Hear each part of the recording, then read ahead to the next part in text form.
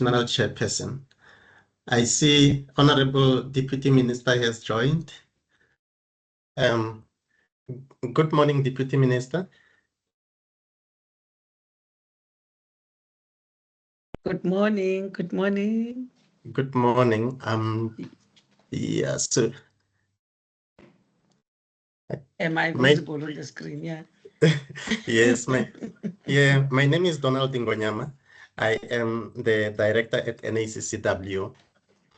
Okay. Yeah, we are waiting for a few people who are telling us they are waiting in the lobby. They shouldn't be, but our IT is just checking what could be the issue because people should be able to come in with ease. Yes. Okay. Yeah. Okay. Because at the next couple of minutes, I have YA in the G20. Yes. So, yes, I have a bilateral to attend to, and then before we start with our main meeting. Oh, no, as soon as our national chairperson also comes in, he'll open the meeting and we will start with your address. Yes. No problem. Thank you. Thanks, ma'am. Thank you. Bye.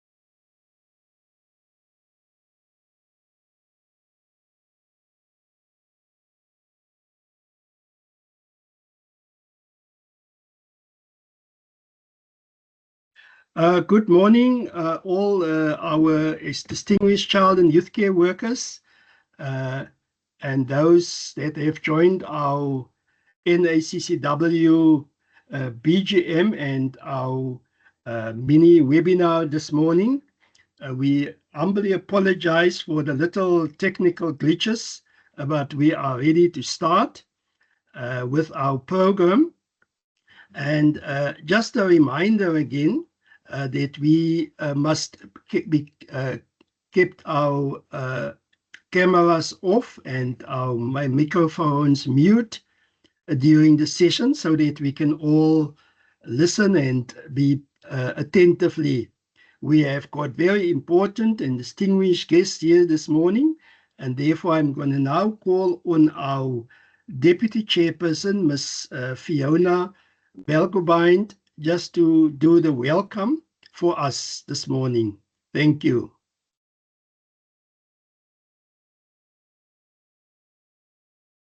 Good morning, everybody. Thank you to our program director, Mr. Gallant.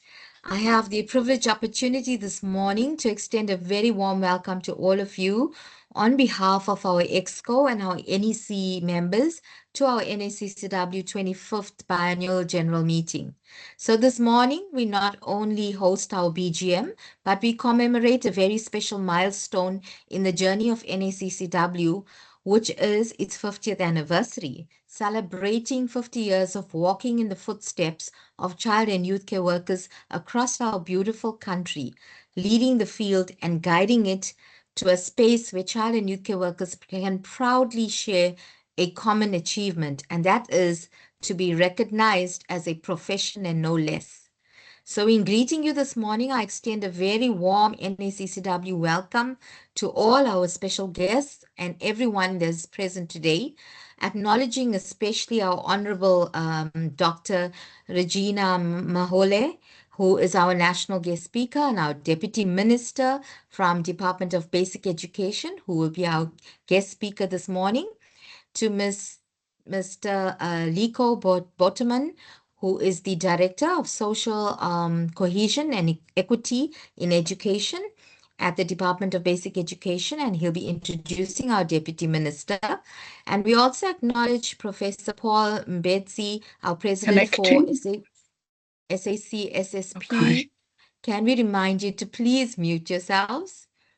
Okay, we acknowledge the presence of Dr. Lesiba Molepo, a member of the Professional Board for Child and Youth Care Work, Dr. Moeti Kware, who we expect to be on, our HOD from the Department of Community Health Studies at DUT, Mrs. Zandile Mafata, who is the acting CEO of HWCTA, will be present. And a very special welcome is extended to our international guest speaker, Professor Kiras Garabagi. And as we know, he's not a new person to NACCW. He has presented before at conferences, and we look forward to hearing him. And he's the Dean of the Faculty of Community Services, and we look forward to having him with us. Welcome, sir. And we also note, I think I've seen Professor Nick Smyers joining us. Nick is also an old friend and colleague and supporter of NACCW and a trainer for all our childcare workers. We acknowledge him as well.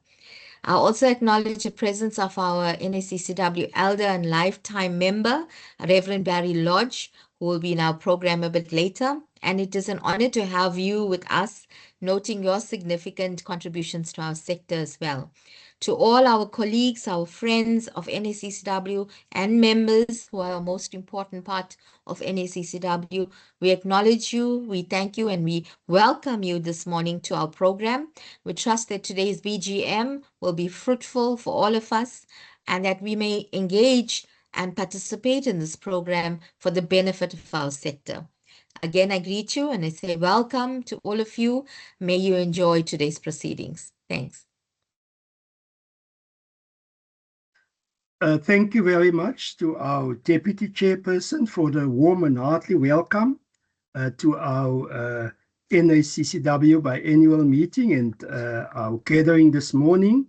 And we will adjust the program slightly to accommodate the Honourable Minister, as she and the entourage will still have to attend the G20 summit. She explained to us, and we're so happy that they are here already early, and therefore, without further delay, I will then call on Mr. Liko Botterman, the Director of Social Cohesion and Equity in Education, to introduce the Honourable Minister, who is our guest speaker here this morning. Over to you, Mr. Liko Botterman. Thank you very much for welcoming us and accommodating us. As you have said already, we have another G20 engagement that is taking place where the Deputy Minister has excused herself just so that she can deliver her address this morning. Colleagues, I have the pleasure of presenting to you my Deputy Minister, Dr. Makgabo Regina Mhaule. She is one of the most senior public representatives that we have. She has been working and really just selflessly giving of herself to the lives of South Africans for a very long time. She started, of course, as a teacher, and she has worked as a public servant herself, so she understands the public service and its complexities. And she has worked through all spheres of government, working as an executive mayor of Mbombela at some point. And then she has also worked as the MEC for Education in Mpumalanga. And she has been our deputy minister then since the last administration to bring us to the current administration. I never forget when I introduce her to also indicate to people that she is a preacher, very spiritual woman, believes in prayer, and has always driven a values approach to education for us. One thing that will wake her up at any point in the morning is anything that's to do with the betterment of the African child. And she would do anything and she would stop at nothing to ensure that she makes herself available for any agenda that is meant to advance the well-being and the holistic development of the child. She is an advocate for care and support for teaching and learning and an advocate for child rights across the board. Ladies and gentlemen, I want to present to you now our Deputy Minister, Dr. Regina Mhaule. Thank you. Over to you, DM. Thank you very much, Liko. I don't know if I'm audible and visible. I just want that comment. That You're confirmation audible, only. Minister. Okay, thank you so much. Thank you so much, Program Director. Thank you, Liko, for presenting me to the colleagues in this meeting. Greetings to Mr. Elwin Garland, the National Chairperson of the NACCW, Ms. Fiona Balgobind, Deputy National Chairperson, Mr. Donald Ngonyama, the one I greeted first when I entered this meeting, the Director, Dr. Zeni Tumbadu, the Deputy Director, Dr. Mel Asop, former Director, Ms. Zandile Mafata, Acting CEO, Mr. Hitler Sikitla, the Registrar of South African Council for Social Service Professionals, Dr. Mweti Khware, the HOD, Department of Community Health Services at Durban University of Technology, Prof. Kiaras Karabagi, the Dean of Faculty, Prof. Nick Smear, Professor Emeritus of Social Work at the University of Wisconsin, Rev. Beria Lodge, former chairperson, government officials, managers of child and youth care workers, and social workers, and esteemed guests. In my language, I would say Sanbonani, good morning, Nimacheroni, to you all. It's a profound honor to address this gathering of committed professionals who have chosen to dedicate their lives to the care and support of our children and youth. Sorry, As we celebrate Chairperson, 50. we can't see the minister. Sorry. Not sure if People are asking What me if we happened? can see the My camera minister. is on. Yeah. My camera is on and I see myself and I like what I see. I think the camera is facing. We see a beautiful chair and a beautiful coach there, and somebody's hand. That's all we can see. What? Now I see a chair. Yeah. Now I see myself. That's all. Now? Just a second. Come on. No, it's just blank. Oh my But I saw God. you very well in the morning when we Yeah, created when we one morning. started, that's why I prepared the picture that, and specifically for this meeting.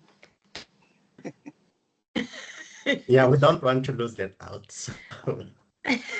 You don't want to lose what I see myself because I'm very pleased with what I see.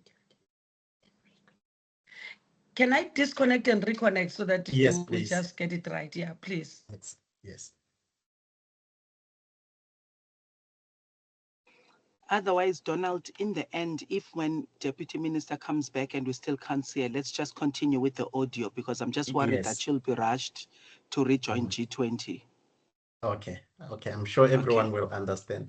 Just to say that for also the benefit of the Deputy Minister, that we have got a lot of child and youth care workers around the country, so the number may be looking a little low, but they are joined in groups from child and youth care centers and organizations. So it's actually big numbers that we have here. And I would have loved them to see the Deputy Minister in person. Yes. I'm wearing a very beautiful dress for them. Yeah. Deputy Minister, please proceed. We still can't see you, but I think let's proceed. Oh my God. Why is this thing disappointing me? Because I see myself on the screen here, like I saw myself when I was speaking to Mr. Ngonyama earlier on. But it's fine. I think as long as the voice is audible, it's fine. Yes. I just greeted and I said, when I look at the work that is undertaken by the association in the basic education sector, I see hope. I see professionals who understand that education is not merely about transfer of knowledge in a classroom, but also about nurturing whole human beings, their minds, their hearts, and their spirits. This is the essence of what the Department of Basic Education seeks to achieve, and this is why your presence in our schools is invaluable. Today, our learners are carrying burdens that no child should have to carry. Many arrive at school bearing the weight of abuse, neglect, and others they carry a struggle in silence with thousands of suicides, with the reality of adolescent and teenage pregnancy, substance abuse, the violence and bullying that threaten to extinguish their light. These, these are the faces of our children sitting in classrooms across our nation. They are our responsibility and deserve our unwavering support. The urgent and simple truth is that when learners are weighed down by psychosocial challenges, they cannot learn, they cannot grow, they cannot dream. They fall away from school and we lose them not just to the education system, but to futures that could have been transformed. This is why the work of care and support in our schools is not secondary. It is foundational to every else we do. That's okay now. Because this one can't connect to the. Can we please mute, ladies and gentlemen? The Honourable Minister is on the floor. Thank you, Chair. Our partnership with the association is built on a recognition of this reality. Since 2018, through our memorandum of understanding, We have worked together to place trained social services practitioners into our schools. This partnership took shape when we understood that children need more than teachers. They need advocates. They need someone who sees them. They need child and youth care workers and professionals who understand that healing and learning go hand in hand. What has been achieved since 2016 through the deployment of the Isibindi Ezikoleni model is truly remarkable. Over 600 uh, child and youth care workers have been positioned in more than 400 schools in 7 provinces. Over 20,000 vulnerable and at-risk learners have been reached through direct intervention. Another 200,000 learners have benefited from prevention and awareness work. These are not small numbers. These are hundreds of thousands of lives that have been touched, supported, and given a real chance of a better future. But let us be clear, this is just the beginning. Across South Africa, we have thousands of schools. We have millions of learners. Many still do not have access to kind of psychosocial support that makes the difference between a child who stays in school and a child who is lost to the system. This is where I appeal to all of us gathered here today. We must do more. We must scale that work, what works, and we must do it in a way that is sustainable and responsive to the needs of our most vulnerable children. The role of child and youth care workers is unique and powerful. You work the hours when children need you the most. This is when they arrive at school, during the school day and after school hours. You operate with flexibility and a child-centered approach that allows you to meet learners where they are. They are aligned to our care and support for teaching and learning framework, which emphasizes safety and protection, health promotion, social welfare, and psychosocial support. You respond to learners holistically, understanding that their challenges are interconnected and require integrated solution. I have heard the voices of our school leaders, principals saying that the child and youth care workers deployed at their schools have become assets in their schools. They have established very good rapport with learners, staff, and various stakeholders, being the go-to people for learners and contributing positively to the functioning of our schools. School-based support team members have reported that learners facing socio-economic challenges, behavioral issues, and drug abuse are being referred for help, and many of these cases are being resolved. This is not theory. This is the reality of what happens when we invest in care. The Department of Basic Education applauds the work of the association and our other partners who are committed to combating the difficulties faced by our learners. We are not naive about the scale of what lies ahead, but we are determined.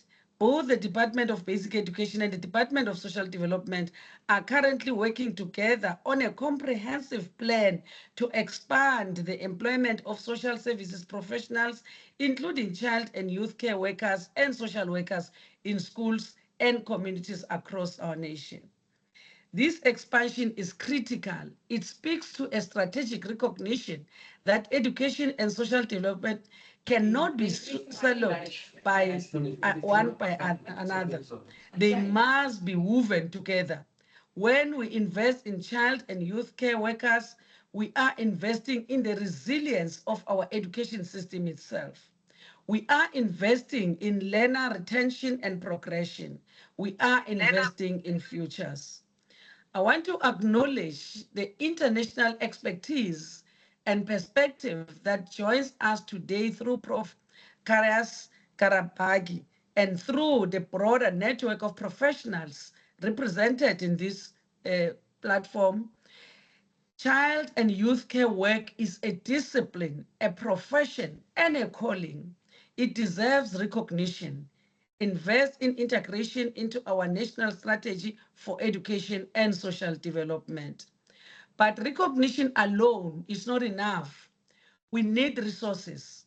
We need commitment. We need stakeholders across government, the private sector, civil society, and the international community to understand that low-cost, high-impact psychosocial support interventions in schools represent one of the best investments we can make in our nation's future. Every child we support in school is a child who may become a productive member of our society, who may break cycles of poverty and violence, who may go on to support others. To the child and youth care workers in this room, as you correctly said, Chair, that you have plenty of them, and across our nation, I say this: your work matters. It matters more than you may ever fully know. You are often unseen and often not appreciated, but you are never insignificant. You are the bridge between vulnerability and hope. You are the presence that tells a struggled child that he or she is not alone, a struggling child that he or she is not alone, that their lives have value and that their future can be different. To our partners, donors, and supporters, we cannot do this work without you. We need your continued commitment and support. We need your innovation. We need your resources. We need you to advocate alongside us for policies and budget that reflect the priority for child well-being to occupy our national consciousness. To the National Association of Child Care Workers, as you enter your next 50 years, continue to be the voice of our children. Continue to push us, to continue to challenge us. Don't stop and don't feel offended no matter how we respond, but don't compromise. Continue to inspire us to do better. Your biennial gatherings, your training programs, your advocacy, and your models of care have shaped the landscape of child protection and support in South Africa as you see it today. Do not relent. As we celebrate 50 years of achievement, let us also commit to the next phase of this journey. Let us commit to ensuring that every child in every school in South Africa, in particular, has access to care and support they need to thrive. Let us commit to building systems that are responsive, compassionate, and transformative. Let us commit to a future where no child falls through the cracks just because we did not invest into their well-being. The well-being of our learners is not negotiable. It's the foundation upon which every else is built. The choice that is often given to children between safety and opportunity is also unfair. Rather, we must give safe opportunities to all our children. Together as government and civil society, as professionals and partners, we can create a condition in which every child can learn, can grow, and can flourish. Thank you for your service. Thank you for your sacrifice. Thank you for your unwavering commitment to South Africa's children. Together, we will build a nation where care and support in schools is not an exception, but a standard where every child is seen, every child is supported and given an opportunity to reach their full potential. I wish you well in the deliberations that lie ahead today. I wish I was part of this meeting throughout, but unfortunately we're here in the G20 and I have a bilateral with China for now. May God bless you and for the children of South Africa. Thank you so much. Thank you, Honorable Minister, for those very much encouraging words. Let us all just show our hands and applaud here on this platform, since we are not physically together. We're so great and so happy that we can be with you. I'm not sure if the minister have 1 minute. Maybe I see just two people who would want to ask a question or comment also. Honorable Minister, will Yes, you yes, I allow do. us 1 minute? Yeah. Thank you very Yes, much. I do. We so much appreciate all these encouraging words from your side and to share with us, that we will take hands as partners, because your concern about children is also the concern of the NACCW, that we must develop and let our children grow and give them that care and support so that they can become those resilient, independent, and respectful adults that also contribute to society. Thank you very much once again, Minister. I'm just going to allow, I saw the hand of our Dr. Zeni Tambadu, but it's now gone. And then there's Joyce and Ndumiso. If those three could just pose their questions briefly. Dr. Zeni Tambadu, did you? Okay. Yes. Thank you. Uh, Thank you to the Honorable Deputy Minister for such an inspiring presentation and the understanding of the role of child and youth care workers in schools. We would just like to extend our appreciation to the Honorable Deputy Minister and Mr. Liko Bottoman and many of the important team members at the Department of Education for supporting us in this initiative of demonstrating the role of non-teaching staff like childcare workers in schools. And your understanding of the work that we do is appreciated. I believe that many of the childcare workers who are on the ground are feeling really seen and supported by your input. Thank you very much for an excellent presentation. Thank you.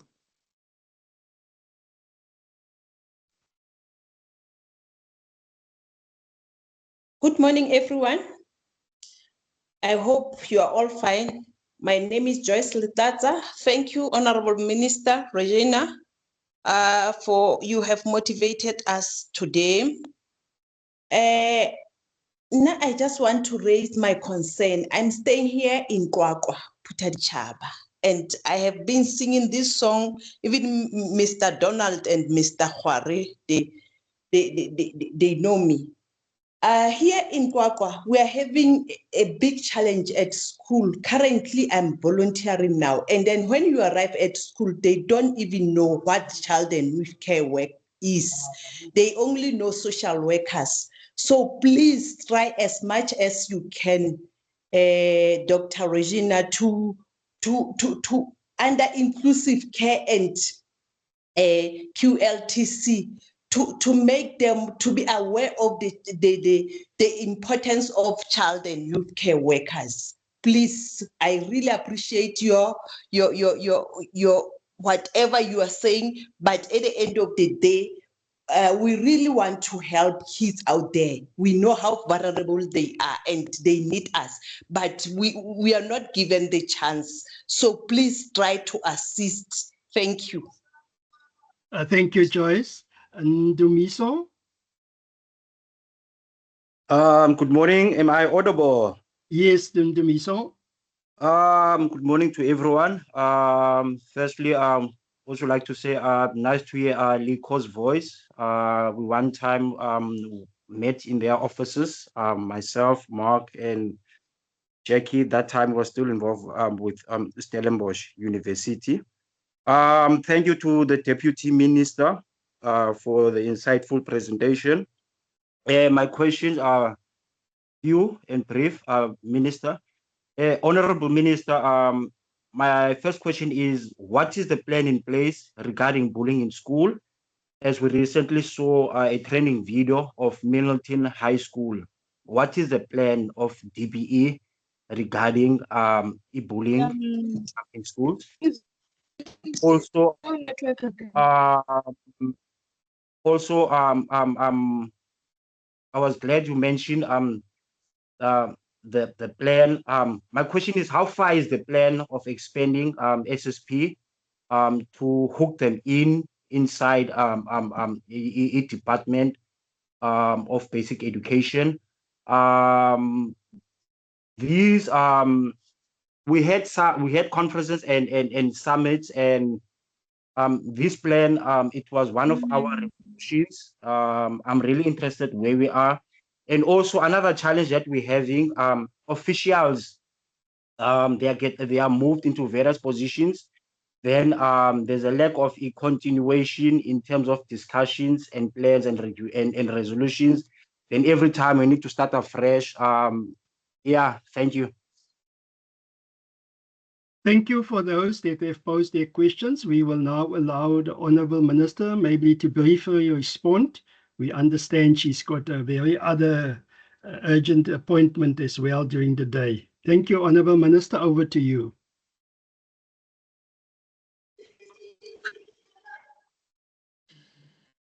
Thank you so much, Chair. I really appreciate the comments and the questions. Oh my God. It's always the case when we're in such meetings. Yes. Sorry, Minister. Yeah.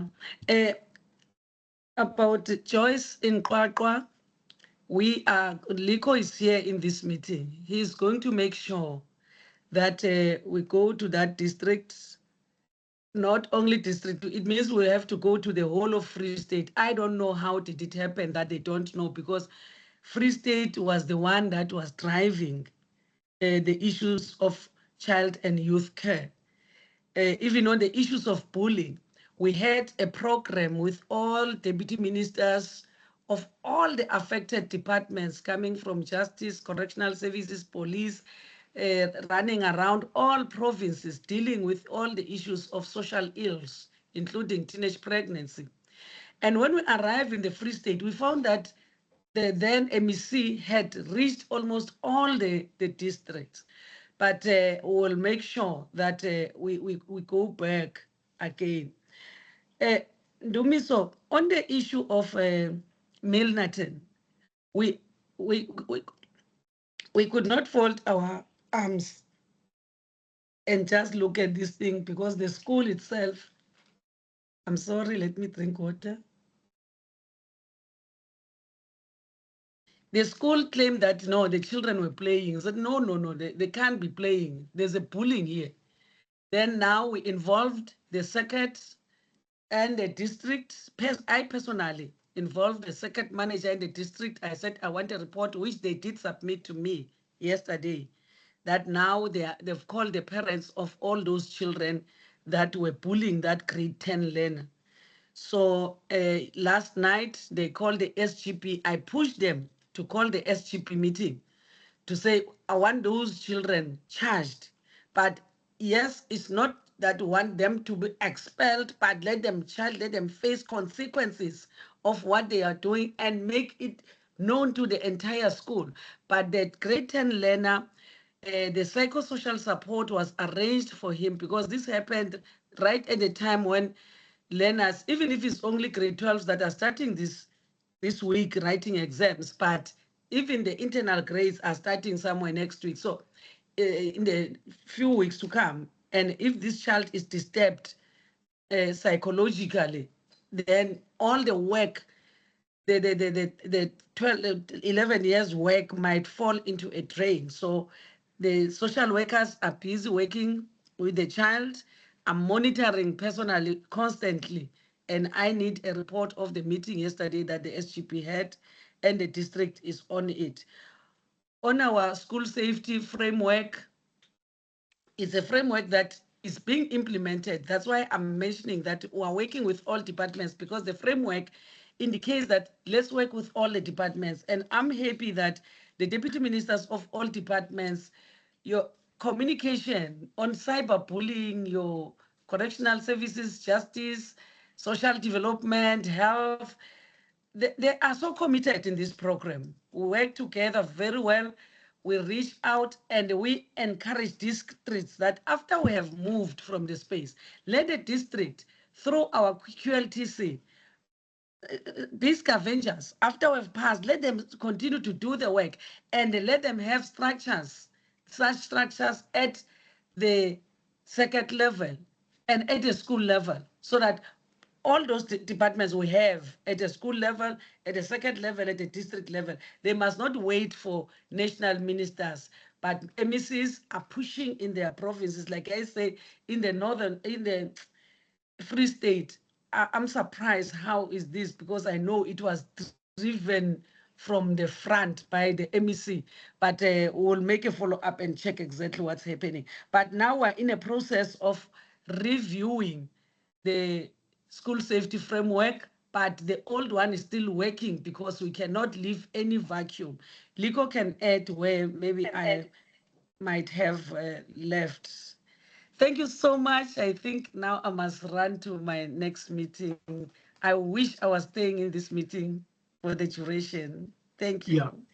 Thank you, Honourable Minister. Before you run away from us, we just want to ask our Director, Mr. Donton Gonyama, just to officially thank you. Okay. Yes. Deputy Minister, thank you very much. And thanks to Liko and Dr. Whittle and Spungile for the wonderful partnership that we have with the department. Deputy Minister, it's because of these child and youth care workers that many children who are vulnerable have been assisted. And the one thing that we have not indicated to you is that with all the children that we are working with, the dropout rate, it's only 1%, and we can tell you all, where each one of those children are and why they have dropped out. So this program does not only provide psychosocial services, but we also ensure that there is zero dropout in the schools where we are placing child and youth care workers. And we also share our grade 12 report for all the children that are receiving services from the child and youth care workers. I think for the past, since 2017, we've been sharing the report with the office of with the Department of Basic Education. And this year too, we will be sharing a report so that the department can see the difference that we are making, not only to all the other children, but we also contribute to the metric pass rate too. Thank you so much, Deputy Minister, and thanks, Liko. Thank you so much. I really appreciate.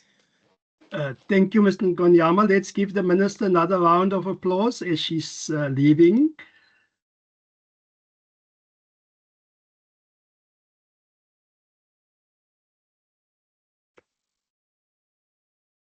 Yeah, thank you very much for your attentiveness, and for those posing the questions. We will do our follow-up with the Honourable Minister in this regard.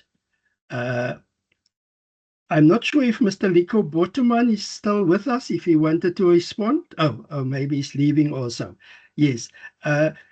We also want to acknowledge all our child and youth care workers in the watch parties, as they are also engaged here with our biannual general meeting and our webinar this morning. And our theme, South African child and youth care workers spiraling towards excellence.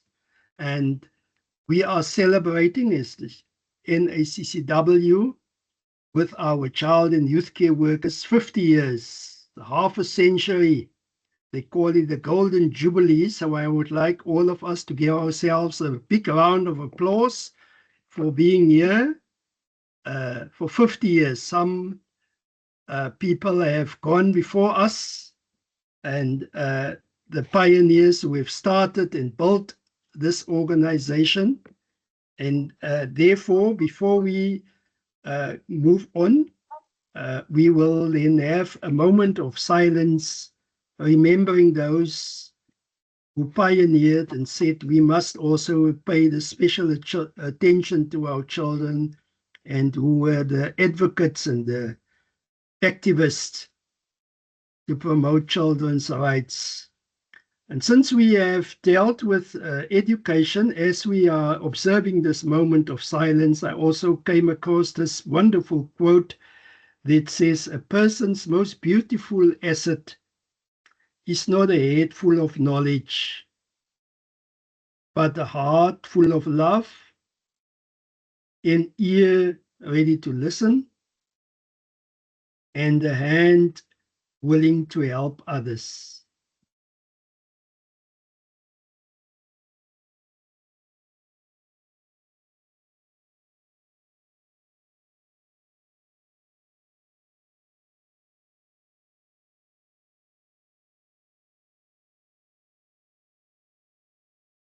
We thank you all for being here and sharing this moment of silence, remembering those who have gone before us. And now we will move on with our program. We have here with us beneficiaries of child and youth care services, and we have got with us Unarine Henrietta Ndlovu. She was part of our youth forum and came through the ranks, and we would like her also to share a message. And after her, we will have from our Child and Youth Care Forum an active member, Nomzamo Zwane, that will cite for us a poem. Unarine, we hand over to you.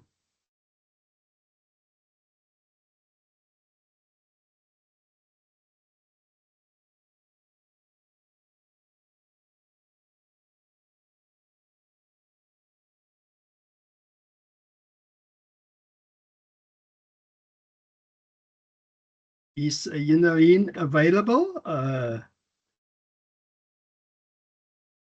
If not, we will then ask Nomzamo in the meantime to cite the poem. So since we will check with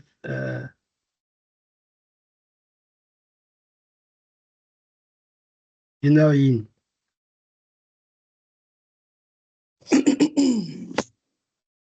Good morning, you everyone. please do you have a camera? If you could switch it on, it would be good to see your beautiful face as well.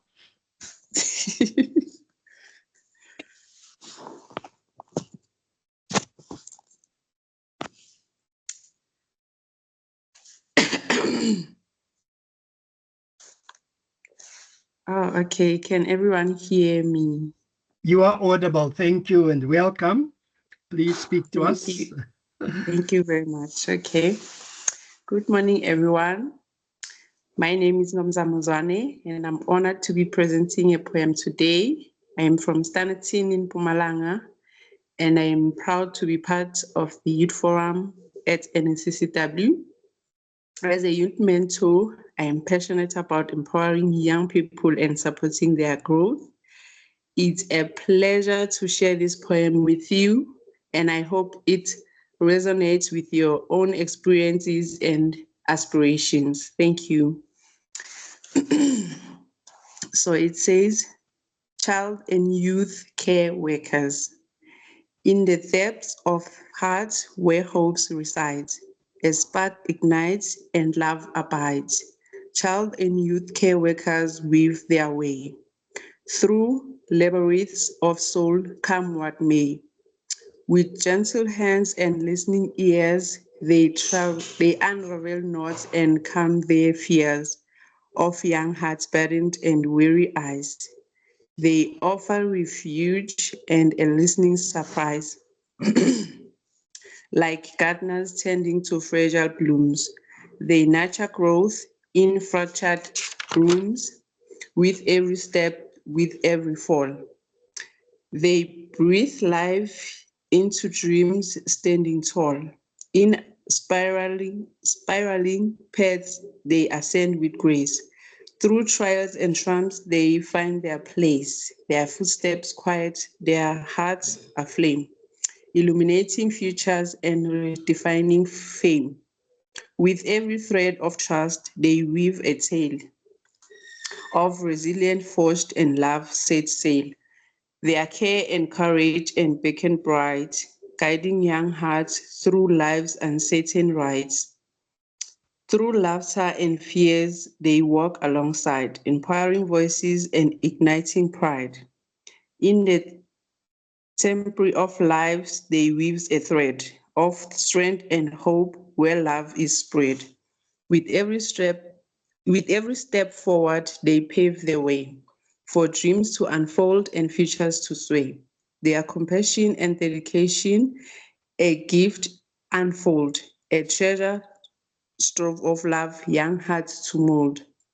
In the in the symphony of life, they play a part, a melody of love that echoes in the heart.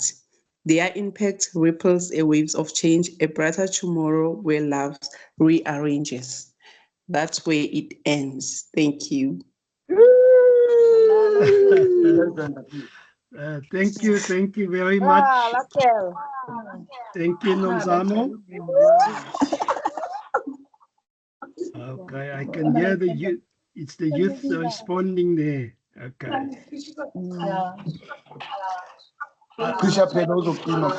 Thank you. Thank you. You may unmute. You may mute there. Sorry. I understand that Unarin is now available. If she could then also join us, switch on your camera so that we can also listen and appreciate you.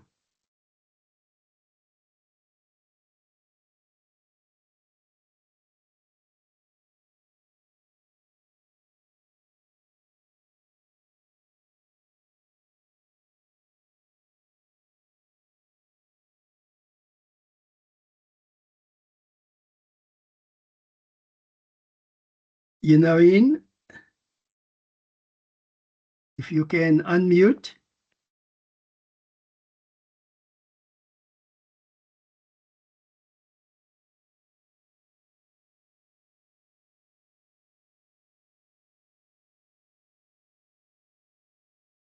Not sure if Mr. Chair, she may be having some connectivity challenges. So, okay. Yes, we.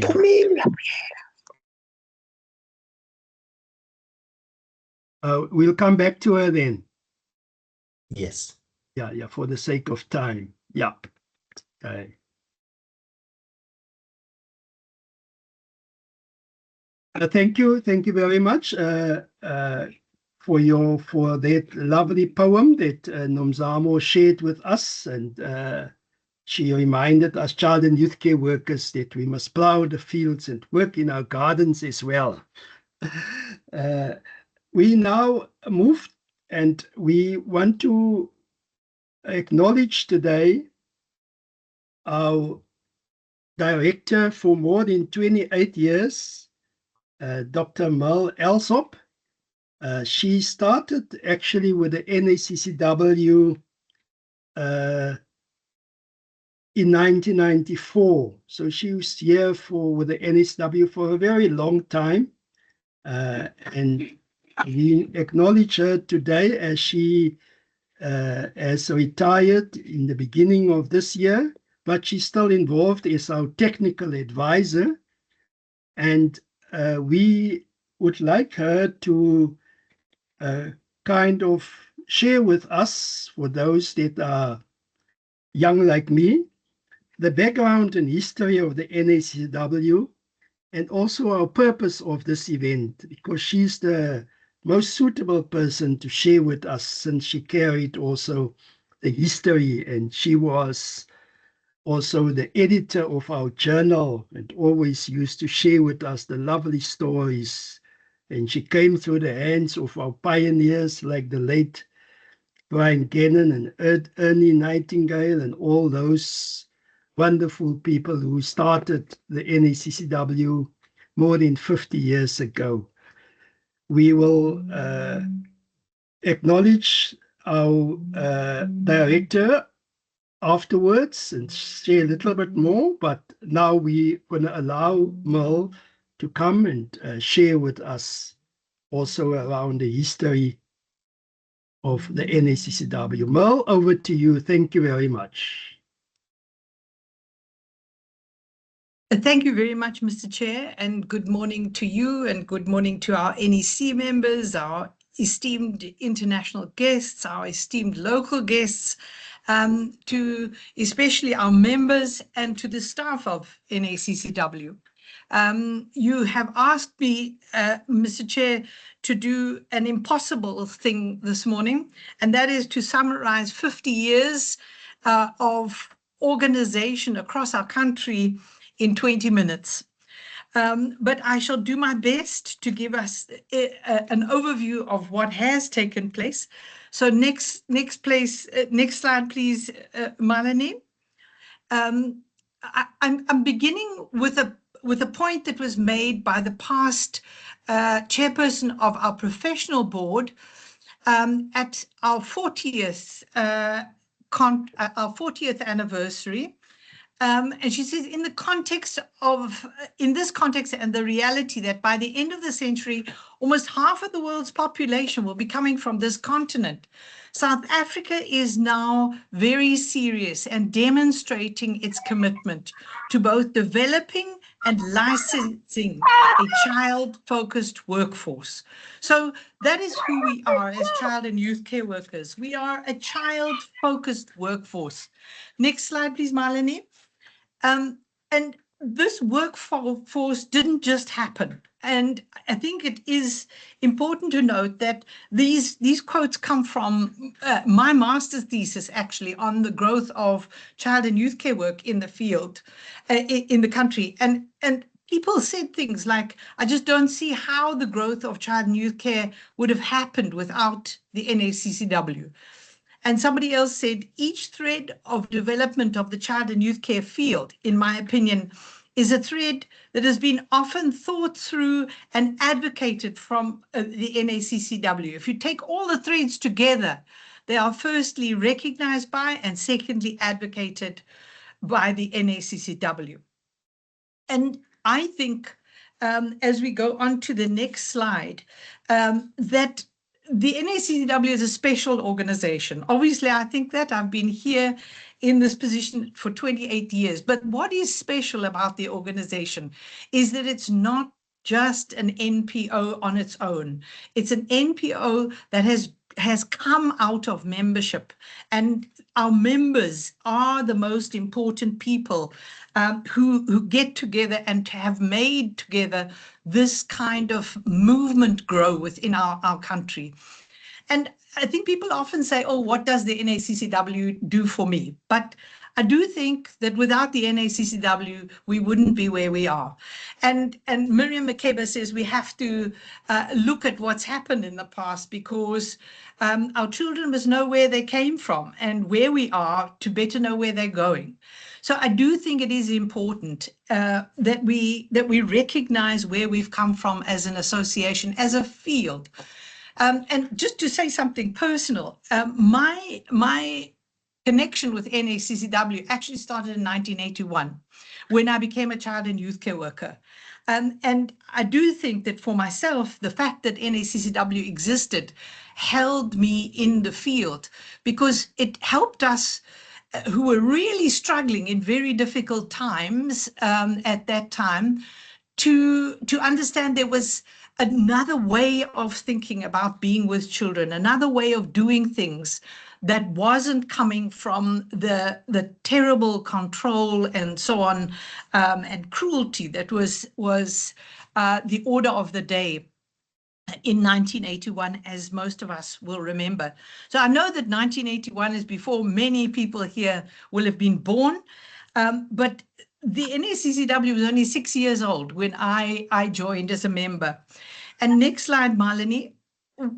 Although I'm going to be saying what I'm saying right now, I'm recognizing that history isn't a single narrative, but thousands of alternative narratives. So whenever we choose to tell one, we're also choosing to silence others. So this is my perspective of the history of NACCW. And I must tell you that I spent all of yesterday putting this together. And not because I didn't know what to say, but because I didn't know what to leave out.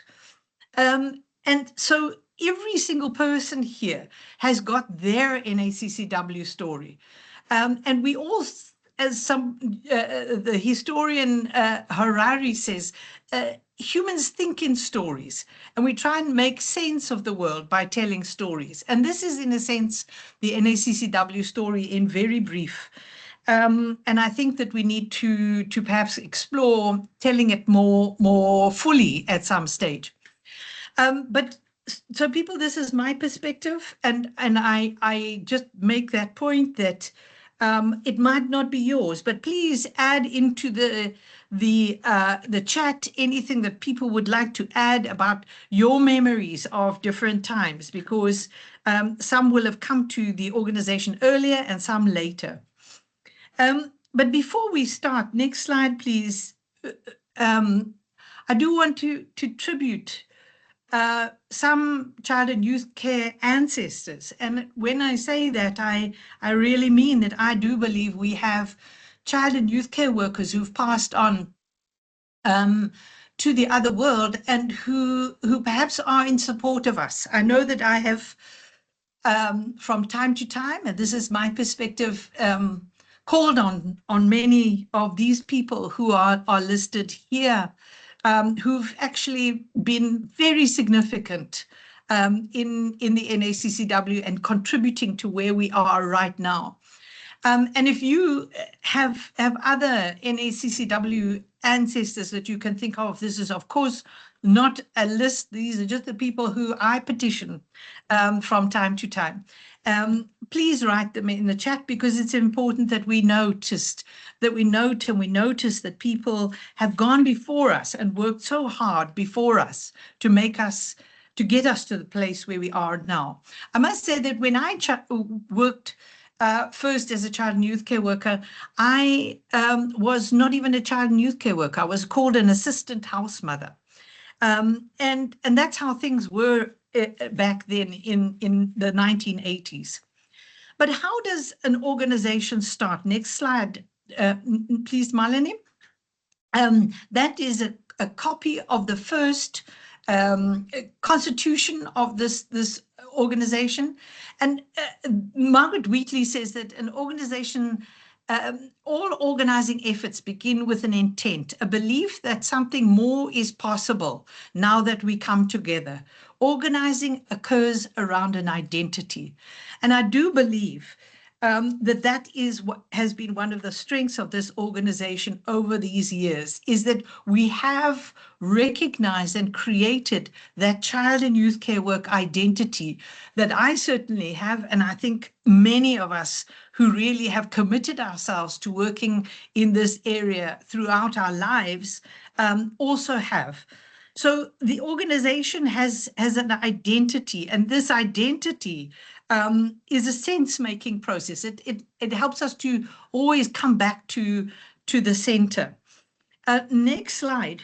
It was in the late 60s, said Brian Gannon, one of our founders, that I, like many other principals of children's homes and child and youth care workers, felt the need to touch base more systematically with others in the field. And then the other point that I just wanted to quote from him, he said, the strength of the association has always been its regional emphasis. It was always a grassroots movement which needed some national coordination.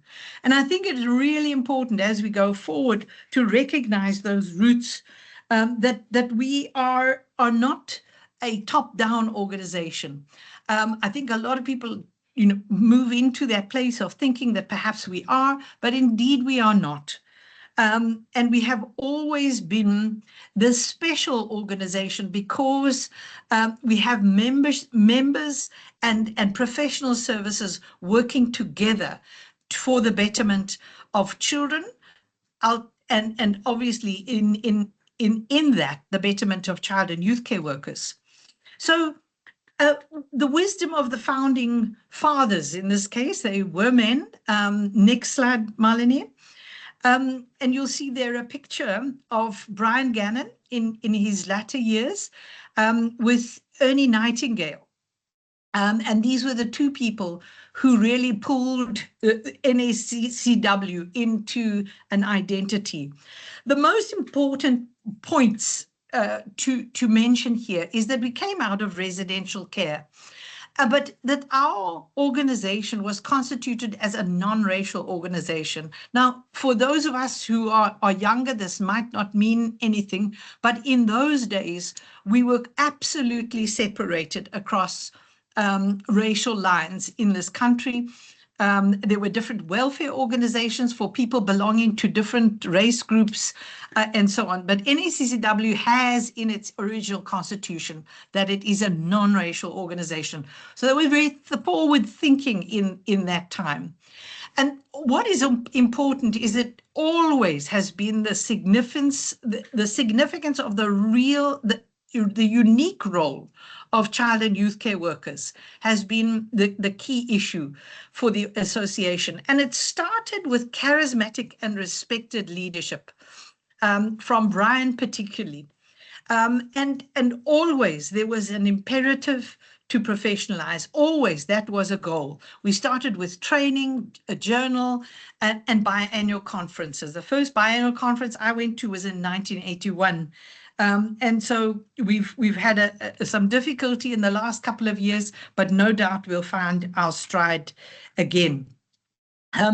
Please, next slide, Marlene. Recognizing that this organization was founded in a terrible time in our country, where great cruelty was being perpetrated by the state. And it was in that context that we began to try to recognize child and youth care workers. Mahatma Gandhi says, a small body of determined spirits fired by an unquenchable faith in their mission can alter the course of history. That has happened obviously on a macro level in our country, but it's also happened within our field. And so if we just look sort of decade by decade at our history, next slide, please.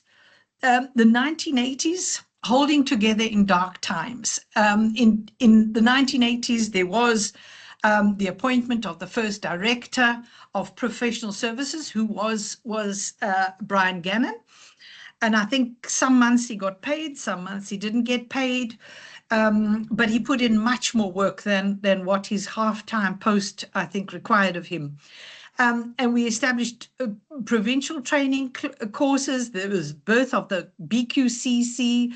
And then professional services started to grow, and discussions were held on the regulation of child and youth care workers, even at that stage in the 80s. And there was always connection with the bigger international child and youth care work field.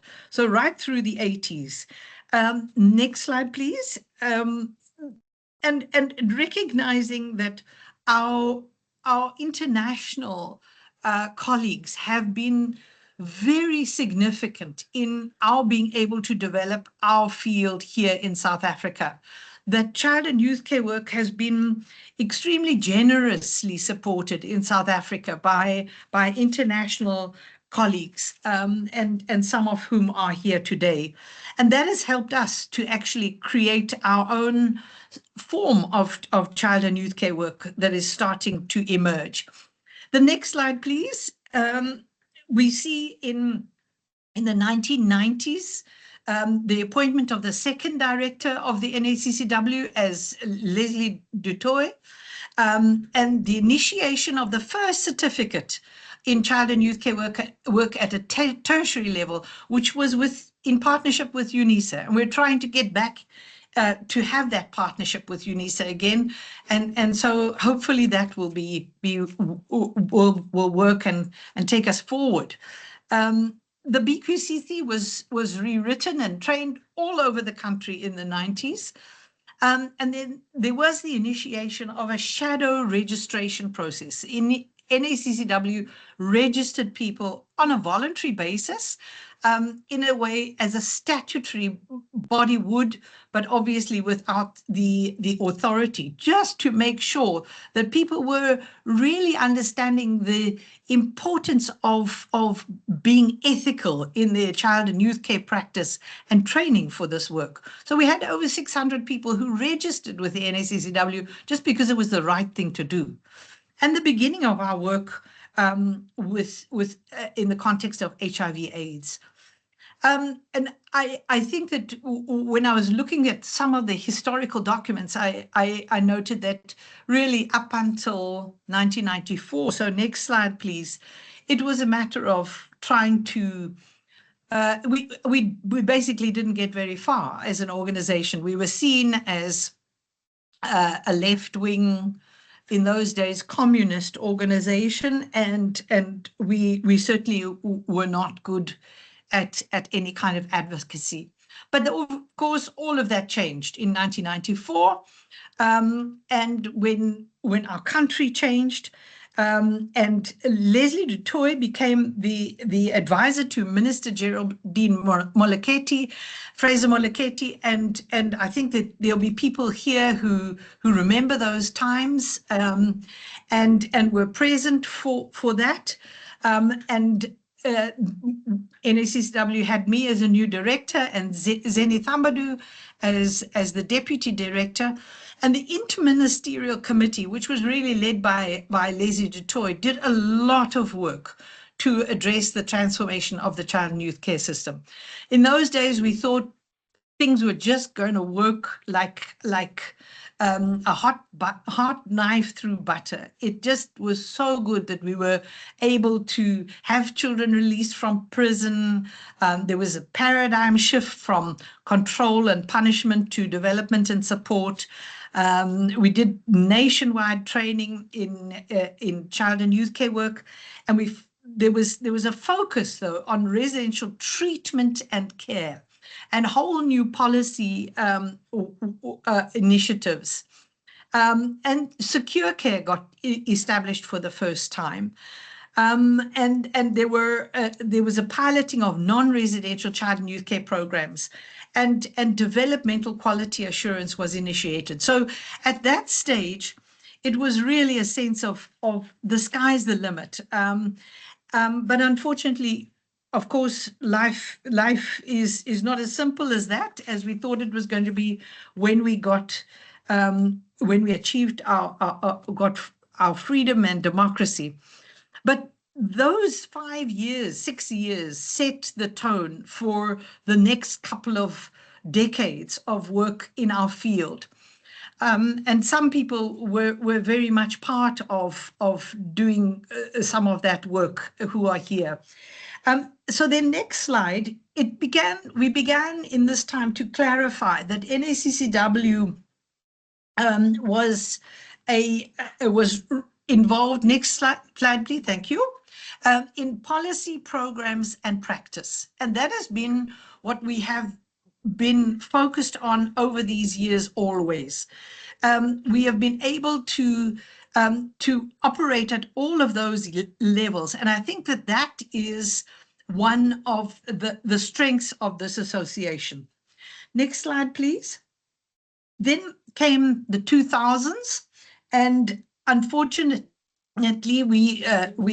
reality intervened, and we realized that life was not going to be as it was.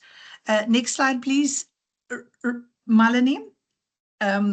Looks like we've got a little bit of a delay here. We had a new Minister of Social Development in the 2000s, and there wasn't a focus on residential care anymore, but the development of the Children's Act was taking place. There was a standards generating body that wrote qualifications for child and youth care workers at auxiliary and professional level. And NACCW and DSD together took child and youth care work to the community, and NACCW developed the Isibendi model in partnership with Durban Child and Youth Care Centre, Holy Cross Child and Youth Care Centre in Klala, and Tlangalani in Giyani. And At that time, we were able to scale up through accessing funding, 69 projects in five provinces. Why is this important? Let's, next slide, please. And I think that it really was around recognizing that our struggle in child and youth care work was also around, understanding the importance of working against inequality and poverty. And that at that stage, we were very much working within the contribution in the ambit of contributing to nation building. Within the context of using those international instruments that didn't even exist. It's interesting to think that the Children's Rights Charter didn't exist when NACCW started, and yet we were really committed to those ideas at that time. So moving along, there's a short clip from later on. If you can press that, Marlene, please. I don't think I can. Is the sound coming out? Marlene, you are muted. Okay, so unfortunately, the sound is not coming through on that. And Marlene, can we just maybe try again?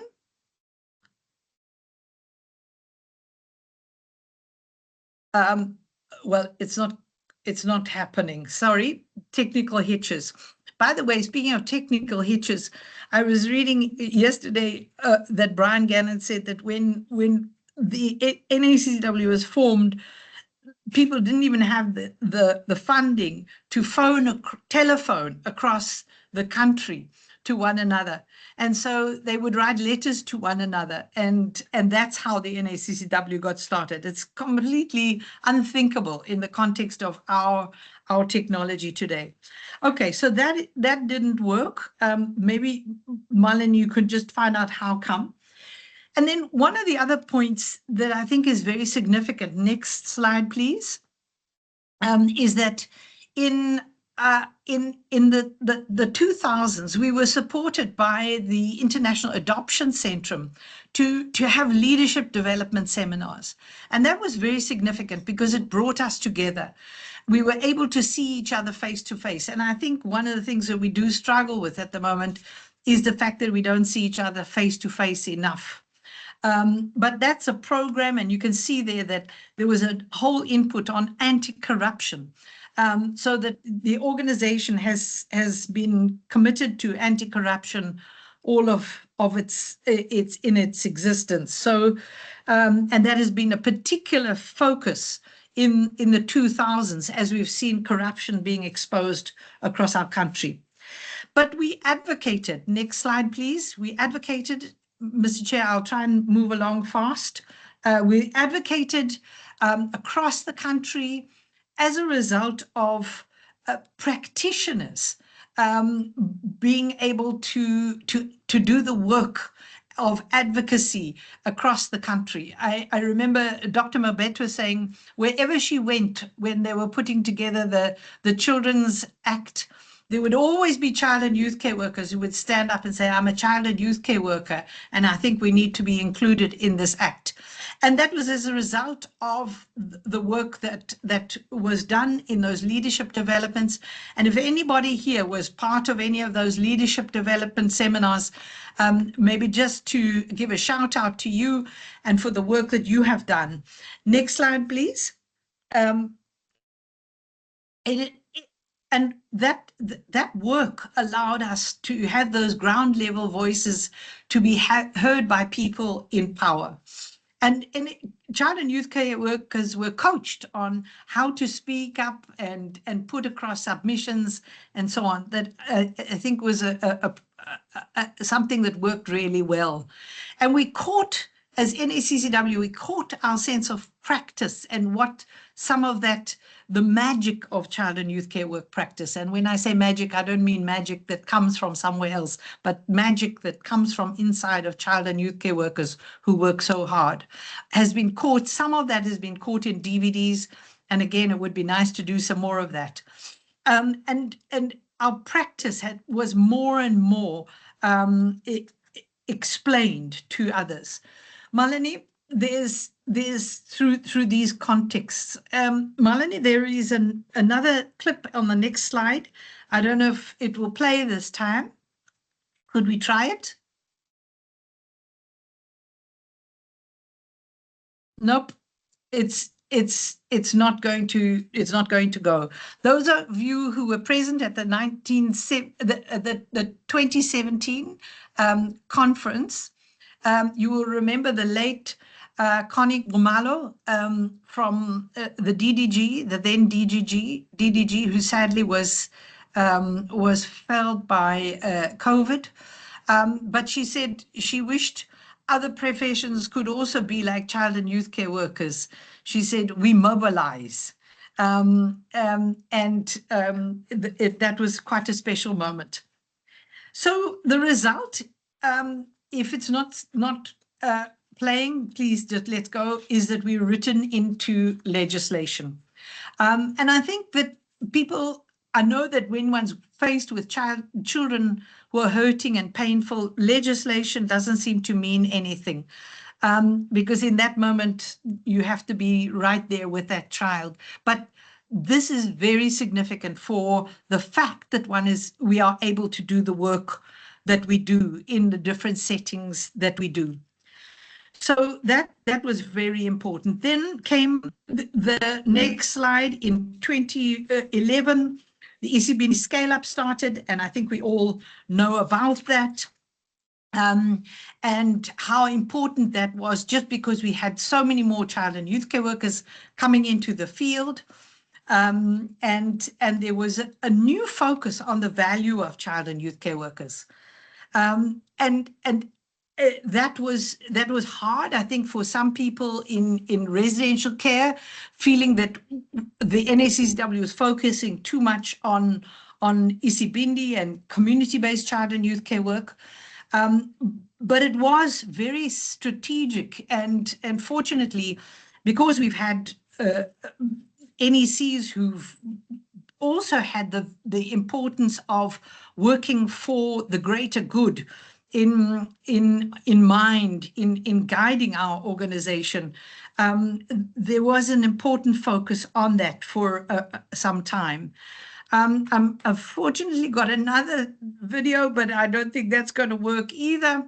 Try it, please, Malini, but if nothing's changed, then it's not going to work. Next slide. Okay.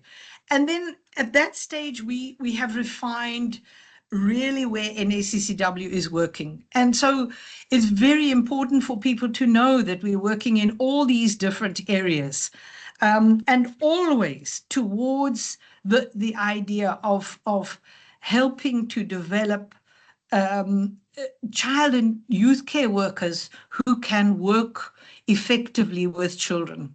So that has been our mission from the start, and has been right through. And in the 2000s, let's move on. We continued holding conferences, training and membership activities, and doing new project work. That was our 40th, because it wasn't our last conference, but it was a very significant milestone. And we do certainly hope that we are going to be able to acknowledge the 50th milestone as well, in sometime in the near future. And then I just want to say, lastly, a little something about professionalizing the field. And skip to the next slide, Malini, because of time. And just to say that this process of professionalizing, as I'd said earlier, began in the 80s. And it took a very long time. But it is a very significant event that took place, and a significant milestone that we reached as a profession, and one that actually we should not take for granted, because not everywhere in the country, on the globe, are child and youth care workers recognized at a statutory level. So next slide, just to show how much work went into all of this, is that, as I've said before, NACCW started the shadow registration body in the 90s, and then we were part of changing the law to make sure that people other than social workers as social service professions could be registered. And then we made an application as NACCW in 2000, in the year 2000. The application was accepted. There was an election of a board. It took time, but then there was the board was eventually inaugurated. But there was also pushback, and I think we just need to recognize that that was a reality. I start to sweat when I think about that level of pushback, because I think we all, those of us who were in the front line of it, really felt it. And there were times when we thought we would actually not achieve our goal. But next slide, please. In 2011 up until between 2009 and 2011, there was no child professional board in place. And then the department started that again under Dr. Mabetwa. And then a new board was put in place, and we moved forward very swiftly.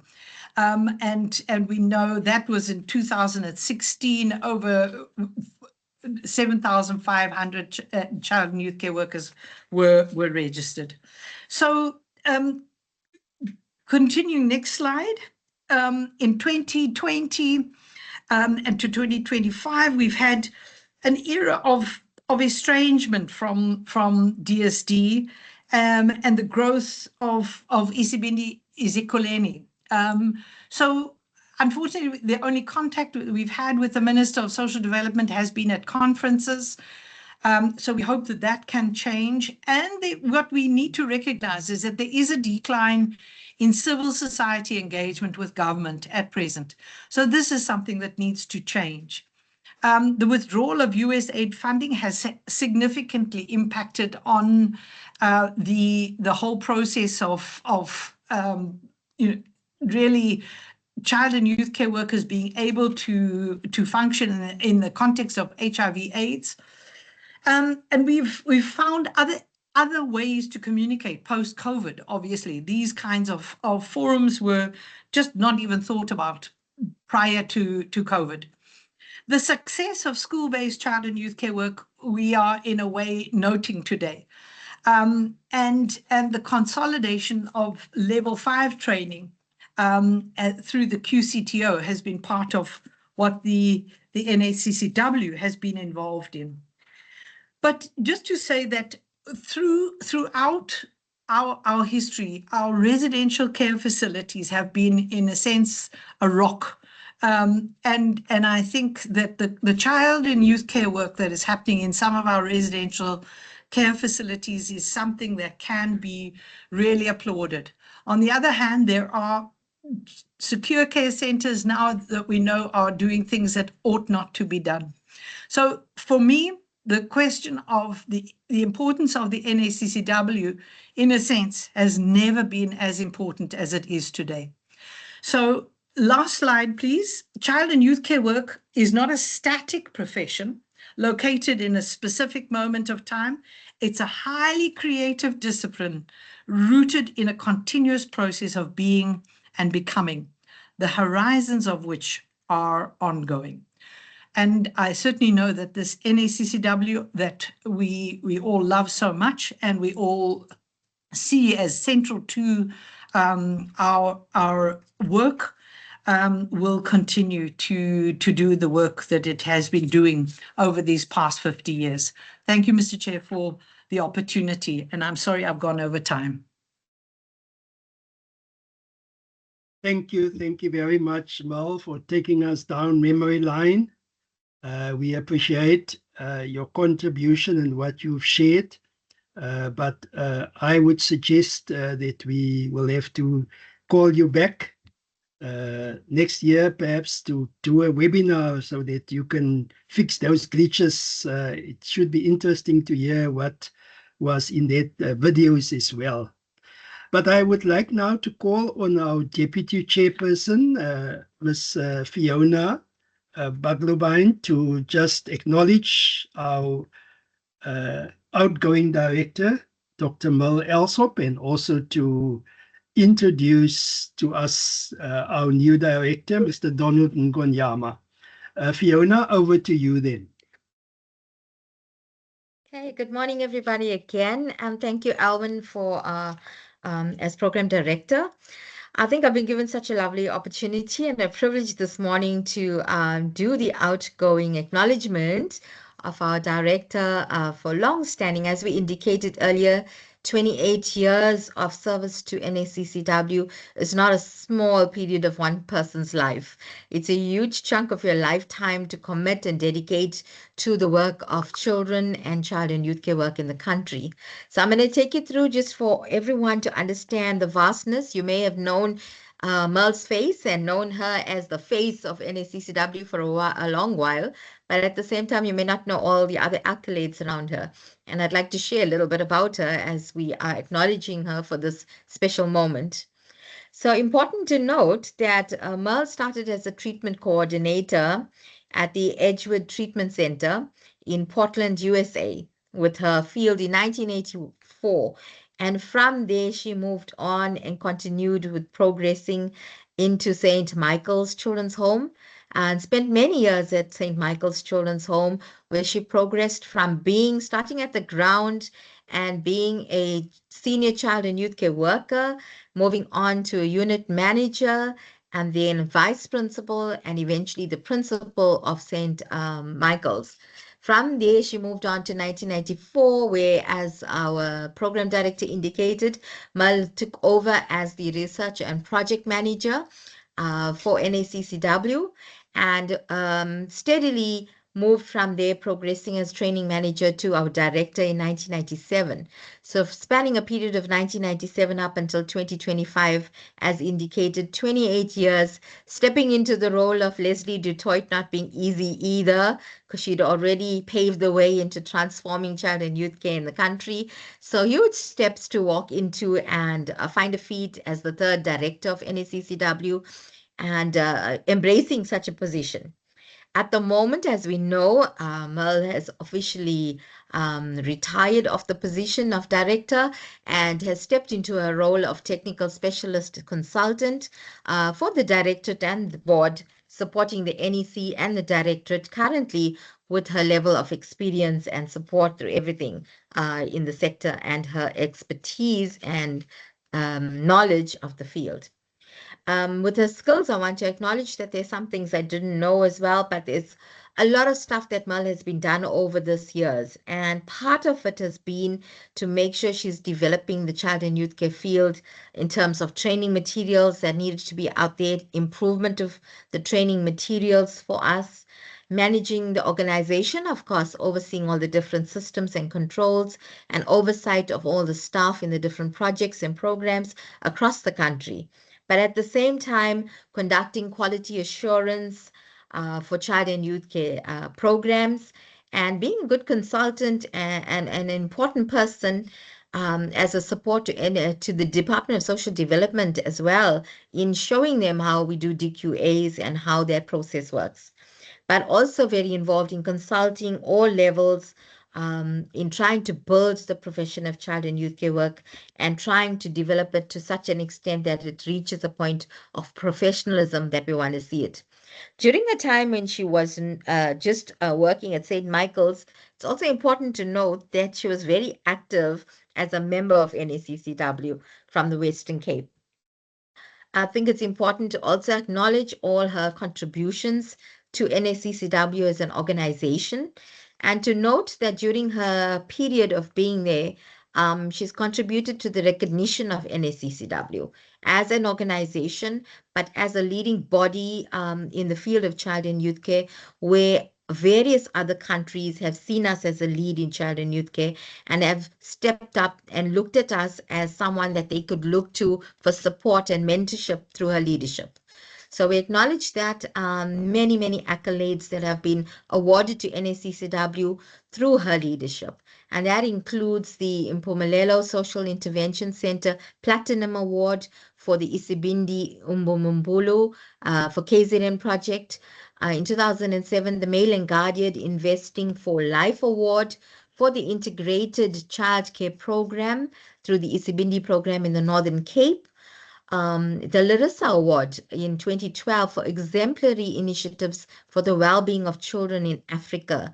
As you can see, our footprint grew from South Africa into Africa and across the world in that span of time through her leadership and support. In 2012, the exemplary, as I indicated, the Larissa Award. 2013, the Global Innovative Award for founding the Isibindi model, as we know, and which is the creating circles of courage for children in the whole of South Africa, as we know. And that program has been replicated in many other countries as a model that can be used to support the work that we do with children. In 2020, also supporting the social change for good M&E practice in nonprofit sectors. And that's a huge one. It's not easy to do only provide services, but to monitor and evaluate good service delivery is a key component to the work we do in the NPO sector. And that's part of what Merle has promoted in terms of good M&E structures. Academically, she's written many publications. I'm not going through it, through our, various child and youth care work books and various other publications that she's had. But today, my honor is to acknowledge our director who spent 28 years, as indicated with NACCW, given a huge portion of her life to the work and the commitment for child and youth care workers. And to acknowledge that she's the only director in the organization who had to manage such a large budget and having a significant mark in the sector by attending all these international events, putting South Africa on the map for child and youth care work. I think that's a significant milestone of her leadership. And she's responsible for coordinating the first international conference in Stellenbosch, and played a significant role in entrenching child and youth care work and what it stands for in our South African policies and legislation.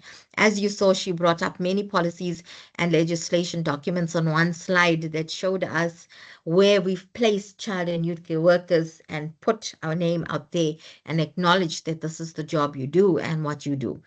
So recognizing that she has acknowledged that and put it out into the field, that we are a large workforce and that workforce needs to be recognized.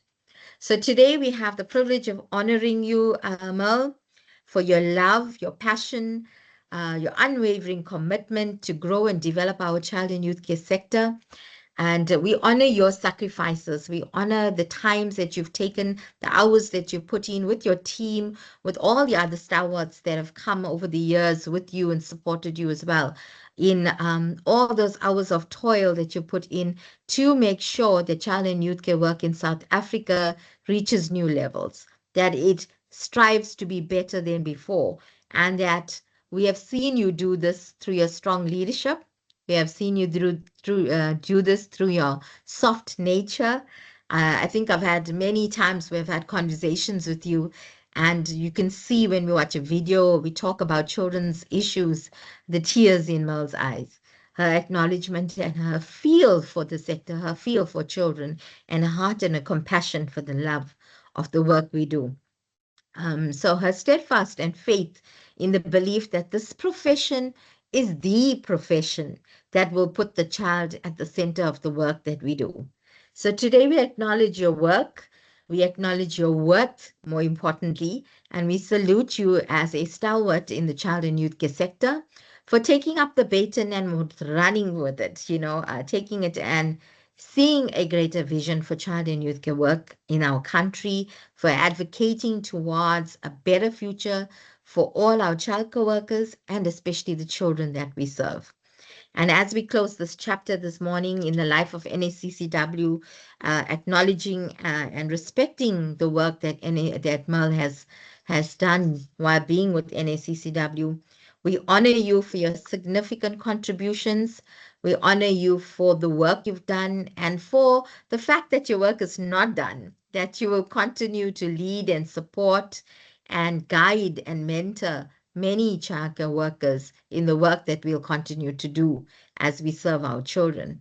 So in recognition of this, if we were having a physical meeting, we would have put on our Basuto blanket and honored you in that way. But because we're doing it virtually, we want to just acknowledge that we do in recognition of all the hard work and all the commitment you've given to the sector.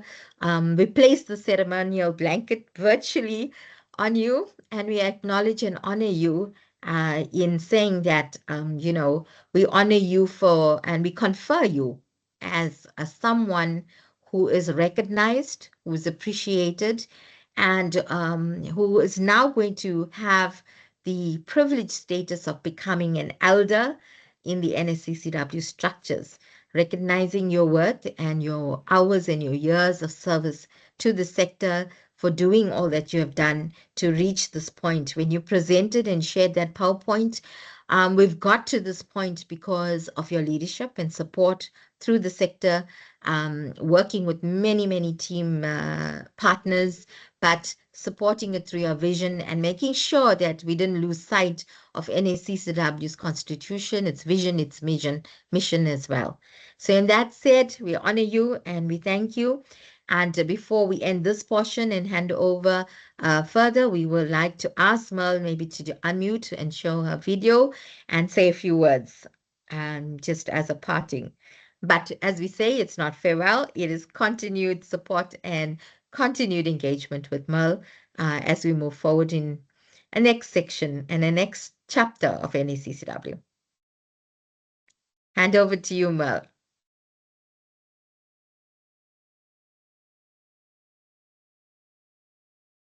Can we ask you to unmute and show your video? Right. Thank you.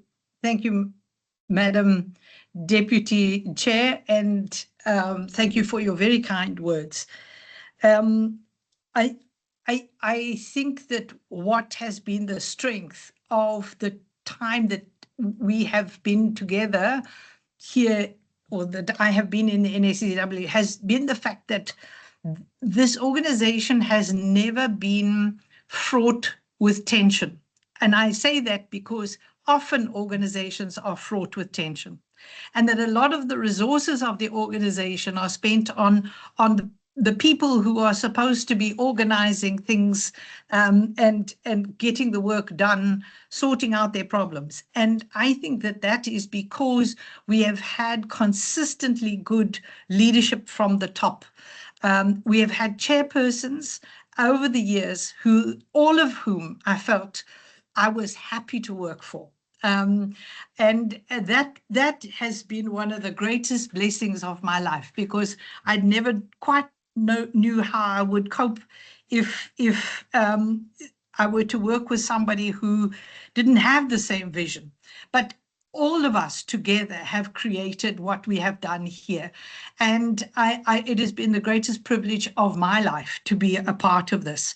I started work as a child and youth care worker, and I felt here in South Africa, and I felt that things could surely be better than they were.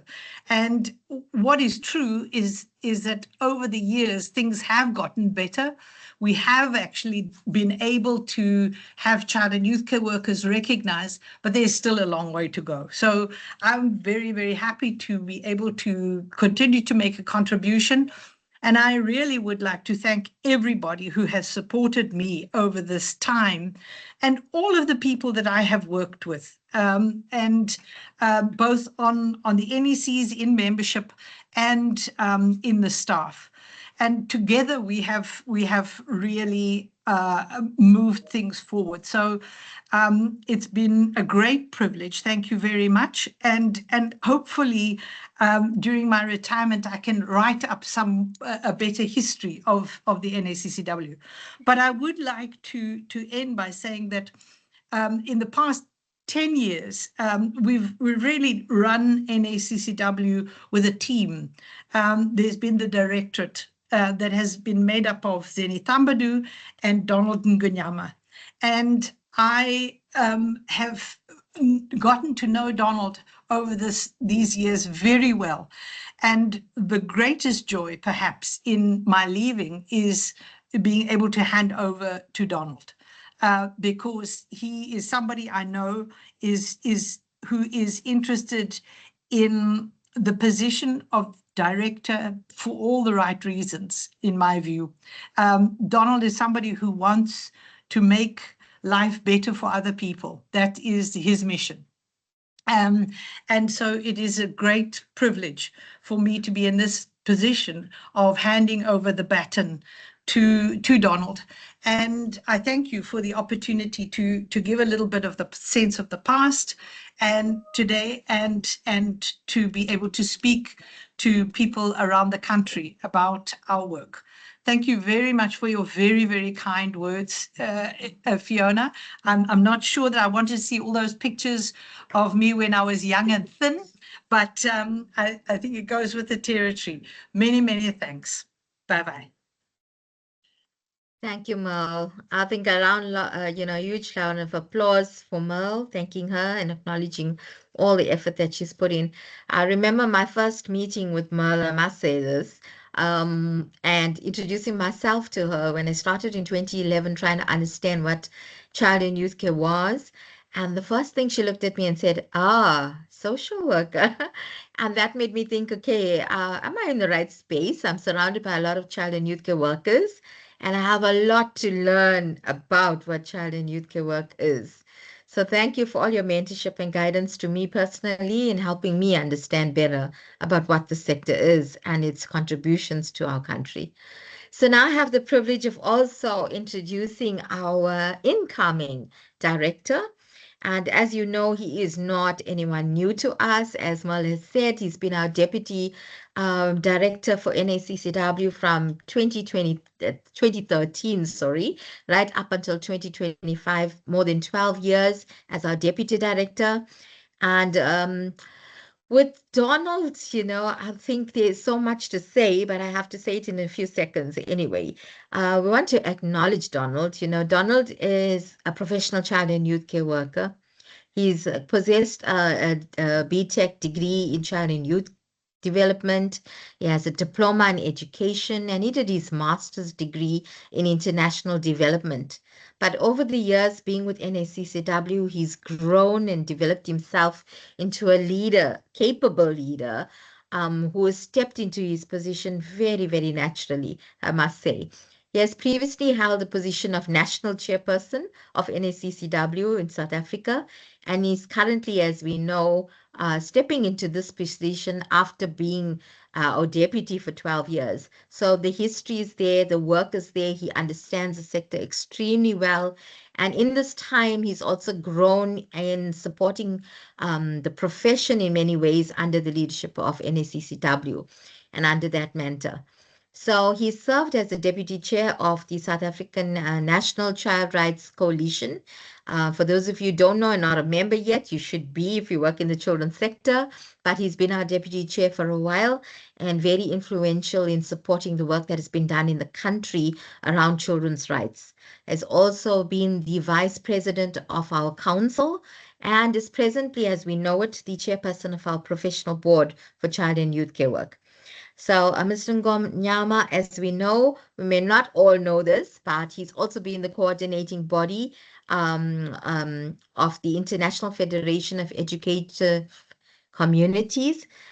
He is involved with it, and that is known as our FITSE International, as everyone knows, where he acts as our secretariat to FITSE Africa, and very involved in FITSE Africa, in supporting other countries, in mentoring them, in guiding them on how to do good childcare practice.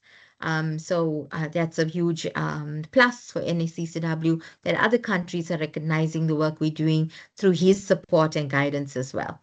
Further, he's also the founder of Tiangelani Community Empowerment Center, which is a youth development project and a nonprofit in Limpopo, and it focuses on community childcare work, early childhood development, youth skills development. So as you can see, his passion and his love for children, his passion and his love for youth comes out in all the different programs and activities that he's done.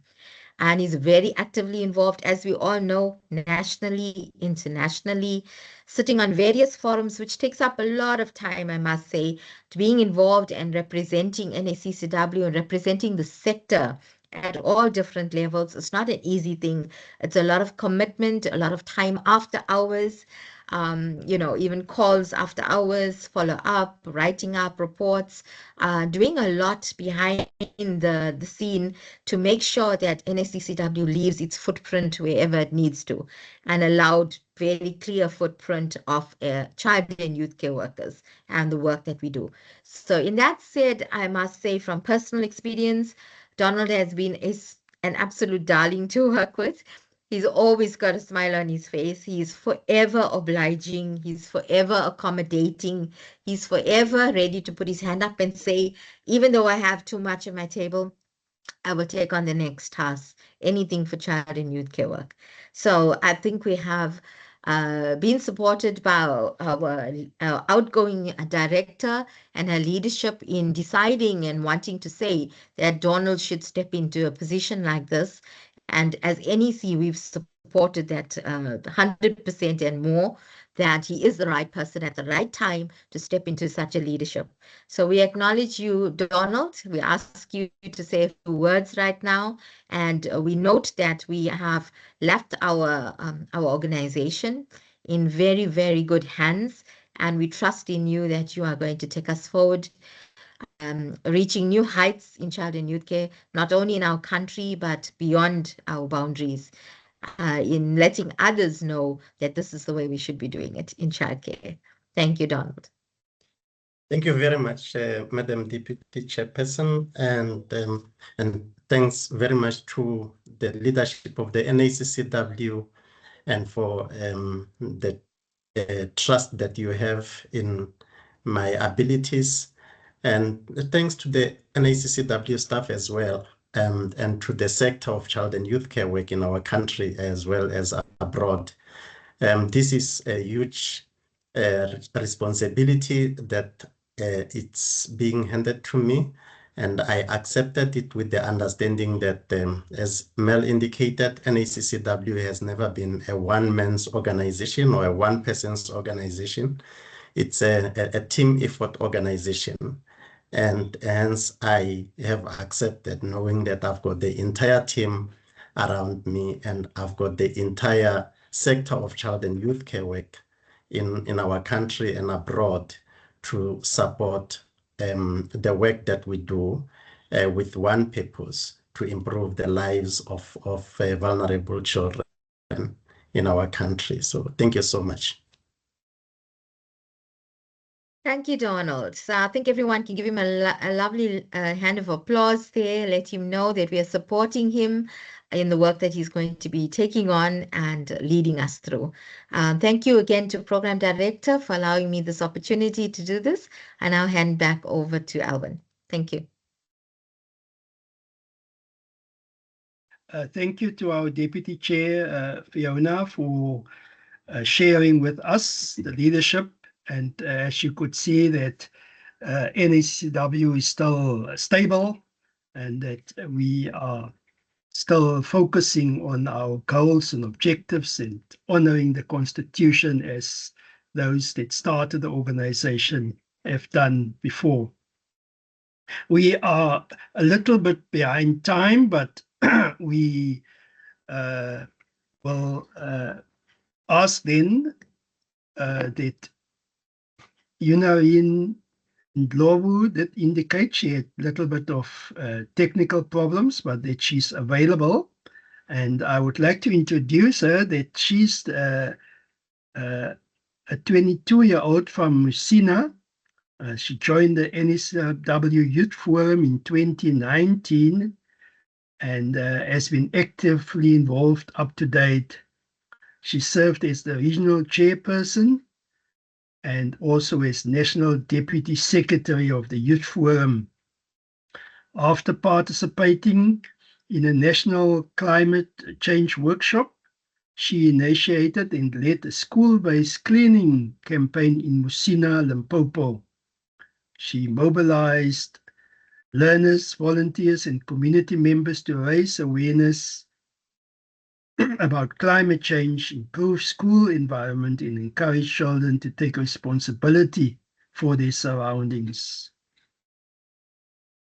Yunarine holds a BA in International Relations and a postgraduate certificate in education from the University of Venda.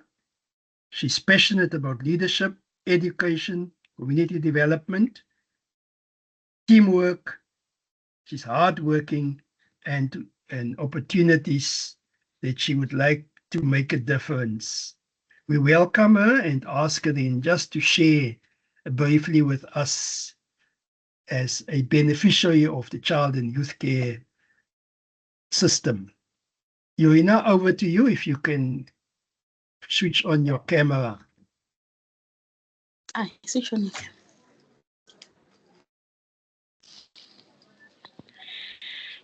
Good morning, everyone. Thank you. Good morning. Good morning. Yes, I am Onarine Henry Chandlovu. Thank you for giving me this time, program director, and with all protocol observed. Sorry, I was having network challenges. Yes, I am one of the beneficiaries of NACCW Youth Forum. I joined the Youth Forum in 2019 when I was in grade 11. So joining the Youth Forum has been a turning point in my life. I have learned a lot, especially about personal development goals, mental health, and also to give back to the community. All I can say is that when I joined the Youth Forum, it has impacted me a lot.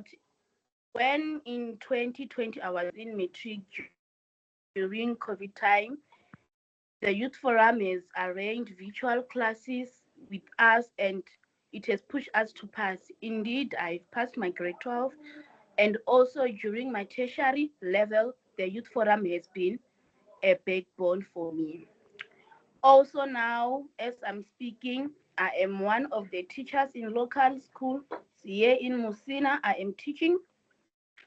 So I want to say thank you to the Youth Forum, all the donors, all the funders, and everyone who contributed. And I'm also giving back to the community as I am doing cleaning school campaigns and teaching this community and the learners that they must keep the school clean for their safety and for their well-being. And also, I am dedicated to teach them a way of life, to say here in Youth Forum you can become something in life.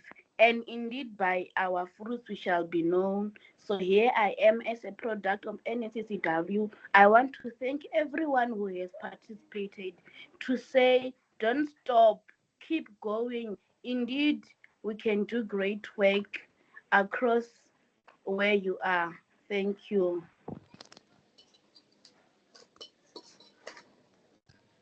Thank you very much for sharing with us, Yunarine, and that you are reminding us that we must also champion, that you are a champion to care for the environment and also teach, the young people the value in this regard.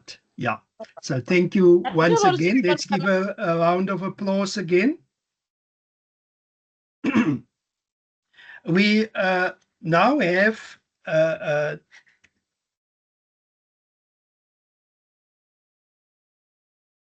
our speakers that will just share with us a message of support for the NACCW, and I will briefly introduce them and allow them in their allocated time of 5 minutes to share with us their messages. We apologize for the President of the South African Council of Social Service Professions, Professor Paul Mbetsi, who can't be here this morning, as stated on the program.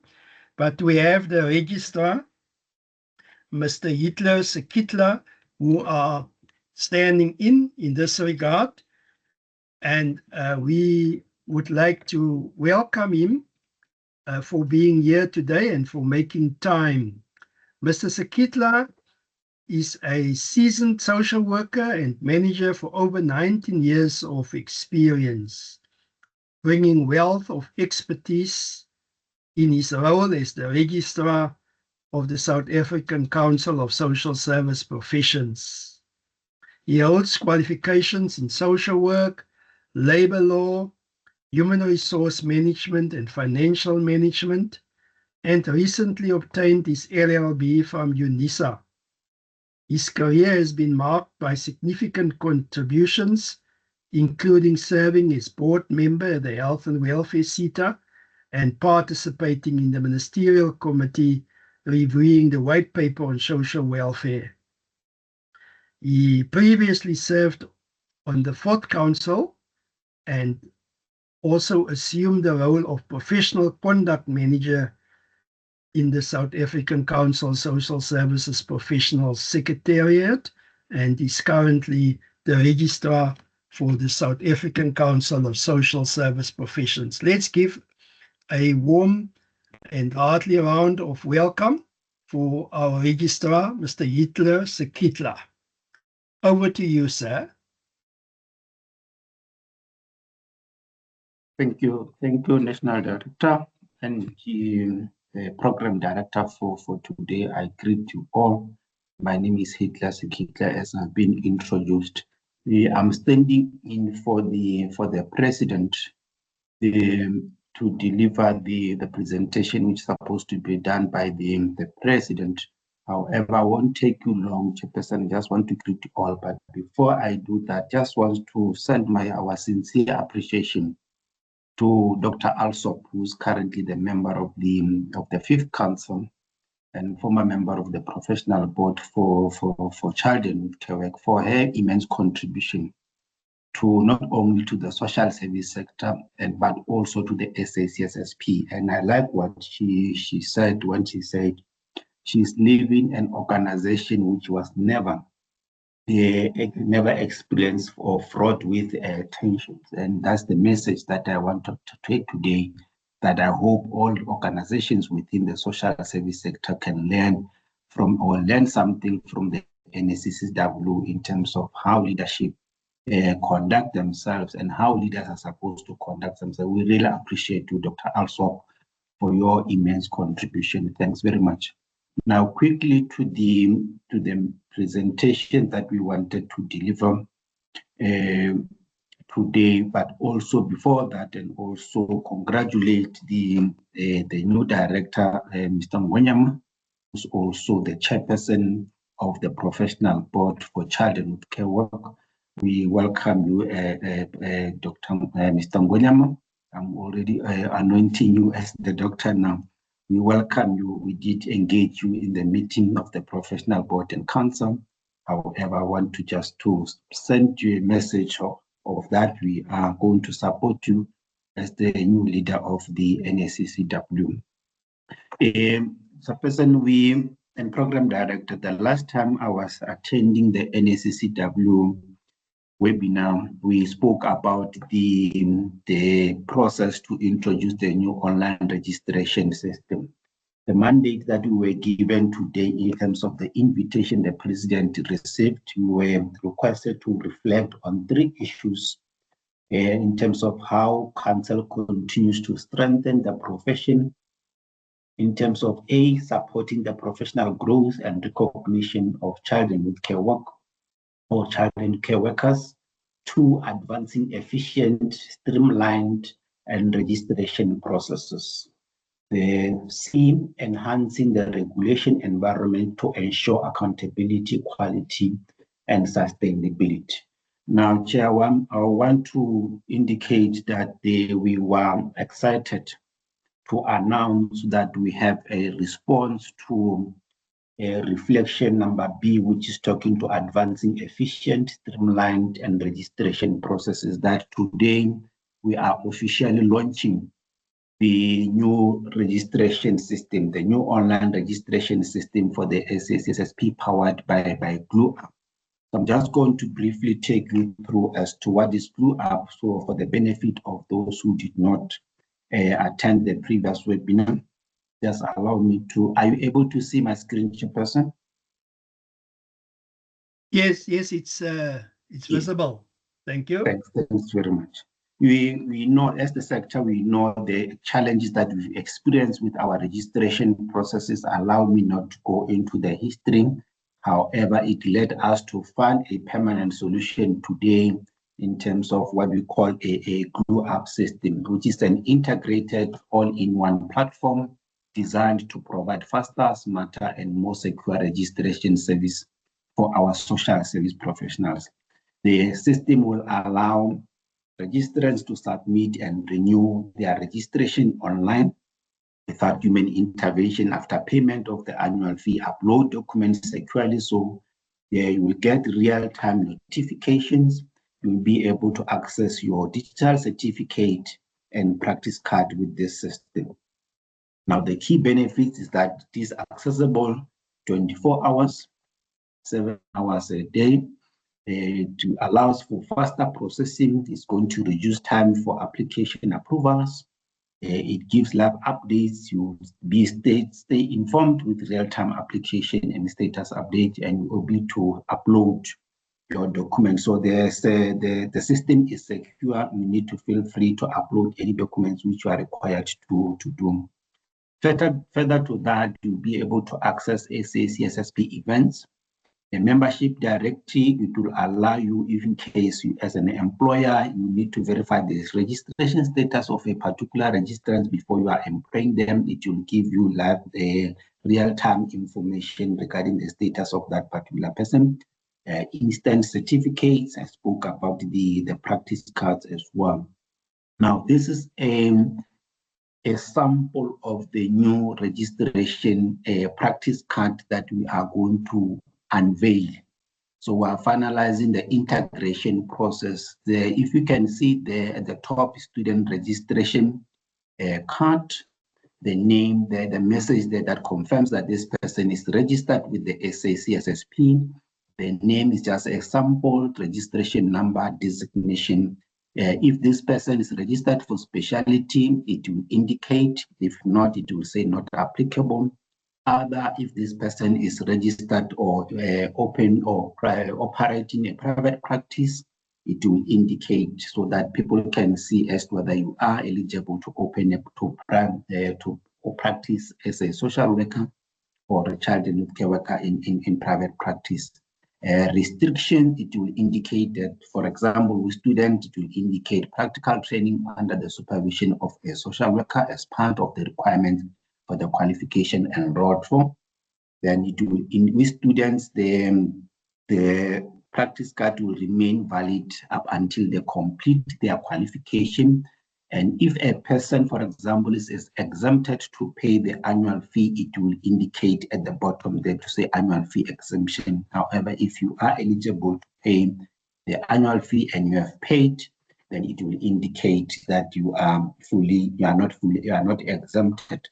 Now, the QR code, Chairperson, on the right, when you scan that QR code, currently it is not live because it's just a sample.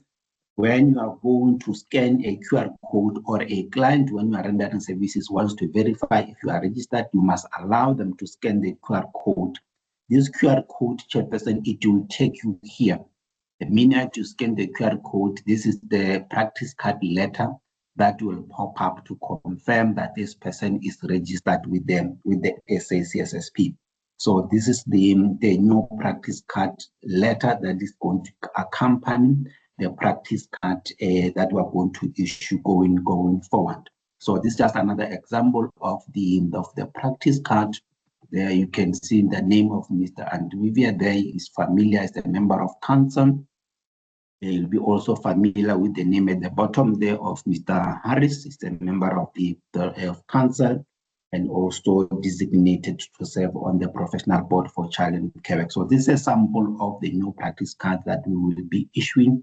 Those who are currently registered, as and when you are going to renew your registration with the SACSSP for 2026-2027 financial year, this is the practice card that you are going to receive. For those ones who have started with the registration on the new system, this is the new practice card that you are going to receive. And in addition to the practice card, the registration certificate, which will be uploaded on your profile, you will also have received a seal. This seal is part of us ensuring for security, which you can use on your reports. So it's going to give live real-time information about your registration status. For example, if you attach this seal on your report to court or on your report to any kind of report you do in your work as a child and youth care worker today, then 2 years down the line, this QR code will still be valid. So that report that you've submitted, any person can go and scan the QR code. It will give them real-time information around your registration status. So basically it says you submit a report either to court or any platform. At any point in time, they can use the seal, scan the QR code to verify your registration status, even in your absence. Because earlier on, I showed the QR code in terms of the practice card. This, as and when you are working, you are interacting with clients, they can be able to verify your registration status on the spot. But with the seal is that even in your absence, the court or whatever platform where you submitted the report, they can verify your registration status. So this is the good news that we are announcing today. Now, the chairperson, currently, for you to be able to access the Clue app system, you need to complete the Microsoft form. And this information is contained in General Notice 11, 12, and 13 of 2025. But currently, police can refer to General Notice, the recent one, which is General Notice 13. So on the 20th of October, which is this week, we managed to migrate over 18,000 registrants into the new system. So they've been migrated, their profiles are there, and most of you might confirm now that you have received welcome emails so that you can update your profiles on the system. And if so, colleagues, please wave your hand so that we can confirm that indeed you've completed the Microsoft form and you have received the welcome email and that you have updated your profile or you are in the process of updating your profile. So by show of hands, as I'm busy presenting program director, for colleagues just to show by show of hands, by waving as to whether they received the welcome email. But if they have not, but it means that it's either you have not completed the Microsoft form, or it could be that we could not find you having been duly registered, then we need to attend to. But we are calling people whom, when we were doing the verification, we found that they were not in good standing, and we've been contacting them to update their particulars with the SACSSP. So we're encouraging chairperson that those who are still to complete the Microsoft form, please do so as soon as possible, because the next round of migration batch will take place end of October. Our intention is that by end of November, all registrants should be inside the Clue app system so that we can start the process of the annual renewal of registration. So this is an example of the welcome email that you might have received now, or most of you have received now, which requires you to access your profile on the Glue Up system. You can see there where it says the green part where it says manage your member account. So you need to create your Glue Up account, your SACSSP Glue Up account in order to access the system.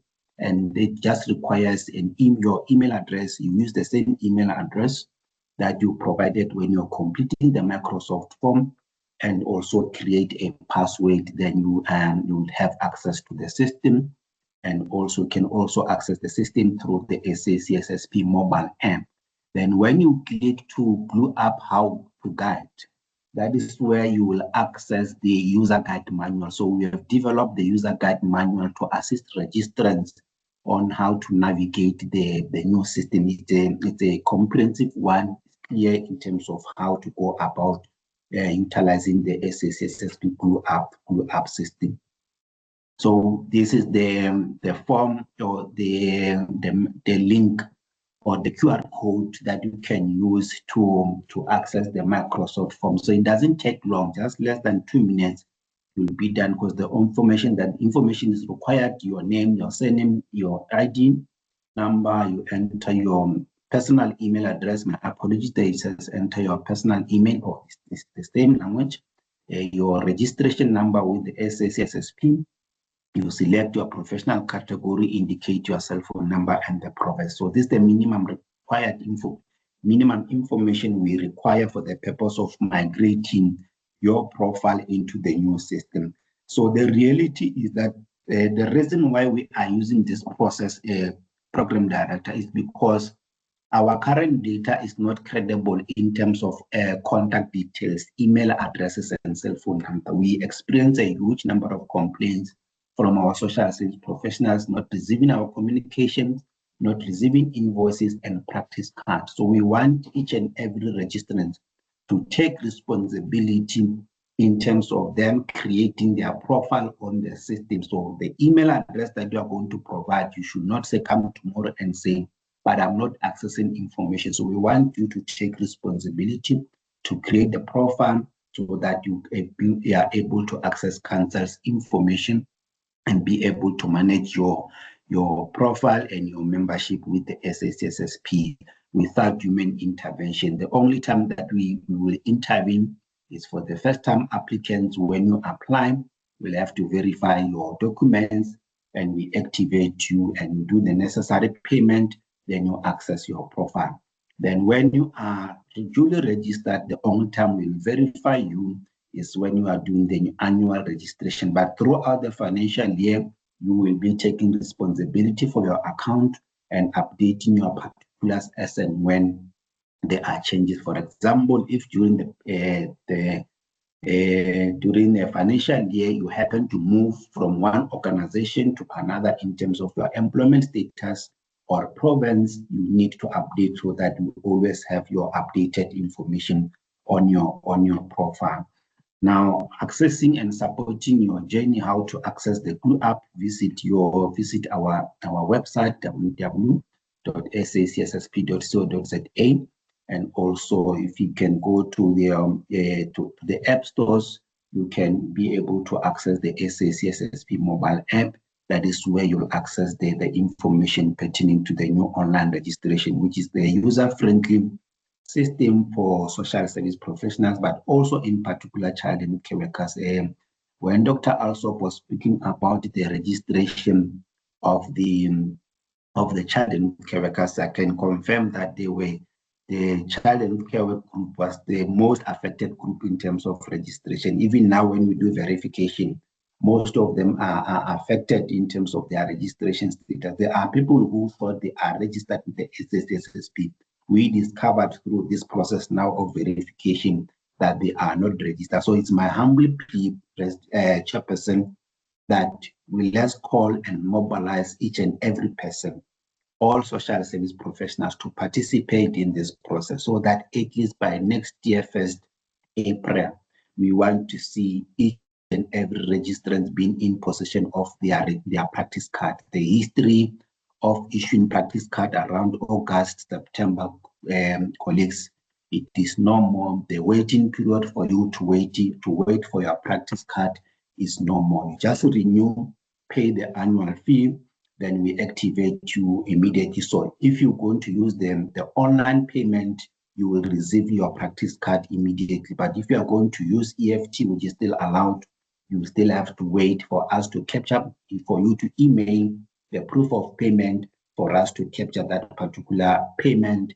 And that's only when that we will activate you on the system. So these are the good news that we wanted to share with you on behalf of the President of the Fifth Council, Professor Mbetsi, Program Director, and we really appreciate the NACCW for always inviting the SASSP as and when you are having events, so that we create that platform for us to interact with our social service professionals. Thanks very much.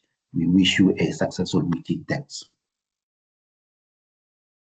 Thank you very much, Registrar, for sharing with us the good news and sharing with us progress in terms of registration. We appreciate, and hopefully there will be another webinar where people can also then engage with council. And I know that you're also doing your awareness work rounds in the various provinces to assist the registrants with registration.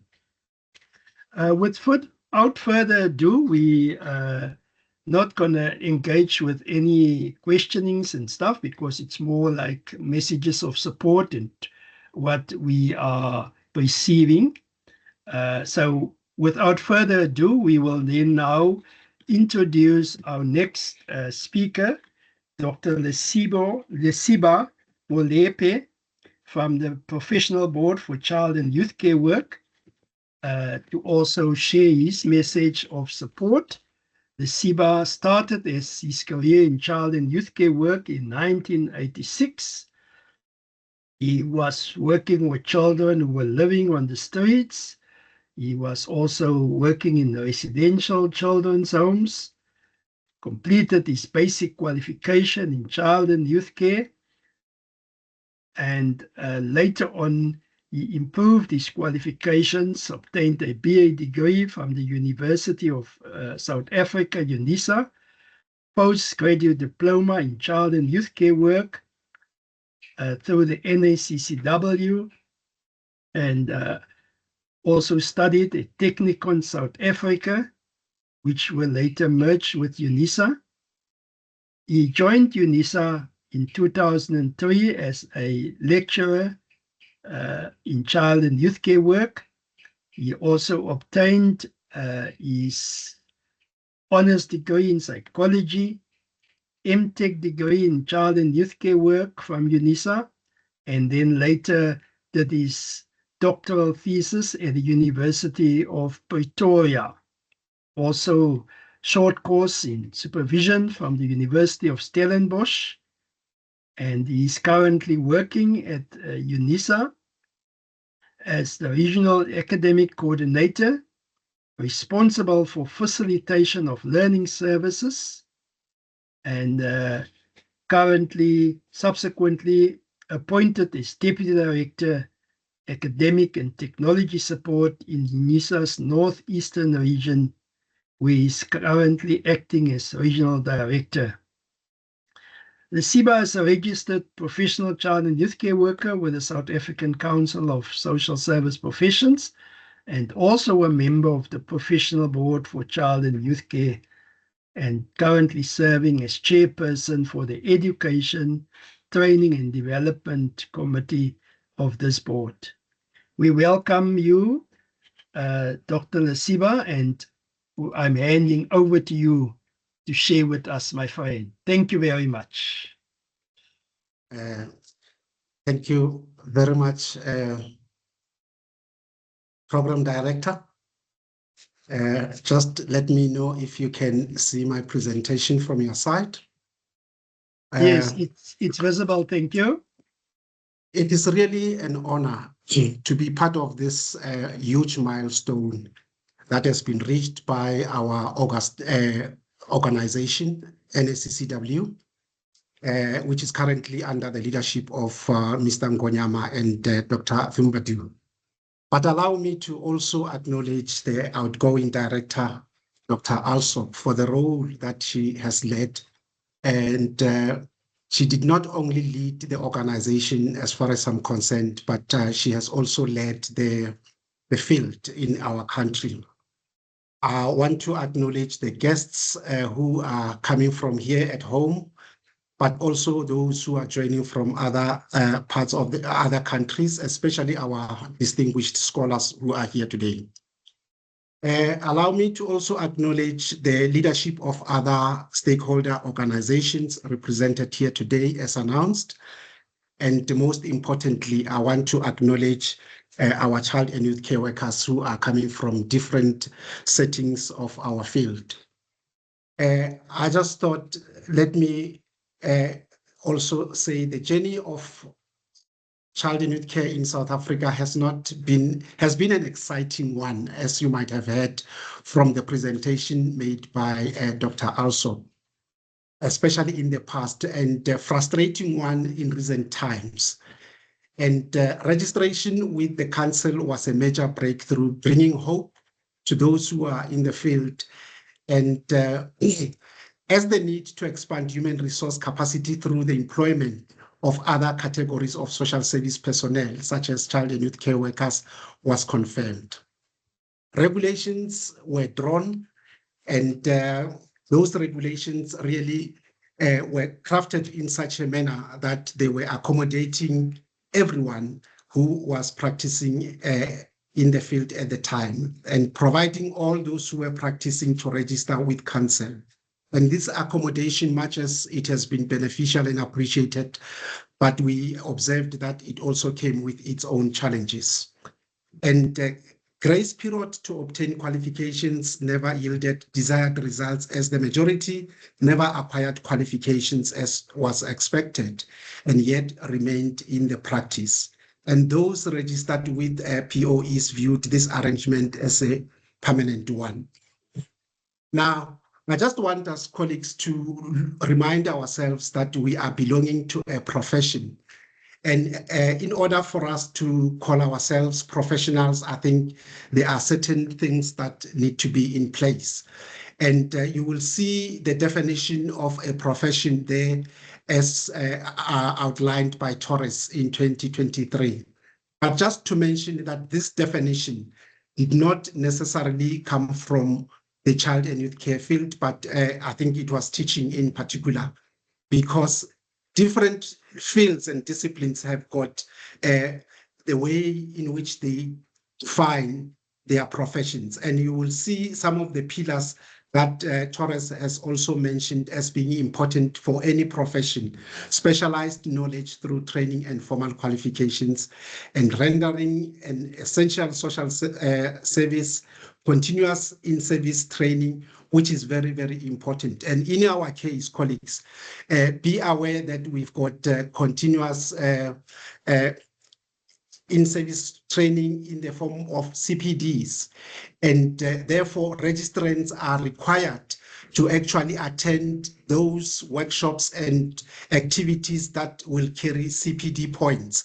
At the moment, it may not be seen as being enforced, but I just want to mention that in the near future, those who are registered will be required to actually and monitored to ensure that they obtain CPD points. So I hope that our child and youth care workers are not going to be taken by surprise when that time comes. Defined membership is also another important of a profession, because people will need to belong to a professional body such as the Professional Board for Child and Youth Care Work under SASP, as well as associations such as the NACCW, which we have heard and witnessed that it has played an important role in advancing this profession. And I wanted to add a point that says there has to be an inviting career path for people to really feel proud and belong to a profession. And just to mention that in the education sector now, given the amount of unemployed graduates, entrepreneurship is a concept that is being emphasized of late. And just 2 weeks ago, for an example, many universities gathered to actually talk about entrepreneurship, and they are contemplating the idea of making sure that each qualification has got an entrepreneurship component. And therefore, our child and youth care professionals need to be aware of this and also need to embrace the idea of entrepreneurship. And I'm raising the question as to whether this is the time also some can consider being in private practice. But just a brief overview of where we are as far as I'm aware. We've got several practitioners with degrees, master's and doctoral qualifications in our field, which really makes us puts us on par on what is happening around the world. And but I've also noticed that the majority of registered professionals may be nearing their exit levels, risking a skill gap. And in the country, we've got one university at the moment offering formal child and youth care qualifications.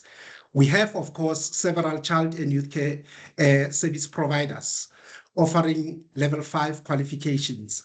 But our experience is that when we look at the results of the exam results of this level 5 qualifications, we see consistent and satisfactory pass rates of those doing this level, and high number of students who register but do not sit for exams, suggesting unpreparedness. And therefore, we need to really interrogate these behaviors and patterns so that we can intervene in order to grow our field. Several service providers are applying for CPD points, as I have mentioned, and I would like to urge our child and youth care workers to really attend trainings, especially those that are carrying CPD points, as is going to be a requirement. And our distinguished scholar who's going to grace us today, Kabaragi, noted from his research in 2010 that training activities in most residential care facilities are, by and large, ad hoc and uncoordinated. And we really need to scrutinize our training activities in the country and see how they can be well coordinated.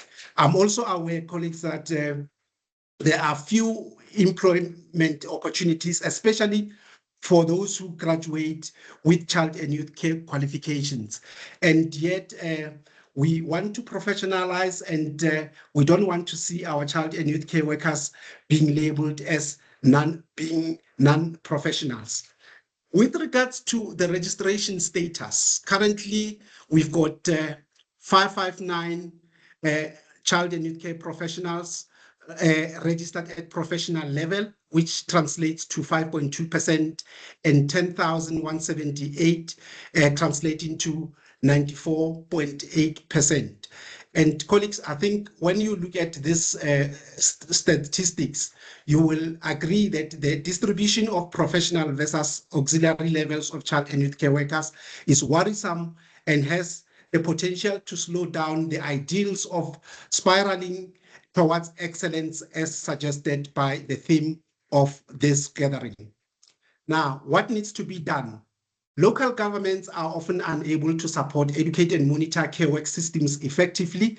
As a result, most care work is performed by volunteers. We just heard in the engagement with the Deputy Minister earlier on that the colleague is saying she's a volunteer, and professionals and NGOs. Now, this statement came from another country, but I can identify that even within our country. And I believe we need individual commitments to pursue child and youth care studies when opportunities arise, and a collective and collaborative efforts to support those who are willing to pursue their studies, and which rests on the proactive collaboration between governments and its partners in civil society to achieve its goals of sustainable social, economic, and human development. And I'm happy because represented here today in this meeting is different stakeholders who need to really see how we can join hands in that regard. A relational ontology in that all relations between entities are ontologically more fundamental than entities themselves. Alone, colleagues, we are going to struggle, but together as institutions, I think we are going to really be able to support the child and youth care professionals. And the kind of support I'm referring to here is financially. As we know that professionalization costs a lot of money. That was mentioned by Krupa 2003, and I think it is still the same now in 2025.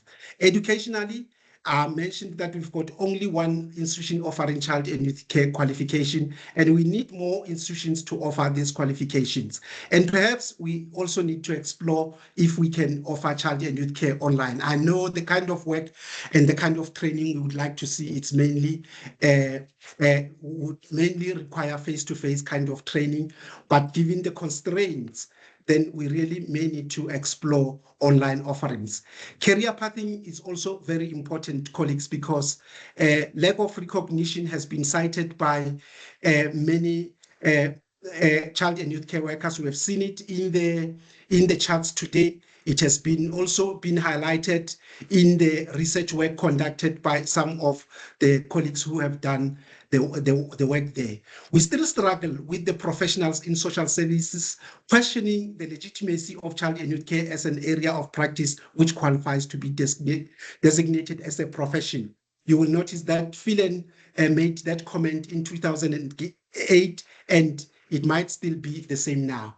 Colleagues, as I conclude, I want to say only when we advance the child and youth care professionals can we talk about excellence in the child and youth care field. And there must be a progressive ecosystem that supports excellence and growth within the child and youth care field.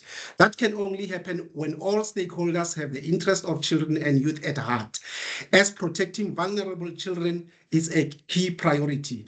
In child and youth care, it is the visionaries operating at the edges of the disciplines, philosophical, theoretical, and practical boundaries who provide the critical reflection and creativity of thought to nudge the field forward. So if we really put our efforts together, we should be able to advance this profession. I thank you. Thank you once again, Dr. Lesiba Molepe, for sharing with us and motivating the professional development also of child and youth care workers. We will now call on Dr. Muti Gware, is the head of the Department of Community Health Studies at the Durban University of Technology. His department comprises of environmental health in child and youth care programs.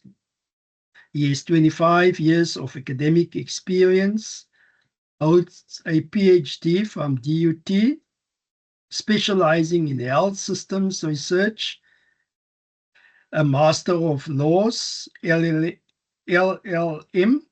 from UKZN, as well as a BTech degree in Public Management Education in Environmental Health and Human Resource Management and Development. He has been instrumental in positioning DUT in providing support to profession of child and youth care and ensuring ongoing dialogues and strengthening of relations with the child and youth care profession. We welcome Dr. Muti Gware, the head of the Department of Community Health Studies at Durban University of Technology. Let's give him a round of applause.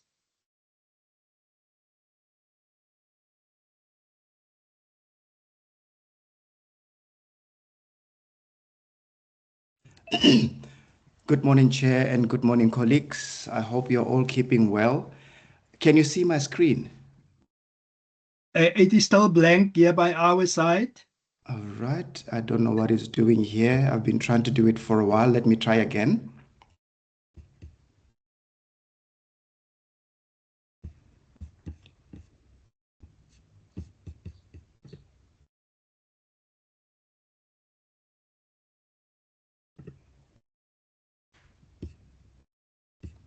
Still not showing? Not yet, yes. All Only right. saying I don't. MK. Okay. I don't know whether it's possible for it to be shared from the side of NACCW. I had sent it earlier. Maybe that would help. Yeah, it's visible now. Oh, it's visible now? Yes, yes, thanks. Thank you so much. Thank you so much, sir. And now I can't get my camera on because the whole thing has filled the screen. I'll get it on later on. Colleagues, good morning, and thank you very much for the invitation to present at this very important event in the life of the child and youth care professionals and workers as well. I've been called to present on professional and academic development of child and youth care workers, and I think it's very apt that I come after Dr. Lesiba because the presentation that he gave touched on many of the things I'll be touching on. And for those that are in this room today, you might have seen the presentation before, but you will note that it changes with every meeting that we have. Like we had this presentation when we had our seminar that we are so thankful that you attended 2 weeks back. And from that seminar, some of the things that were raised that are going to be in the report that comes out are going to be presented in this report today. I've got 10 minutes and a few slides to go through. I'll just give a brief overview of the department. And I was requested to provide information on current offerings at DUT that are supporting professional development. Secondly, to look at any opportunities that we can use to expand academic progression and recognition of child and youth care workers. And lastly, to look at strengthening pathways that can ensure that child and youth care workers are equipped to meet the growing developmental needs of South Africa's children and the youth. For those that wonder why the department at DUT is not called the Department of Child and Youth Care, it's because the department comprises of 2 programs. It's the program Child and Youth Care and the program Environmental Health. They initially, at the time of Ms. Jackie Winslow, they were separate departments, but at some point the institution decided that for cases of sustainability, we have to look at programs that are doing something similar.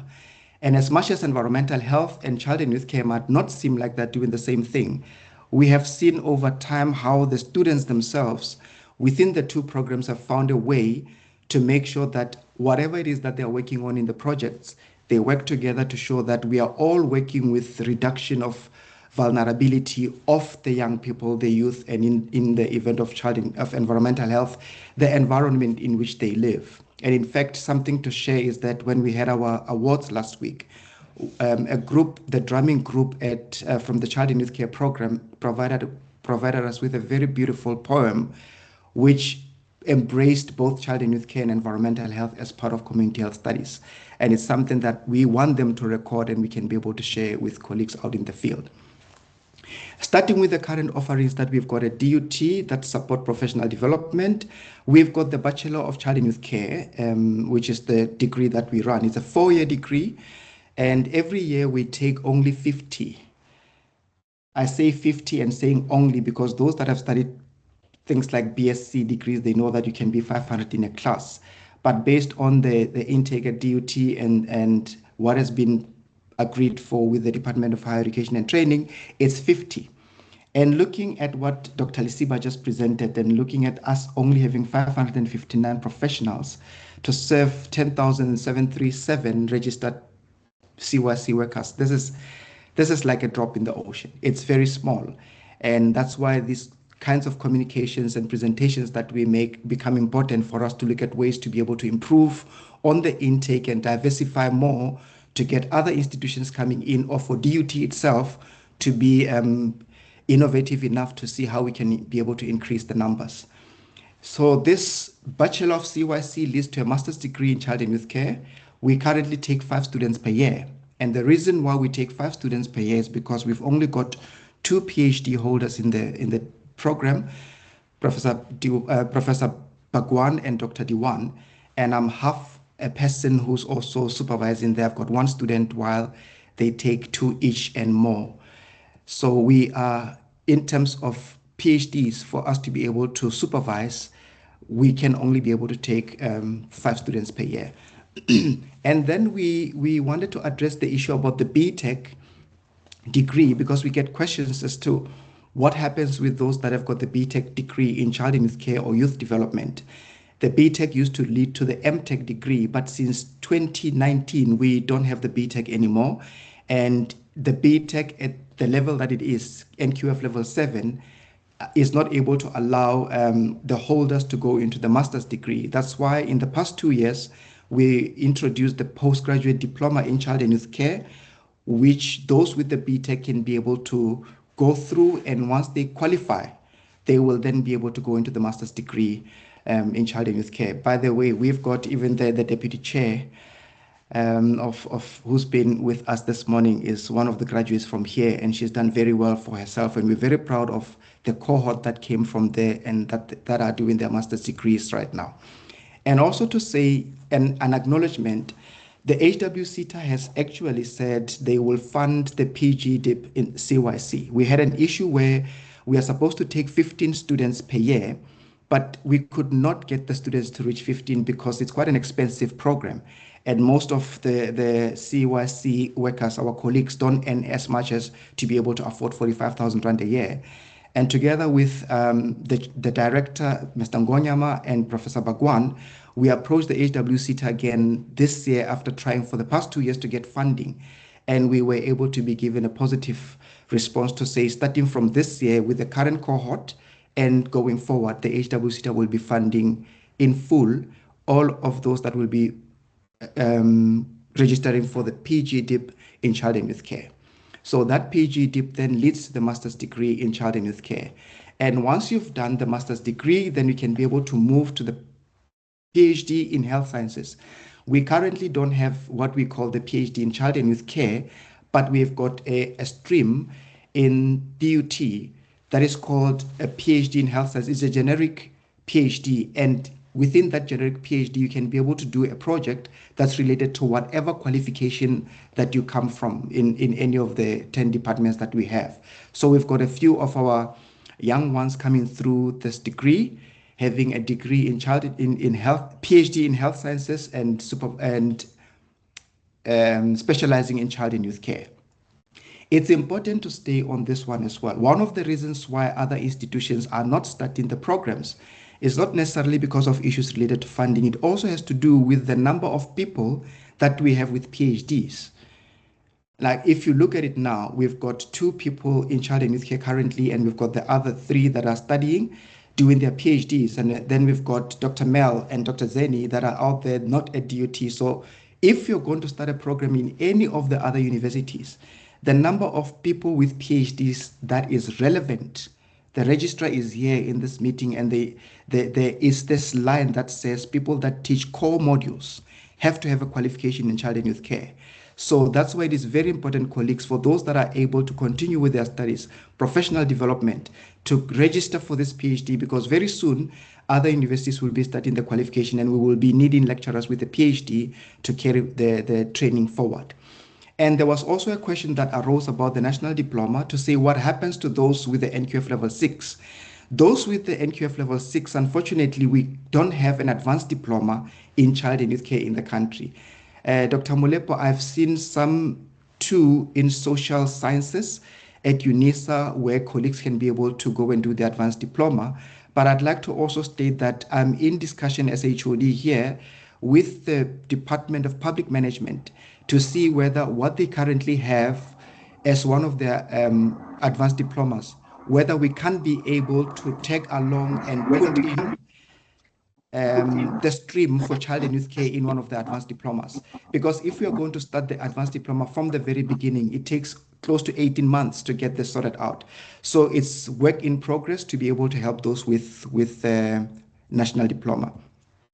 And then NQF level 4 to NQF level 5, I'm not so sure whether I'm allowed to mention it here, that the MOU that I keep talking about, when I say we've got an MOU with one of the training service providers in the country, where we are going to be discussing, hoping for a meeting in November to see what we can do with training of NQF level 5s. The training provider is with us in the room, and I would say I might not mention it here because I did not inform them that I would say it, but if they are ready to say it, please do let The colleagues know that the MOU that we have is with the training provider, and then they know that we are trying as much as we can to move the CYC workers upwards and onwards. And then expanding opportunities, I'll put this, I've got about 9 of these. The first one is allowing for maturity entry into the degree, that those that are above the age of 23, this is something that used to be there for a very long time, but along the way, universities never really looked at that. But at DUT, we are considering maturity entry for people who are that have gone over 23 years to be able to approach us and apply if they don't meet the requirements for the degree. And we look at maturity and the experience to be able to enter the degree. Secondly, through RPL. The RPL is long-standing, but the issue with the RPL and the degree is it might not necessarily make you study shorter because the modules are spaced out. We might be able to consider things like modules like communication and computer, and maybe others that you might have done in other degrees. But because the degree is structured already, you'll find that you might still do less modules, but the years might still be 4 because whatever modules that you might have been given exemption for might be in the 4th level. But we do have admission through RPL and maturity. And we've received, since our seminar 2 weeks back, a lot of interest from colleagues in the field that wanted to know about this. And we are ready to explain as much as we can and advise. We also do assist with development of the POE for those that are interested with application of through RPL. And number 3, expanding opportunities. HWCTA has really been helpful. You know, for now, they initially in 2022 funded us for what we call the portfolio development course, which was going to enable us to assist those with NQF level 4 and 5 to be degree ready. But unfortunately, at that time as a university, we were not ready to be able to implement something of that magnitude. So the problem was necessarily the systems in place, with systems that were not in place. So we have spoken again with HWCTA together with Mr. Ngonyama to see whether this can be looked at again. And the HWCTA has said, when you guys are ready, speak to us again. Number 4, we've spoken about the HWCTA for PG Diploma for Child and Youth Care. We've got 15 spaces, colleagues. Please do apply. I think we're closing at the end of October, and we can be able to consider you for that funding. CPD training is something that was mentioned by Mr. Ngonyama in one of the meetings that we had, and we realized that as DUT, we've not really been doing very well here. And we are saying in this meeting with NACCW that we will be offering CPD together with colleagues and partners starting from 2026. Number 8, which is second to last, the Dialogue Nexus. The seminar that we had on the 7th of October was a seminar where we wanted to find out what the needs are for child and youth care workers that DUT can be involved in addressing. Because as a public institution, we sit very rightly in the middle of being able to play a multiplier effect or provide multiplier effect between government and all other partners. And we thought that this is the right time for us to have these dialogues where everyone can be able to be part, and then we can be able to carry this forward together with the partnerships that we have. And then the last 2 CPD training, we spoke about those. It came out that there are people in the field that are doing very good work. I mentioned this, which was mentioned in the seminar, that there's a group in Vryheid which is very good in writing reports. And we know that report writing becomes a challenge for quite a lot of people. And we'll be working with those colleagues that are in the field to be able to register together with them, and they can be able to facilitate those CPD training activities with us. We've already spoken about the number 10, the Dialogue Nexus. We're going to have this twice a year, and this should provide a platform for child and youth care workers to discuss matters that are of professional nature and interest, and to be able to interact with national and international discipline experts. Towards closing of my presentation, colleagues, I sit here as HOD of a department of very capable child and youth care practitioners and workers. You know, people that are from the social services. My provision here is mostly strategic leadership, but I'm very happy to pronounce that the content of whatever we do is led ably by the team that you see there, Professor Ray Bagwan, Dr. Fatima Diwan, Dr. Laris Naidu, one of our new graduates in child and youth care with a PhD, Mrs. Charlene Singh, Ms. Tobile Thengwa, Ms. Miriam Siluma, and our secretary or administrator, Ms. Anusha Karamchand. I also would like to acknowledge the relationship that we enjoy through the leadership of NACCW. Dr. Mel, ever since I've known you from 2008, I actually thought NACCW was your organization, the way you love the organization.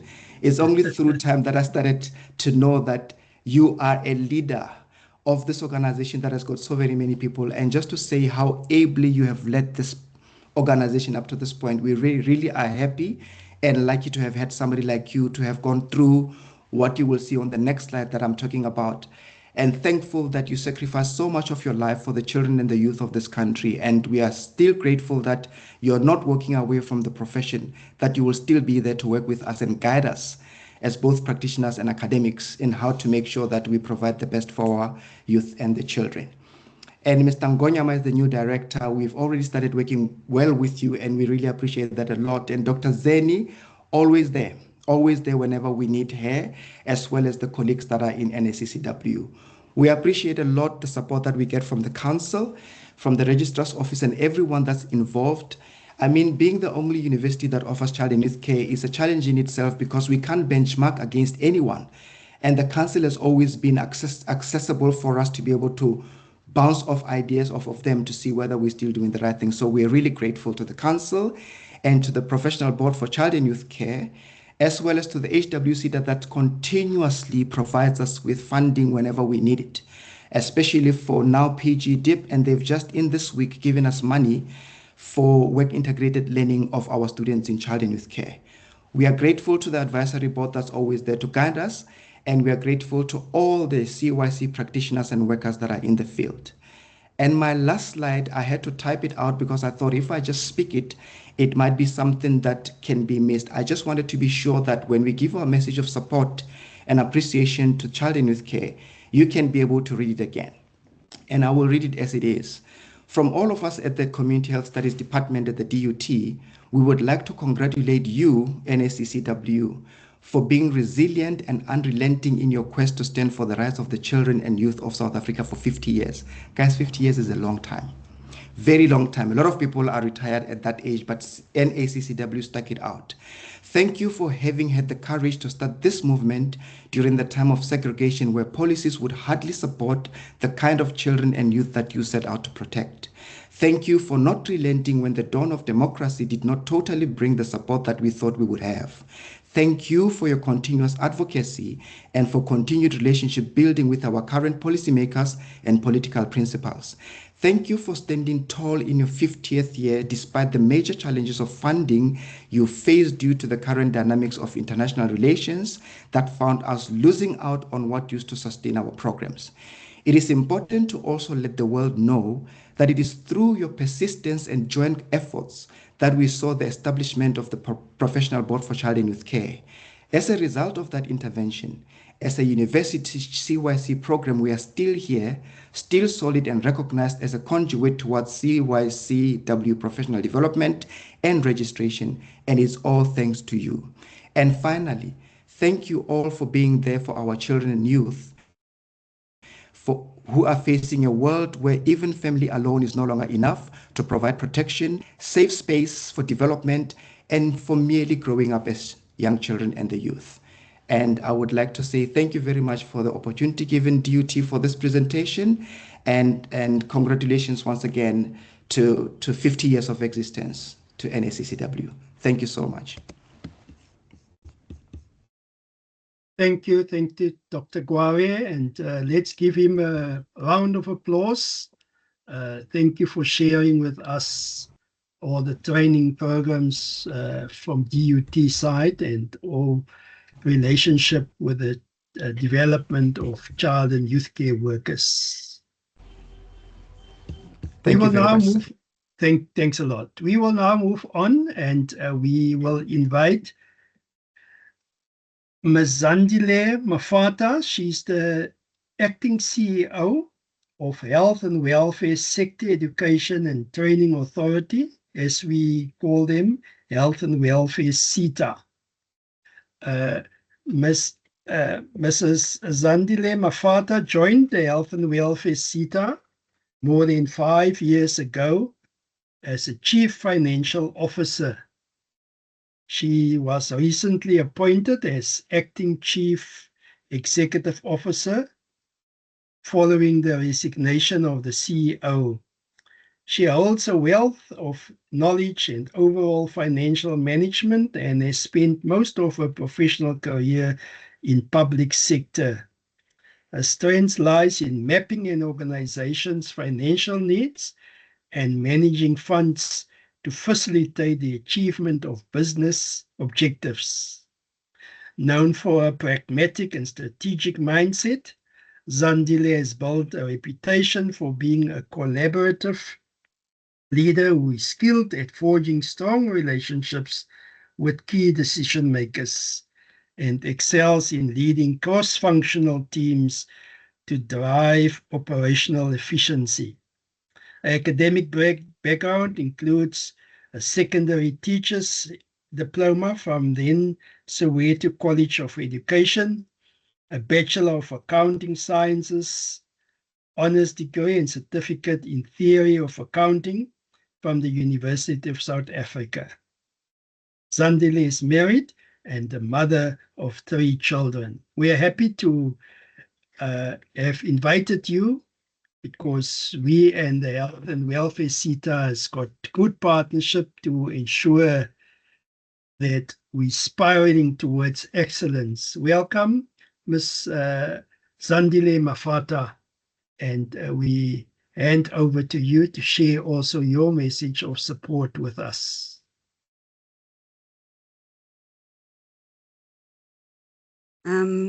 Thank you, Program Director, and I hope my presentation is visible on your screens. Yes, it's visible. Thank you. Thank you very much. Good morning, members and stakeholders of child and youth care work. And with that, may I also say all protocol observed. I am honored to be given an opportunity to address the BGM. Today, I will talk or speak briefly about the pathways available in the child and youth care, a field dedicated to supporting and nurturing the well-being and development of children and young people. The mandate of the HWSETA extends to supporting education, training, and work-based learning in the health and welfare sector so that people are skilled for the economy of South Africa. We also promote training of youth, women, and people with disabilities.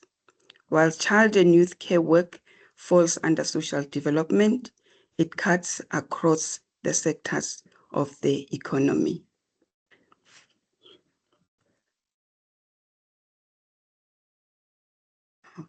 I just want to.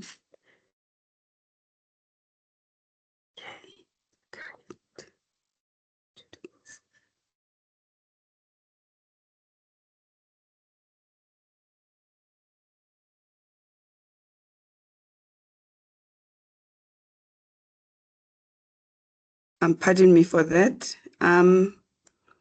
In terms of HWSETA support for skills development and training pathways for child and youth care, a key strength of this profession is the clear access to formal training and qualifications, which provide foundational knowledge in the child development, psychology, and care strategies.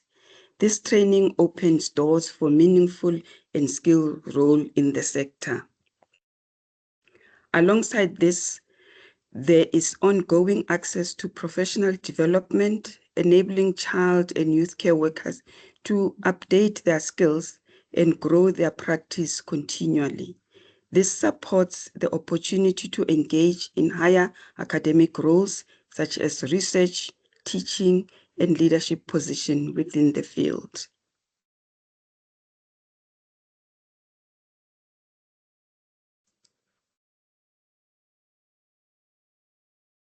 Importantly, though, child and youth care work offers diverse career pathways and professional status, recognizing the critical role practitioners play.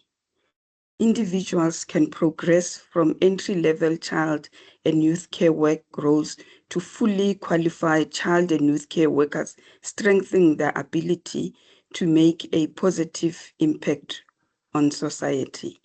This progression empowers professionals not only to enhance their practice, but also to serve as advocates and leaders, ensuring better outcomes for the children and for the youth they support.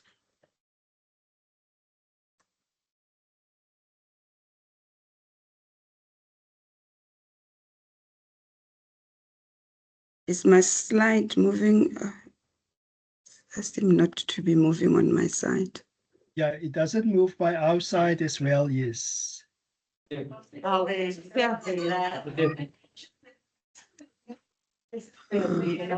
emails that's doing.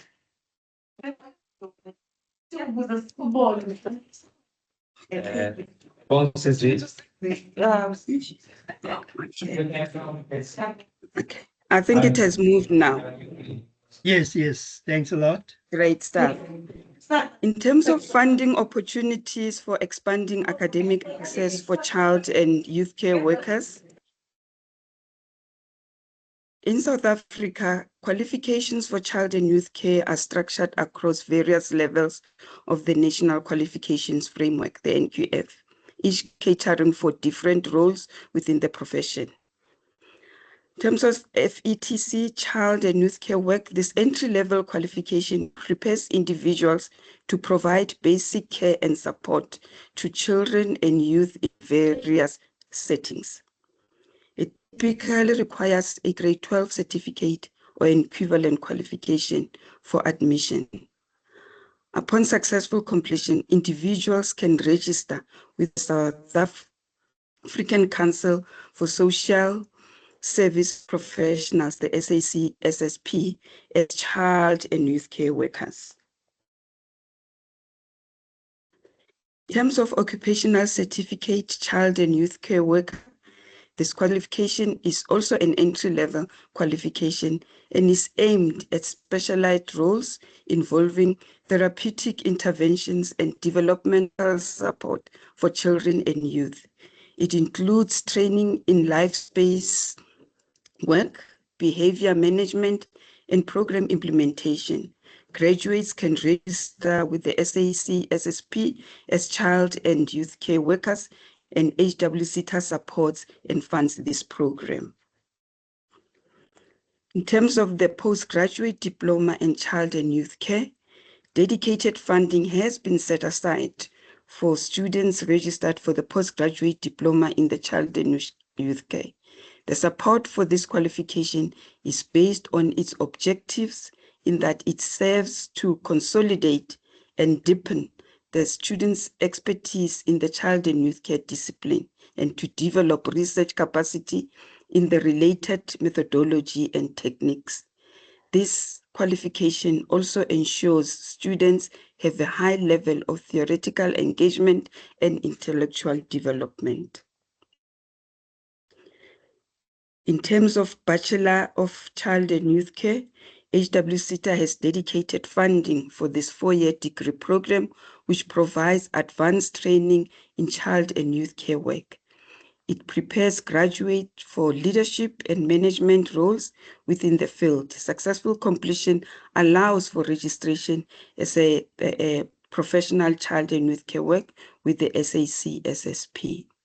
So this ladies and gentlemen, confirms what the previous speaker actually indicated about HWCTA having come on board to fund the qualification.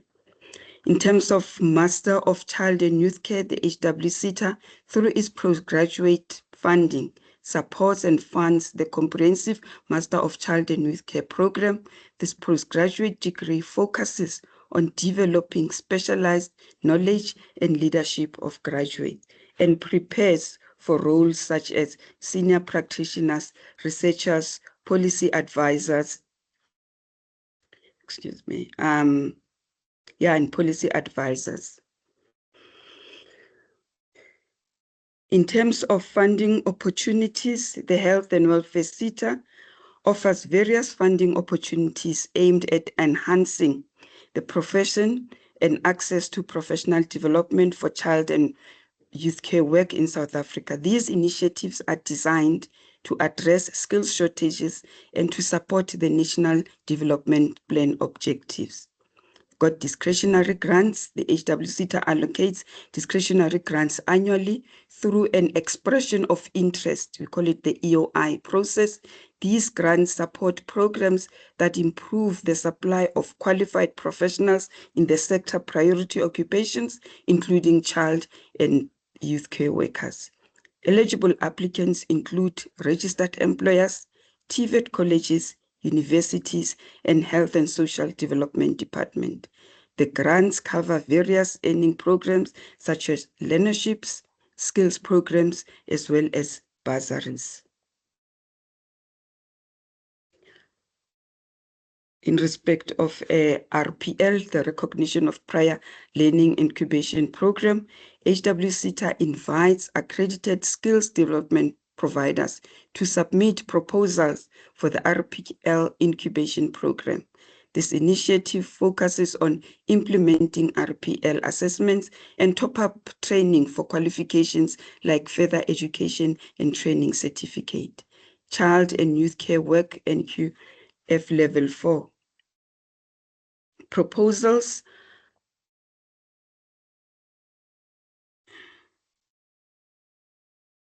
in terms of bursaries and learnership, the HWCTA provides bursaries and learnerships to both employed and unemployed individuals pursuing qualifications in the health and social development sectors.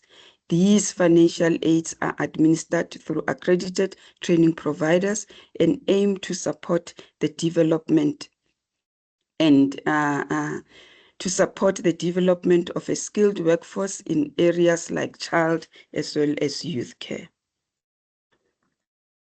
In terms of the application process, organizations need to ensure that they are registered with SARS, South African Revenue Service, and they must submit a workplace skills plan, and this should be submitted by the 30th of April each year in order to be eligible for funding. In terms of accreditation, training providers must be accredited with the HWCTA to offer qualifications like FETC, child and youth care work, and occupational qualification. And lastly, our EOI processes, you need to monitor the advertisement of our expression of interest process. This is normally on our website for our annual advertisement, and this typically is released around December each year. And ladies and gentlemen, by leveraging on these funding opportunities, organizations and individuals can contribute to the development of a competent and skilled workforce in the child and youth care sector. And with that, I thank you.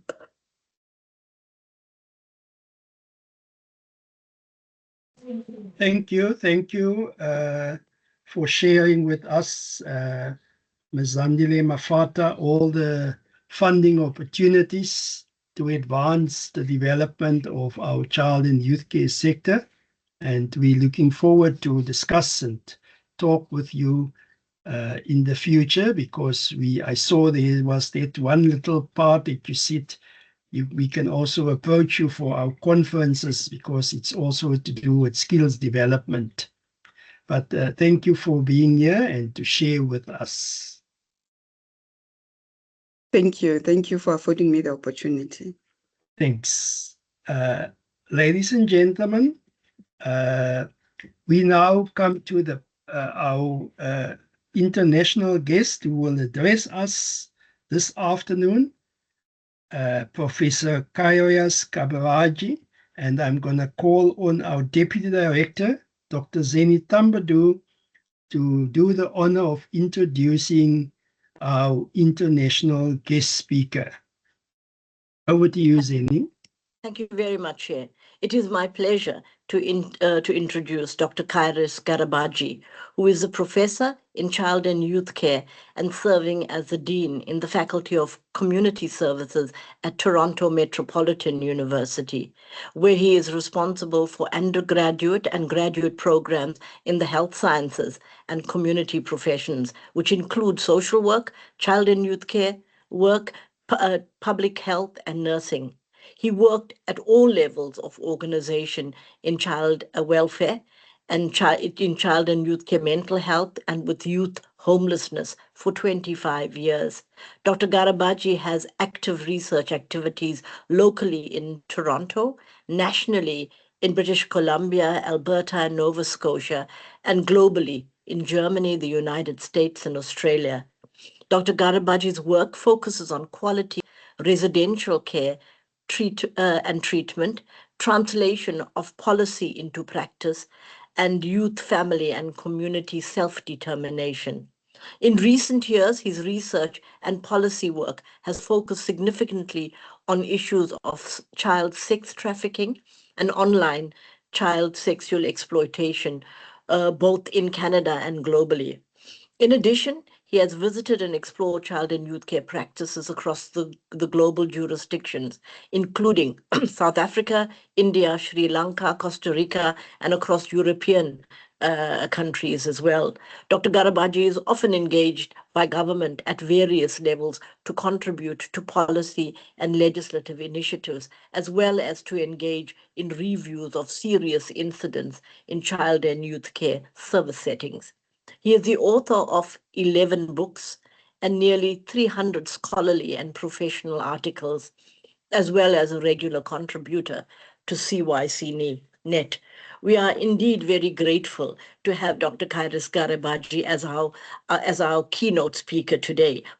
He was our keynote speaker before at the Durban conference, people would remember, and he has obviously spoken at other NACCW conferences. He has visited the NACCW and visited our projects as well nationally. He has also written many articles referring to NACCW as he understands us. And we are very appreciative to you, Kairos, for your kindness and your acknowledgement of the National Association for Child and Youth Care Worker in South Africa. So we really, with warm arms, appreciate you presenting to us as our keynote presenter here on our 50th celebration of our hard work over many years. Thank you very much. Over to you. Well, thank you very, very much, Zeni, for this introduction and for your kind words. I want to, first of all, I should tell you all that I'm not going to put up any slides because you have been looking at slides for several hours, and so I thought it would be better to just speak with you and converse as opposed to showing you slides. And I won't be that long either, so you won't have to listen to me all that long. But let me start first by acknowledging a few people. And of course, the biggest acknowledgement today, at least, goes to Dr. Merle Alsop, who I understand is leaving the organization after really a lifetime of unbelievable contribution to not only the field of child and youth care, to the lives of children and youth and their families and their communities, but really to the very idea that we can have a care system that contributes not only to individuals, but also to national development in South Africa and in many ways beyond South Africa as well. Dr. Alsop, in my opinion, is really one of those people who hopefully will be remembered for this work for generations to come. It is extraordinary. I want to also just acknowledge people who, whenever I do see them in South Africa, I'm always happy and always have a smile. So Alvin, first of all, it's nice to see you, and I'm delighted that you continue to facilitate these meetings and contribute so much. And similarly, Donald, it is always good to see you on the screen or in person. So that's a wonderful thing. I was delighted to listen to Dr. Lesiba, whom I've known for quite a few years, at least through his work, and have seen him speak before as well. So that's also delightful to see you. And of course, Zeni, who I consider a good friend, who is really the mover and shaker and renowned in many parts of the world as somebody who's brought the incredible accomplishments of South African child and youth care to the globe, frankly. So congratulations on the 50th anniversary of the NACCW.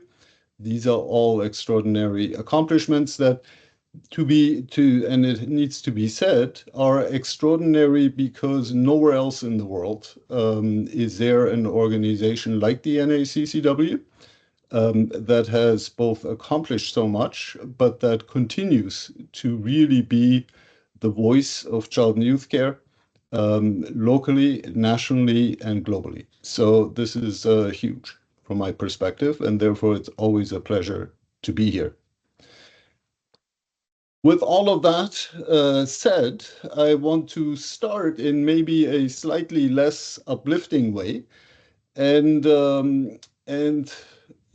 reference the fact that we live in a very difficult world, an extraordinarily difficult world. And it's not like we've ever lived in an easy world, but there are patterns in the current difficulties that are worrisome and at times disturbing. We all know that this is a world of war and violence, in which even children are not really exempted from the implications of war and violence, and in fact, at times are even targeted intentionally. Those are difficult things for us to think about because we've dedicated so much of our lives protecting children and loving children.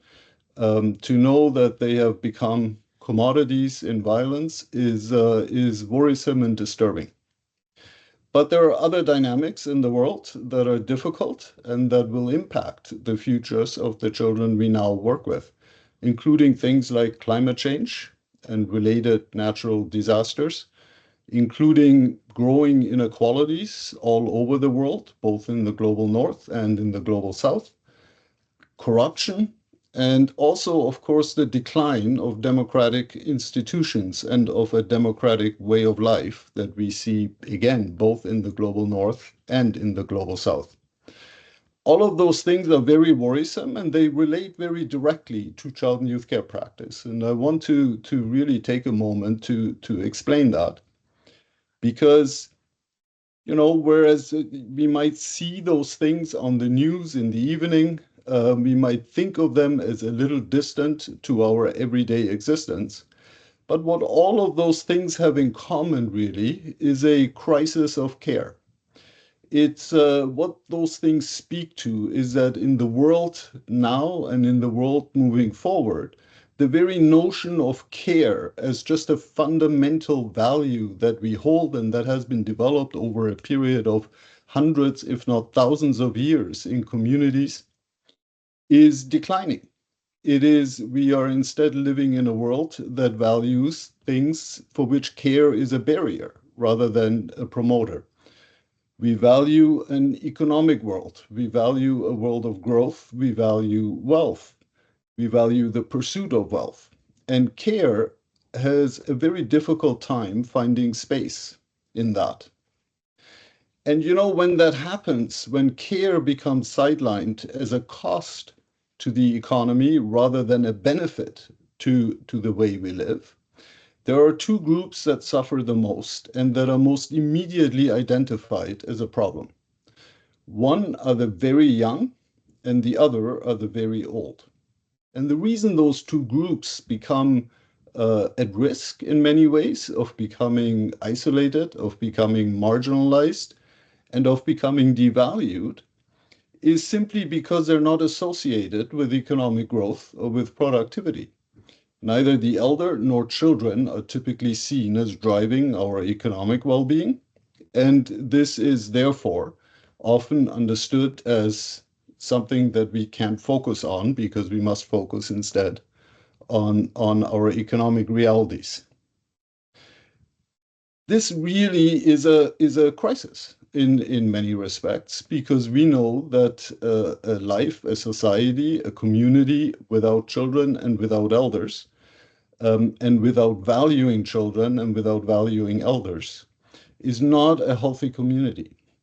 There are profound problems associated with communities that don't value their children or their elders. And so we have to begin to think about what does that mean for child and youth care, which has the word care in its name.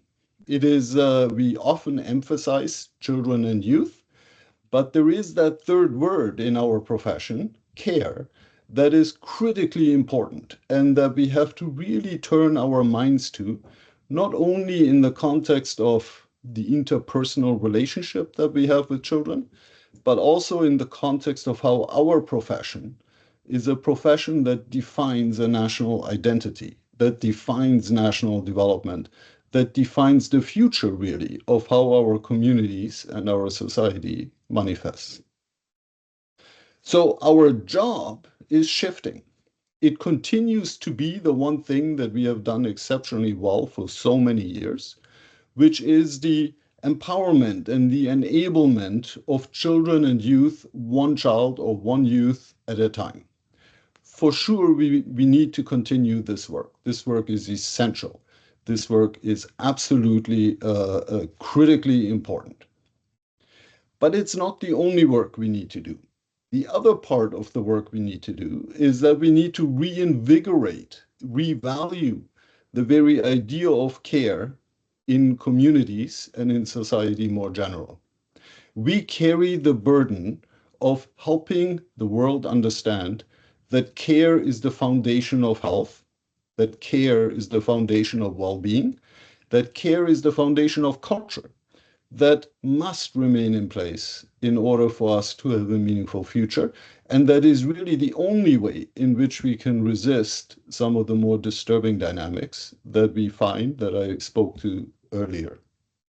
So when you think about yourself as a child and youth care practitioner, remember that your focus is on children and on youth, but it is also on your responsibility to carry the message that care ultimately matters a lot. It enables the work that we do in so many different ways. So how do we invigorate the concept of care in communities, and how can we do that through our everyday practice? Because I always am very conscious that, you know, one can make all kinds of speeches about what is important and so on, but people, child and youth care practitioners, are busy. You are already working all the time. You are already, there is very little space or time to do something on top of what you're already doing. And so then the question is, how can you do what you already do and make it count in reinvigorating the concept of care in society? And I think there are a number of things that are really critically important, some of which have already been spoken to in the last hour or so that I've been listening in. One, of course, is that as you do what you do, wherever you might be doing that, the notion of being a collective, of being a group as opposed to an individual, is critically important, which means that I don't think there has ever been a time when an organization like the NACCW has been more important. We must stay unified. We must stay as a collective in order to have any chance, really, of resisting some of the things that are being imposed on our communities at this time. So collective action is essential, and I'm pleased to see that there are so many initiatives on the way, whether they are through supporting the ongoing training and development of child and youth care practitioners, the work at Durban University that continues to try and find ways of elevating the profession, or whether it is the training that happens in service settings. All of those things are ways of ensuring that we stay a collective and that we harvest the benefit of the power of the collective in getting our message across.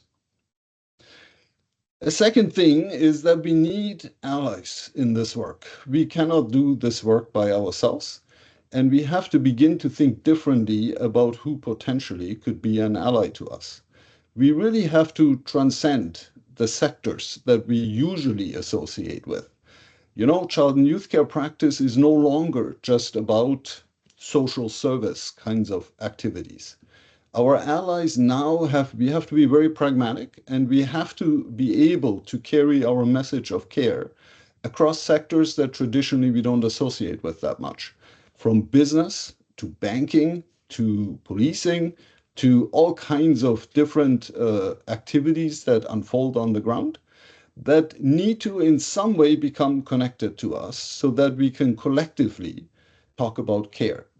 Remember that child and youth care practice is a life space intervention, which means it's an intervention that unfolds where young people's lives unfold.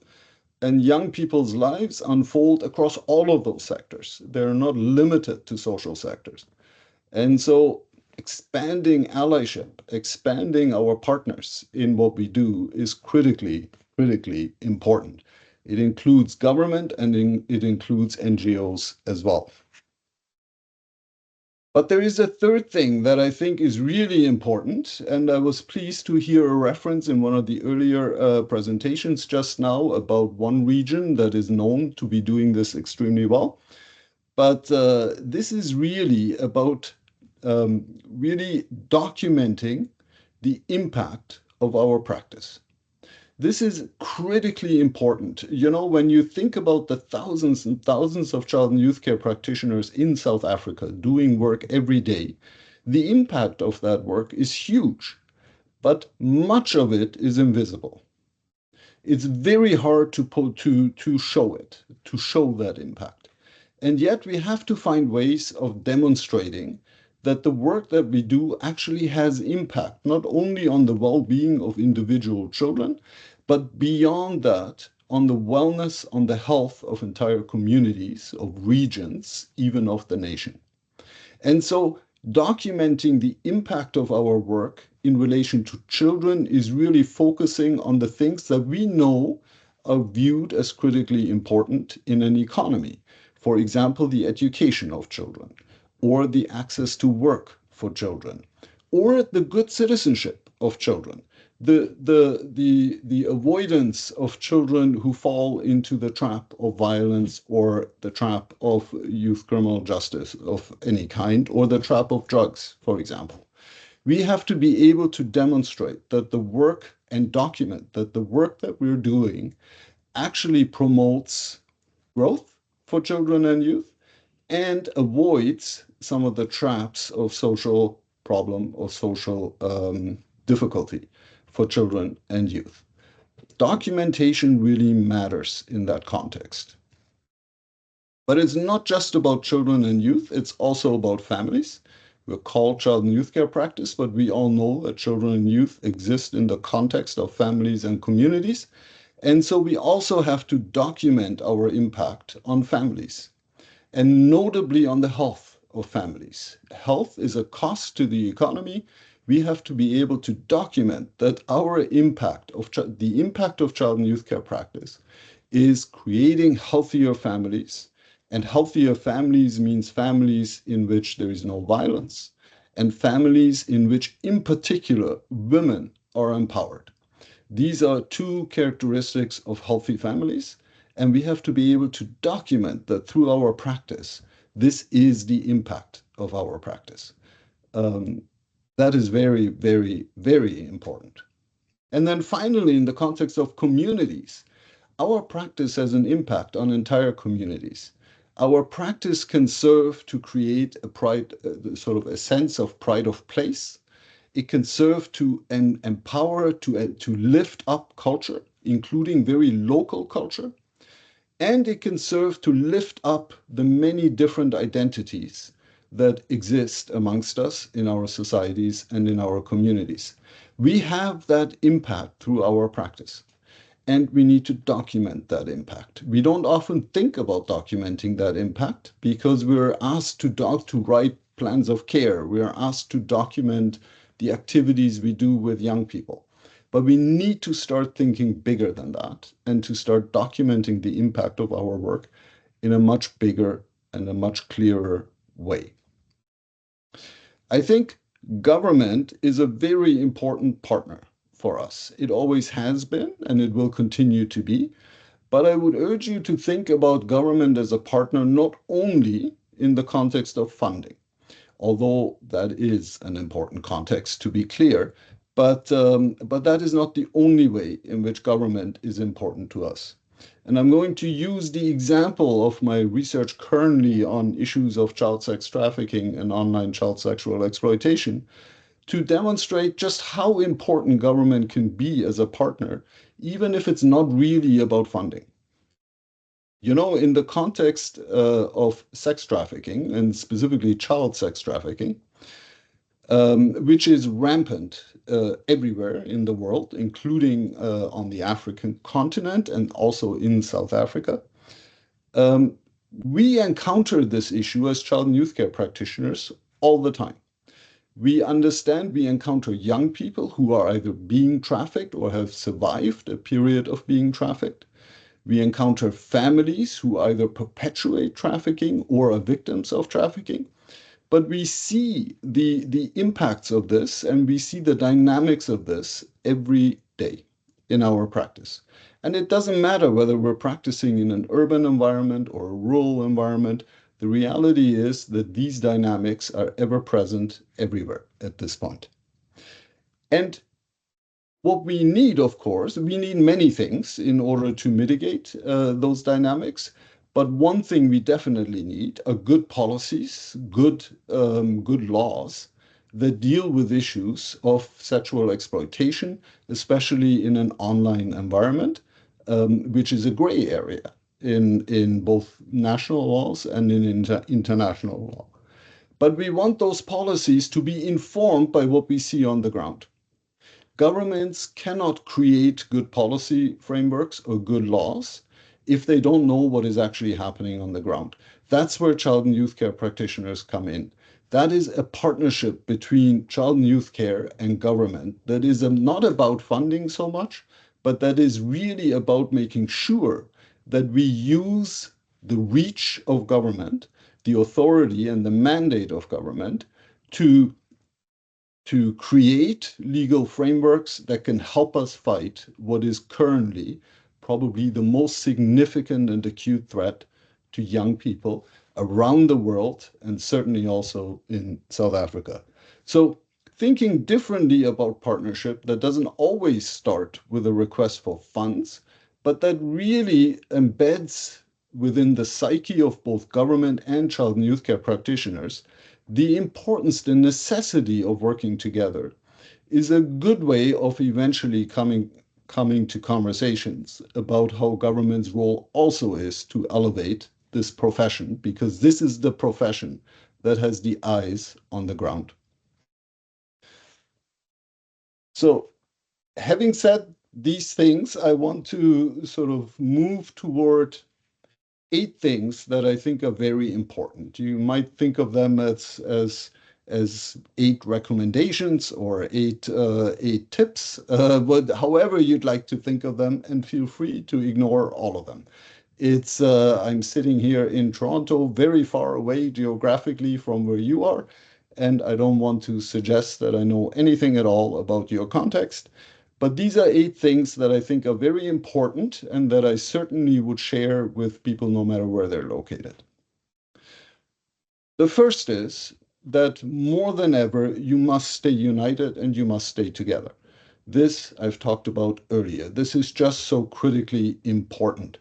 As individuals, we're easily forgotten, we're easily rendered invisible, and we're easily devalued.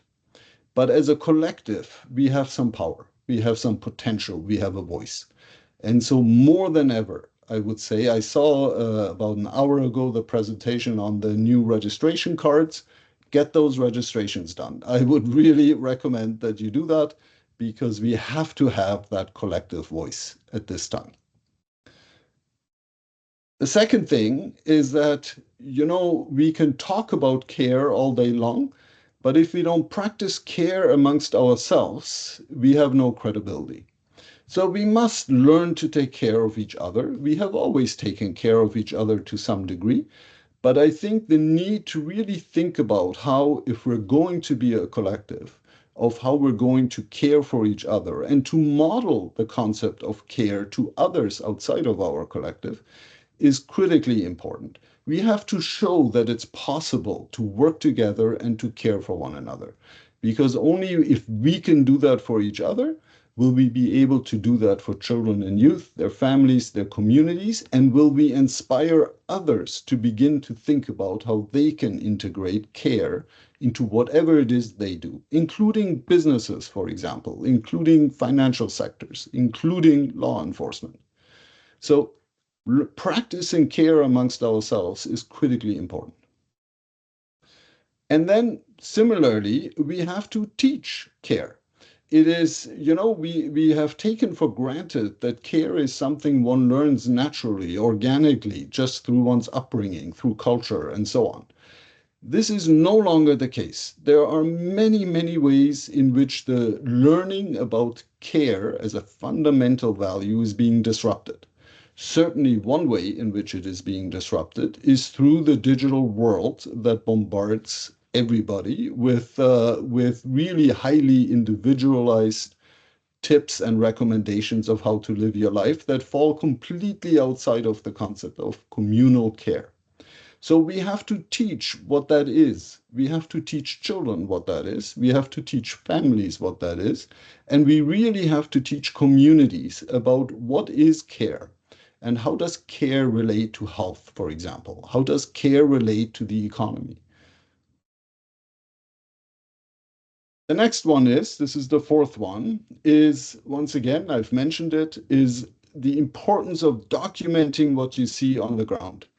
And really think through about what you're currently documenting and what you're not documenting. I know you are likely documenting the things that regulations require you to document, but there is so much more that you do. There is so much more that your presence impacts that also needs to be documented.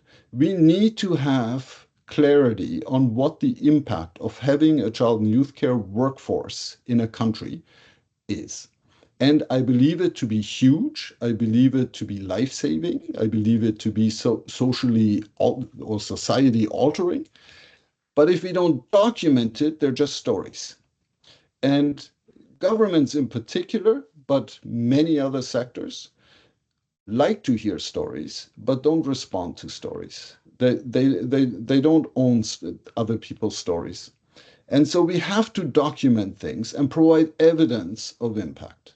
The word evidence sometimes gets people a little frustrated, but it is an important word. And we do have to make sure that our work is not invisible, that our work is not just a story. Not that stories aren't important, they certainly are, but our work has to be documented and has to be shown to be having an impact.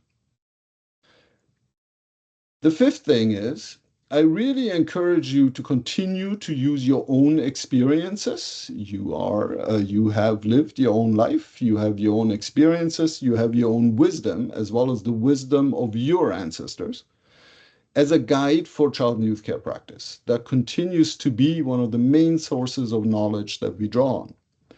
But also understand that the children and the youth that we work with today will be facing a world that is vastly different than the world that you grew up in. And that is very important. And it's not just that over the generations the world changes. It always has done this. There is no question. But it is that the changes we are experiencing are much more abrupt and much more profound and much quicker than they have ever been. Just think about the digital world, think about AI, think about the way in which reality is being constructed based on anybody's whim or desire. And you realize that the children we're working with will have a very hard time if all that they are equipped with are the values and the methods of the ways of being that we experienced when we were young. The skills necessary to be meaningfully engaged in this world are different today than they were even 3 years ago. And so the importance of not only relying on our own experiences or on the wisdom that has been passed on to us through our ancestors, but also to really, really engage in how is this world changing and what does that mean for children who are going to have to live in this new world, I can't overstate the importance of that. The sixth point is make new friends. It's, we have always excelled at making friends amongst each other. For the most part, my experience over the past 40 years has been that child and youth care practitioners like each other. And that's good. And I hope we continue to do that. But we need new friends.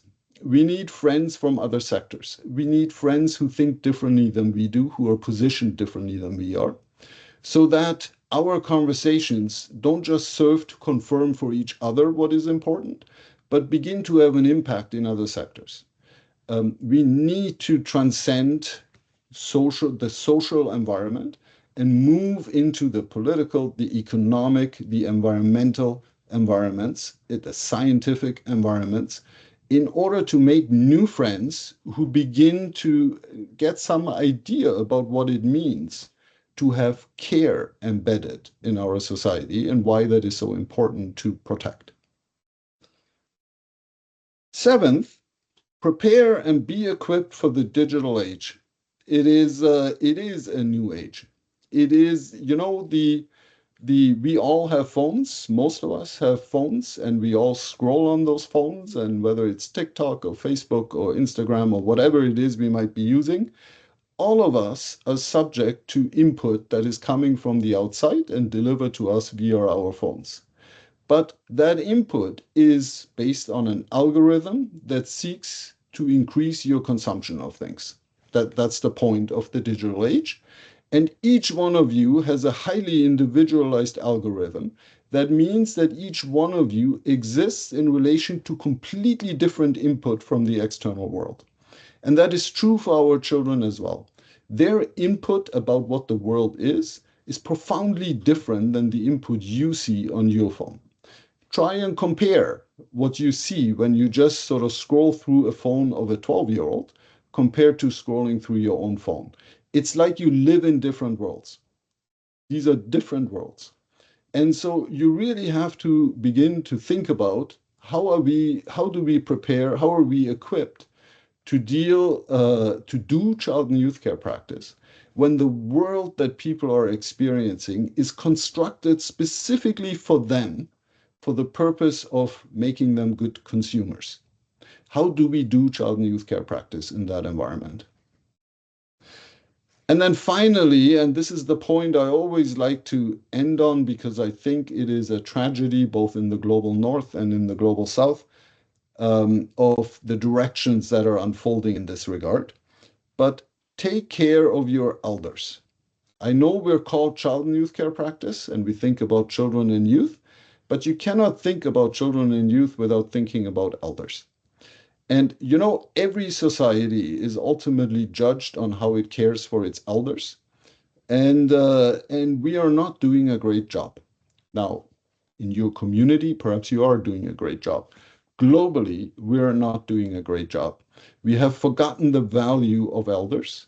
We are easily persuaded to think about everything else other than what elders have contributed to our lives, to our society, and what their presence continues to contribute to a future that is a future of care. So taking care of our elders, even as child and youth care practitioners, is critically important, and is really the only way in which we can give credibility to our message that as child and youth care practitioners, we care about children and youth, but fundamentally we care about a society built on the concept of care. Because only then can we be united in contributing also to the creation of well-being, of wealth, the fight against poverty, and so on. So with those words, I'm going to say thank you for listening to me. I promised I wouldn't be that long, but I hope some of those messages resonate with you. I know we live in different environments, but many of these things really are about making sure we understand that even in times of poor funding arrangements, in times of low wages, child and youth care is fundamentally important, far beyond the individual impact we might have on one child. It is a way of being in the world. It is a way of being in the world that promotes a world in which all of us matter in one way or another. And that is critically important. Thank you.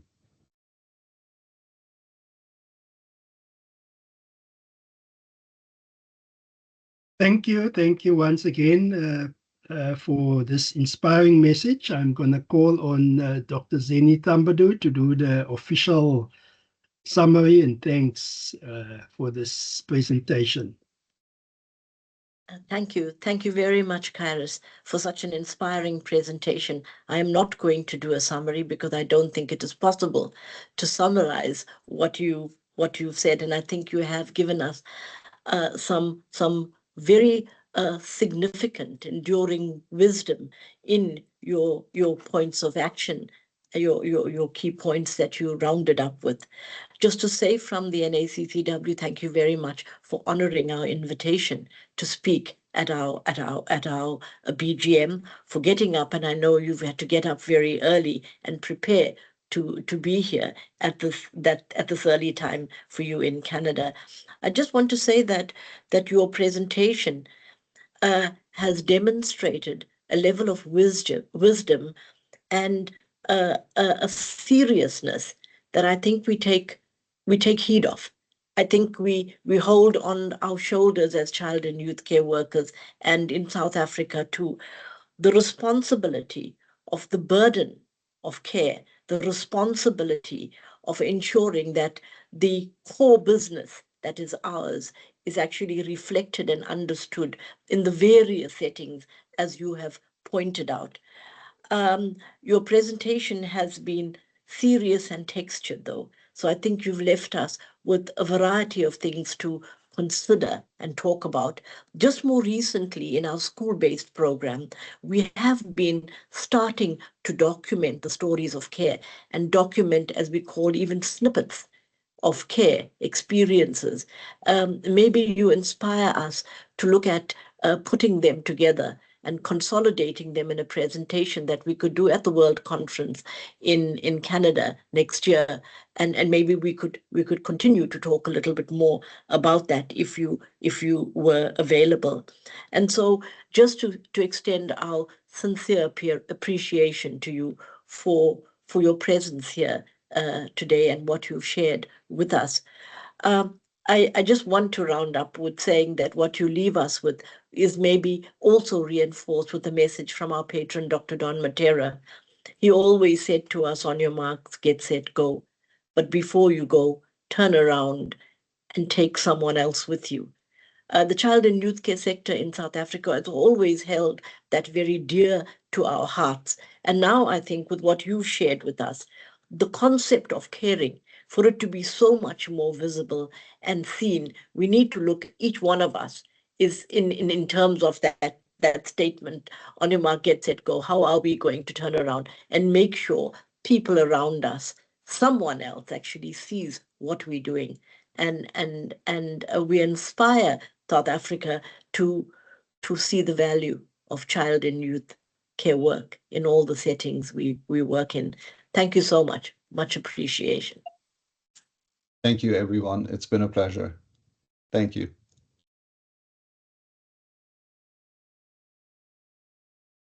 Thank you once again. Let's give our guest speaker another round of applause.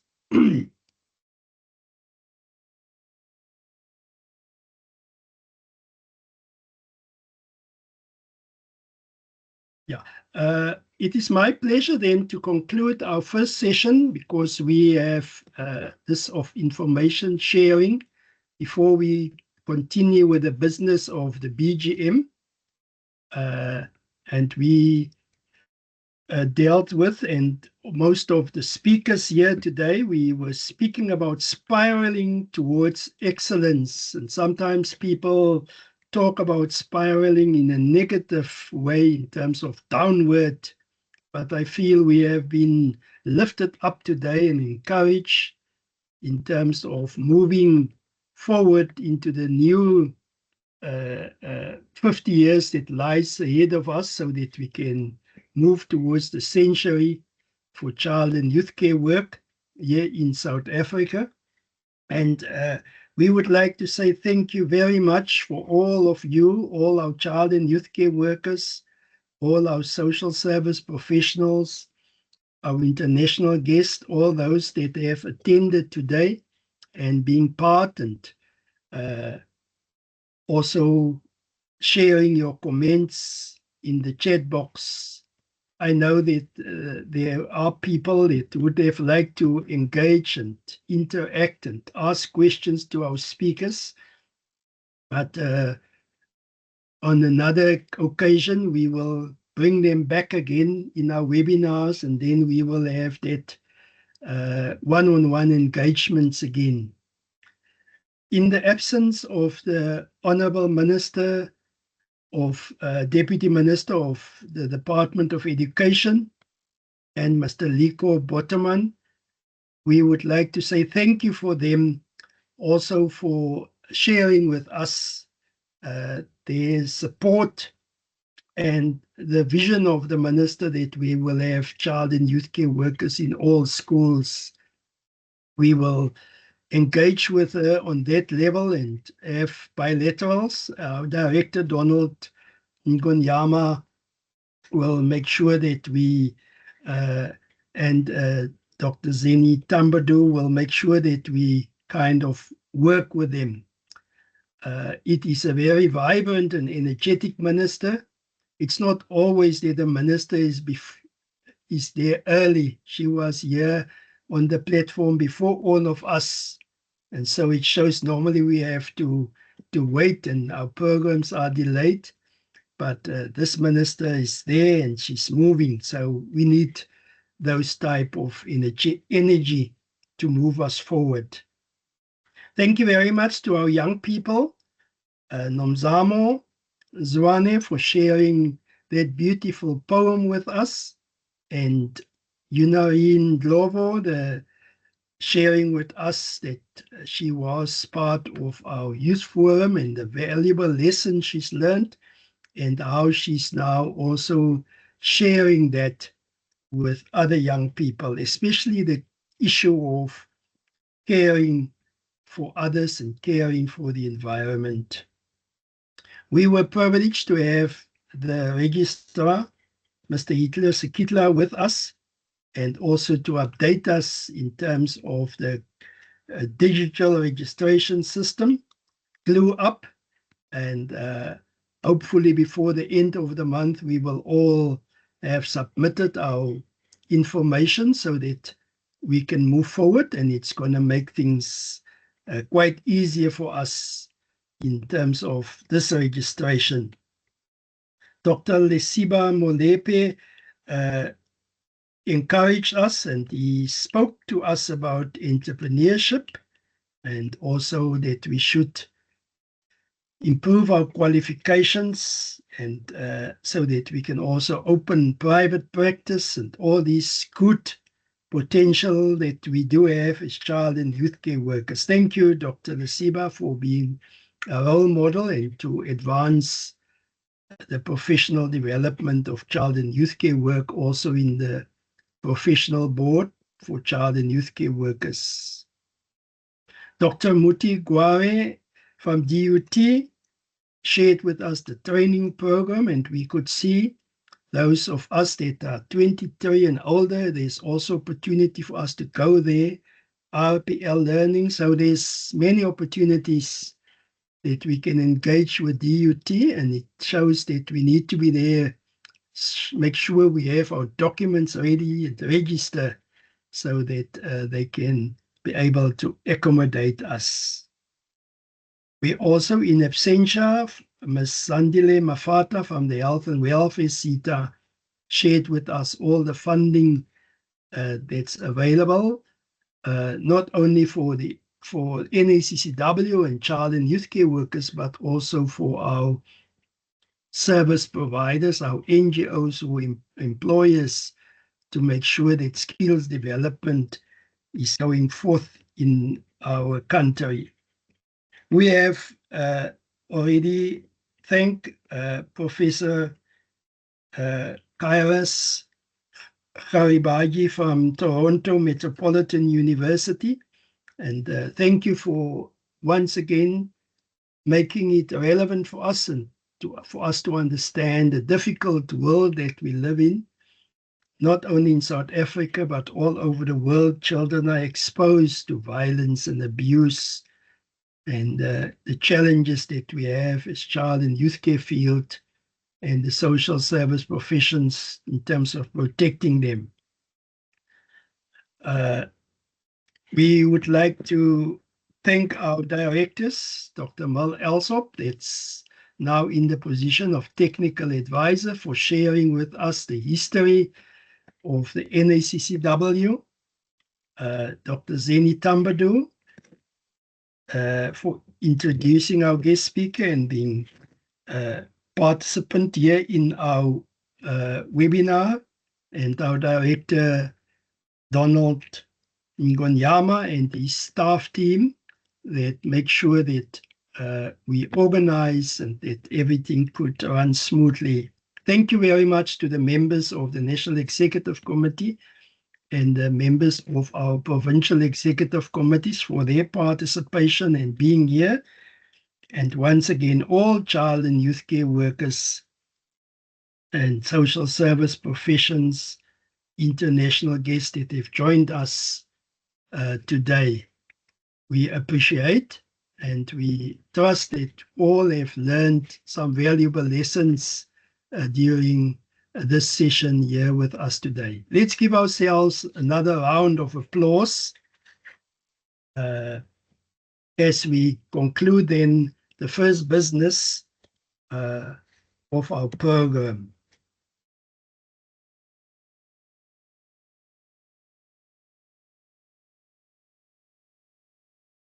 For the sake of time, we will now attend to our session 4, our biannual general meeting, and we will attend to the business of the reports of the national chairperson and our regional chairpersons, our finances, amendments to the constitution, and then the election of the national chairperson. So we will be with each other, and as we go through these, we will engage on this platform. We therefore want to welcome again and acknowledge all our members of the National Executive Committee, our PEC, and our child and youth care workers, all members of the NACCW present. If there are any guests with us who are not members, we also welcome you and acknowledge your presence here this afternoon as we present our reports of the National Association of Child and Youth Care Workers. We also say welcome to our directors who are present this afternoon and the members of staff that are there to support our work. We did receive an apology from our treasurer, Mr. Francisco Cornelius, who is out of the country at the moment. And we also note that I'm not sure, Donald, our director, if there's any other apologies that we need to note.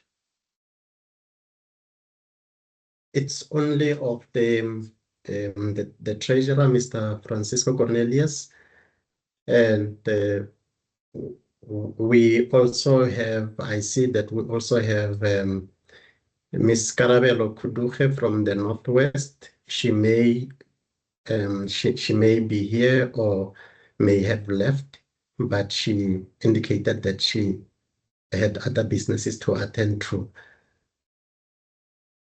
Thank you. Thank you. Are there any other apologies from the members that we need to note?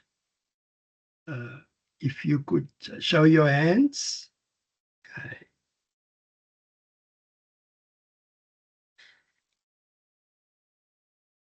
If not, we then want to confirm the agenda for this afternoon as I have briefly summarized it with the members, and we then ask for a proposal that we adopt the agenda for our BGM. Can we have a proposal for the adoption of the BGM agenda? Okay, thank you. We've got Mandy Goebel and Ruth. Thank you for your sharing. Okay, I'm not sure. Yeah, thank you. With that, then we declare this meeting officially opened, and we're gonna ask the director, Mr. Donald Ngonyama, just to briefly share with us the minutes of our previous BGM of 2023. Yeah.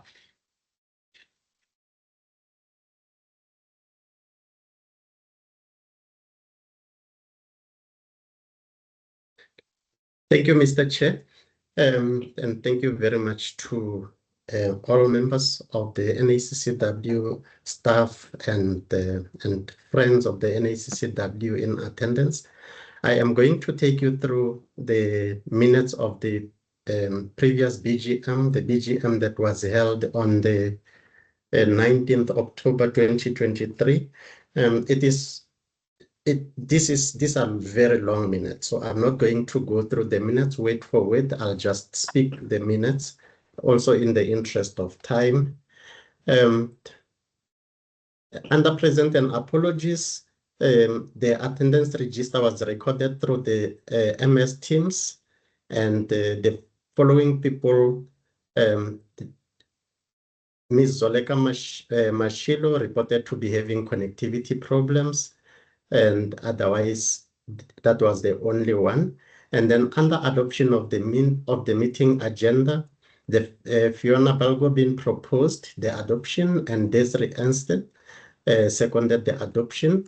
The minutes of the past BGM 2021 were read by Donald Ngonyama, and Desiree Anston proposed acceptance of the minutes, seconded by Josie Pinor. And then presentation of reports, the National Chairperson's report was done by Mr. Elwin Gallant. Mr. Gallant covered in his report, National Executive Committee, in which he indicated that the provinces held provincial BGMs both in person and in virtual, depending on decisions made per province, and that all elections went well. Under membership, there was a decline in membership that was reported in the past 2 years, and more so during COVID-19 pandemic.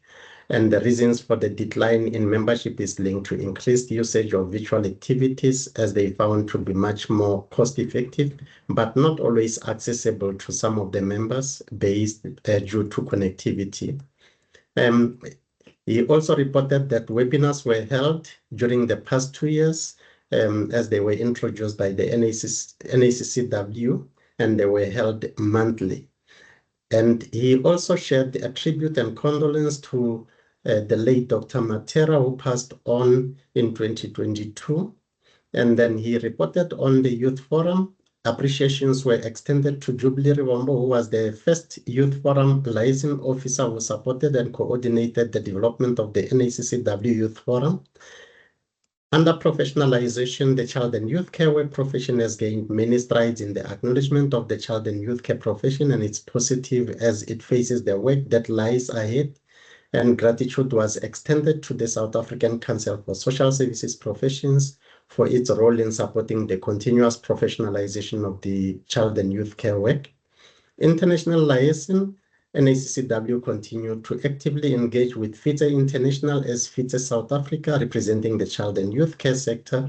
FITE Africa continued to hold meetings through virtual platforms with all the member countries on equal basis, and the participating countries are Zambia, Kenya, Lesotho, Namibia, Ghana, Swaziland, and South Africa. And then there were provincial reports that were shared by all provinces: Western Cape, Eastern Cape, Northwest, Free State, Northern Cape, Gauteng, Mpumalanga, KwaZulu-Natal, and Limpopo. There was a report from the Youth Forum, which was presented by the National Chairperson of the Youth Forum, Ayabukwa Tsube, who indicated that the Youth Forum continued its operations with the support of Jubilee Ribombo. All provinces developed annual plans for 2022. In the beginning of the year, the Youth Forum members who passed grade 12 were supported with admission into tertiary institutions. The Youth Forum members elected were orientated on their roles and responsibilities by the Youth Forum liaison officer. The Youth Forum magazine was continued in 2022-2023 with different young people profiled, and 3 young people were elected to serve in the South African National Child Rights Coalition Executive Committee to represent children.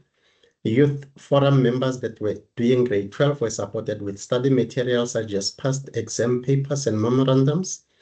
And then there was a directorate report that was delivered by Dr. Mel Alsop and Mr. Donald Ngonyama.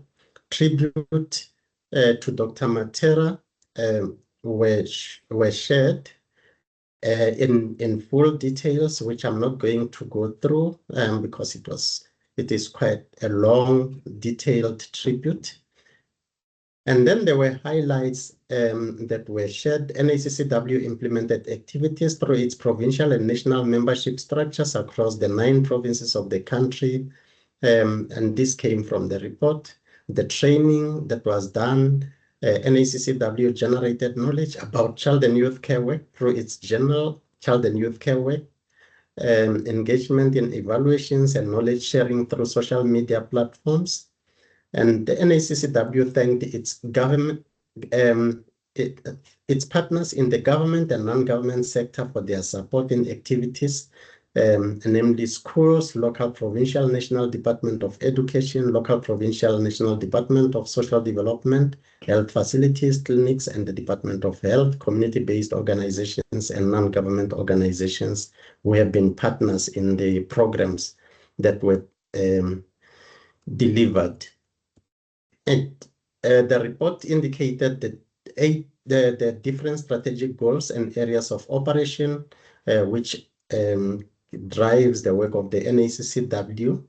And then under building models of care, NACCW has implemented 16 programs in the past year across 7 provinces, reaching over 130 children and youth through close to 600 trained child and youth care workers. Child rights advocacy, the NACCW advocated for the realization of the rights of children in numerous ways. At the membership level, this involved learner child and youth care workers being taught ways in which they must uphold and protect the rights of children. The National Child Treasurer's Report, Mr. Francisco Cornelius, he reported that the NACCW has experienced a financial challenge in this financial year and has spent considerable time and resources in overcoming this challenge. NACCW is pleased to report that by the end of the financial year, the plans to rectify the situation were well underway. However, the situation that NACCW faced led to NEC making the very difficult decisions to cancel the planned NACCW 24th biannual conference. And then Adoptions Centrum report The national chairperson requested that the members accept the report delivered, and acceptance of the reports was proposed. Sorry, it is adoption of the reports. The national chairperson requested that the members accept the reports delivered. The acceptance of the reports was proposed by Reverend Isao, the provincial deputy chairperson from Mpumalanga, and seconded by Peter Sitlabaka, the provincial chairperson from the Free State. Appointment of auditors, national treasurer proposed Harry Curtis and associates to be the audit firm that would audit NACCW books for the next term. And then election of national chairperson. Ashley Theron conducted the election of the chairperson. He acknowledged all reports and clarified the nomination process of the national chairperson. And the national chairperson was elected. Advancing the professional development of child and youth care work. We received an address by Ms. Lindiwe Zulu, Honorable Minister, Department of Social Development, and some of what was delivered by the minister included strengthening of local structures, which she indicated it's very important that the sector is far from achieving its goals and is confronted by challenges and obstacles that are confronting the country, the communities, families, and individuals. She went on to say that there must be a review of performance of all affected parties, referring to the Department of Social Development, Council, and the NACCW, and this must be linked to the expectation of the 55,000 social service practitioners according to the National Development Plan.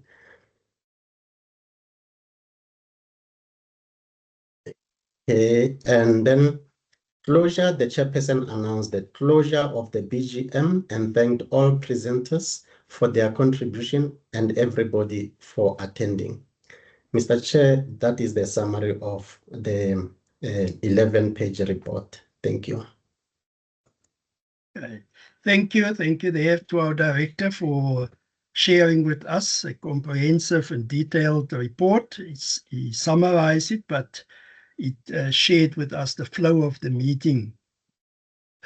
Can we adopt then the minutes of the previous meeting? I'm going to ask if there's any proposer. Professor Nixmeyer, are you proposing that we adopt the minutes? Thank you. Can we then have Ruth will second? Yeah. Thank you very much. Are there anything questions on the minutes, matters arising from the minutes? I see Nick, hand is still up. Nick, anything that you want to comment?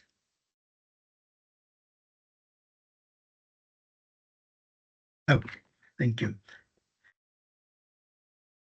Ndomiso. You may unmute, yeah. Oh. Hello, am I audible? You can speak, thank you. Thank you very much. Thanks for the report, which was just presented. Clarity seeking question on the issue of trainings. My question would be, there was a challenge. Has it been sorted out? The challenge that when people are being trained, then it's done, then certificates, NSSW, HWC, because that has been the current challenge. Has that been sorted out? Because I heard that there were trainings that were taking place, about 18,000 people were trained, and then you find out that there's this challenge of a delay in terms of the certificates. NSSW will say HWC, HWC will say NSSW. Thank you. Thank you for that question. We can report that is work in progress. We in regular contact with HWC, but I'm going to allow the director maybe just to summarize or comment on that question. Thank you very much for the question, and thanks, Mr. Chairperson. Yes, it is correct that there is ongoing engagement with HWC, the office in the Western Cape, and it is work in progress. It is clear how the plan to address this problem is going to take place. And there has been a number of people who have been verified and endorsed in July and August. And so those that are remaining, we are having that engagement with HWCTA. Thank you, Mr. Chair. Thank you, Director, for clarifying that issue. Okay. I don't see any other hands, so we will now move to the tabling of our reports. We will first deal with the chairperson's report, and then the reports from our provincial chairpersons, and then the report from the Youth Forum. We promise that these reports will be a summary, because the final or the lengthy reports will be in our annual report document, which we will make available at a later stage. So I will deal with the National Chairperson's report first. Then we will deal with the provincial report, the Youth Forum report, and after the reports, we will allow people to engage or ask any questions in terms of matters arising from the reports that we have tabled. National Chairperson's report for the period 2024 to 2025. It is an honor and a privilege then for me today to report on the governance and membership of the organization during the reporting period. The National Chairperson, Deputy Chairperson, and Treasurer were elected at the NACCW Biennial General Meeting in 2023. The officers in these positions remained steady for the past 10 years, which is an indication of the stability in the organization. I will therefore want to express a word of appreciation to our Deputy Chairperson, Ms. Fiona Belgobind, and the Treasurer, Mr. Francisco Cornelius, for their dedication and commitment to serving the NEC over these past years. Likewise, we would like to share our heartfelt gratitude and appreciation to the regional chairpersons who have served the NEC since our previous BGM in 2023. And last year we had our regional BGMs, and we have a few new chairpersons elected who also now serve on the NEC, and they will also be sharing reports from their regions later on. I just want to mention the chairpersons in the Eastern Cape, Vanessa Grootboom, Free State, Peter Shabalala, Gauteng, Noslanslan Slapo, KwaZulu-Natal, Nothembeshle Makwanazi, Limpopo Province, Ashwin, Mpumalanga Province, Reverend Iso Maseko, Northern Cape Province, Josie Pina, Northwest Province, Karabelo Udunje, and Western Cape Province, Desiree Ernstein. We had our various virtual meetings as the NEC during the past 2 years, and we attended to all the governance matters of the organization and to keep the membership up to date in the provinces as well. I would like to then thank the expressed appreciation to the dedicated chairpersons who assisted the organization to address the concerns and needs of the membership. On the membership issue, we want to say that we have provincial structures in all our 9 provinces. And during the past year, we were able to celebrate International Child and Youth Care Week during the month of May. And our theme for the past year was celebrating a relational child and youth care practice around the world. We appreciate all our pioneers, child and youth care workers who demonstrated to us that the work of the child and youth care workers goes beyond residential work to include other institutions and settings where children and young people need our support.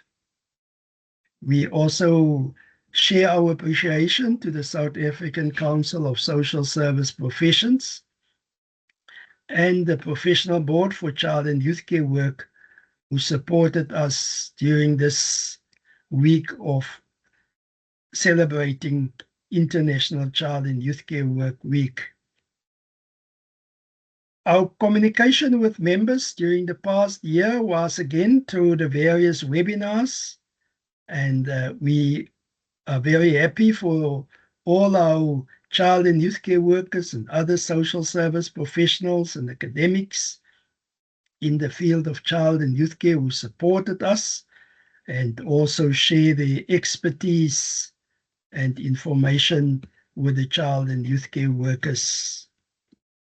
Our youth forum, we have our youth forum in all the provinces, and we want to once again thank our National Youth Forum Coordinator, Jabulilali Mazibuko, who supported the Provincial Youth Forum coordinators and kept the youth structures actively engaged.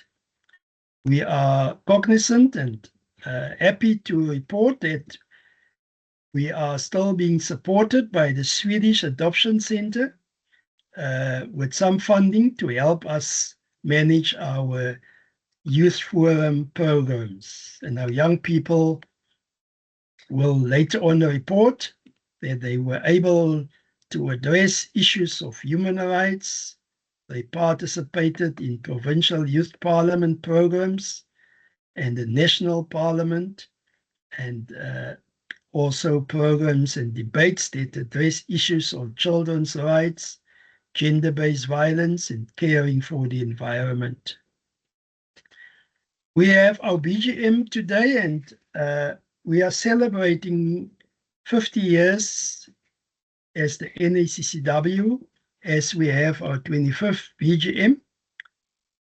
We know that, as been said earlier on, that child and youth care workers like to come together and be together and have that face-to-face meeting and conferences. We hope to have to celebrate our half century in the next year or the year to come. It all depends on sponsorship and funding so that we can move forward. But we, as the NACCW, appreciate all of those who have participated over the past 50 years to ensure that we address the needs and the development of child and youth care workers, and also to protect the vulnerable, our children and young people. On the field of professionalism, we I want to say at this stage, we have registered about over 13,000 child and youth care workers on auxiliary level and 500 on professional level with the South African Council of Social Service Professions. We were able to address the challenges regarding compliance and registration with Council, and it's still work in progress as we continue to address the challenges. We want to express our appreciation and gratitude towards the South African Council of Social Service Professions and the Professional Board for Child and Youth Care Worker to attending to the needs of child and youth care work profession and their support in this regard. We are, however, also disappointed with the slow progress in advancing the goal of establishing more university programs for studying child and youth care profession. We are happy to know that DUT has got this support for us and also to engage with the child and youth care field on continuous professional development going forward. We also appreciate the Health and Welfare SETA for providing opportunities for child and youth care workers to study and for learnership and internship programs. We are in discussion at the moment with UNISA, attending to our plight for them to reintroduce our distance education child and youth care program. The director submitted our documents to them and we await the outcome from their side. NACCW is still involved and we are constituted as FITSE South Africa, representing child and youth care sector in the international forum. Our ties with other African countries are also being strengthened through FITSE Africa, which conducted regular virtual meetings during the past year. The NACCW is also a member of FITSE International and also participate in the virtual meetings. Our director was able to attend FITSE International Congress recently. On the field of professional services, we as the association had the leadership of our director and 2 deputy directors, and as we have reported earlier, there was a change in leadership. As our long-standing director, Dr. Mel Elsop, retired from this position, but still sharing her experience, expertise and providing technical support and training to the organization. We wish Dr. Elsop all the best in her future endeavors and welcome Mr. Donald Ngonyama, our Deputy Director, who has been appointed by the NEC to serve as our Director. We are grateful that Dr. Zeni Tambadu continues in her position as Deputy Director. On behalf of the NACCW, we therefore want to express then our sincere gratitude to the directors and deputy directors, the managers, for providing diligent administrative support to the organization to ensure that NACCW fulfills its mission in coordinated, efficient, and effective manner. We were also affected by the USAID withdrawal of program funding during February this year, and this has impacted the organization significantly. And a lot of our contract staff, we had to then cancel these contracts. We want to also then express our sincere appreciation to the funders and our donors who supported us to serve the needs of vulnerable children and families, and this thus help us with nation building in our beloved country. Thank you to all the stakeholders, partners, and child and youth care workers who are enthusiastic and committed to making a difference in the lives of our vulnerable children and youth. We continue to be confronted with alarming news of abuse and neglect of children in society and in their homes. Children are no longer safe because of human trafficking, gang violence, road accidents. We learn about water mafia, lack of water in some communities, disaster, hunger. And my most concern is children electrocuted at times when they play outside because of illegal electricity connectivity. As the child and youth care field, my plea is that we must be more activist and work with government and local and provincial so that we can share with them the plight of our children, because we need to create safe spaces for our children. We therefore call on government and other stakeholders to assist in providing care and protection for all our vulnerable children. In conclusion, I want to quote from the late President Nelson Mandela, who said, society's treatment of its children is a reflection of its values and its soul. I thank you.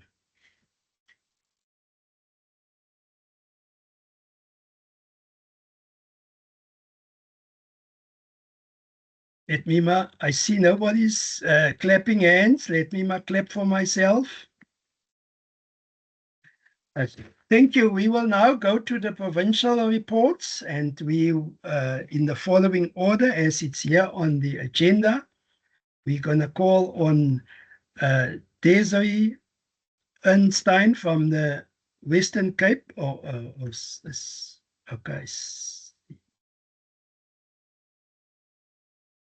Can I just check? Are we starting with Desiree or? Yes. Good afternoon, honorable leaders, yes, special guests, and all protocol observed. The Western Cape Provincial Report. The election of the new PEC took place at the second meeting because that was reconstructed due to some challenges we faced in the first meeting, but it was successful. The PEC continued holding the monthly meetings and discussions on membership matters. The directors' forums continue, although we saw some cases there was a drop in the attendance, and it was a bit of a concern, but meetings were impactful and rewarding from the members of the forum. One of our main concerns that was raised in the province was the child and youth care workers deregistration due to council sunset clause, but a lot of effort was directed to re-register them through correspondence and meetings with council. One of our highlights was our child and youth care forums, where the meeting was attended by 57 participants who reported to have been enjoying the meeting. The PEC has identified a decline in membership as a challenge and effort to encourage members to renew and new members to join was directed to social media and campaigns.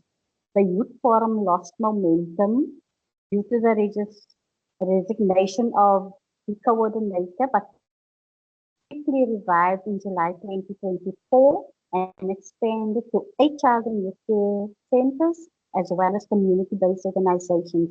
The youth participated in various activities. Some were face-to-face and some were held virtual.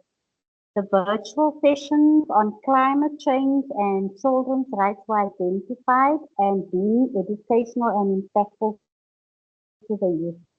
The Youth Forum commemorated various special calendar days, which include Human Rights Day, Youth Day, Freedom Day, and International Nelson Mandela Day. The Youth Forum recruited more than 100 new young people in the past financial year. The growth of the Youth Forum is due to the hard work of our Youth Forum coordinator and the Child and Youth Care Forum workers, and I thank you. Thank you, Desiree. Let's give her a round of applause. Okay, and then we will now move to KwaZulu-Natal. A warm greetings to honorable members, international and nationally, all protocol observed. My name is Dombentle. It is an honor to present our work as a KZN province to all of you today. So KZN continues to operate with a strong PEC of 17 members due to the numbers that we have, also the district. The KZN PEC held 7 provincial meetings, excluding forums meetings. The KZN active forums include Directors Forum, Child and Youth Care Workers Forum, Social Workers, Seniors, and Youth Forums, which is we have like workshops on behavior management, supervision, and stress in under the concept of self-care, which was held and it was successful. And also we did advocacy to respond to deregistration of child and youth care workers with the SAC SSP was initiated and some of the child and youth care workers were restored in the council register. The provincial activities included meetings In-service trainings, DUT presentation, PAR training, webinars, and child safeguarding policy workshop. Then the provincial BGM was held in 2024, where the new members were elected, and it was successful.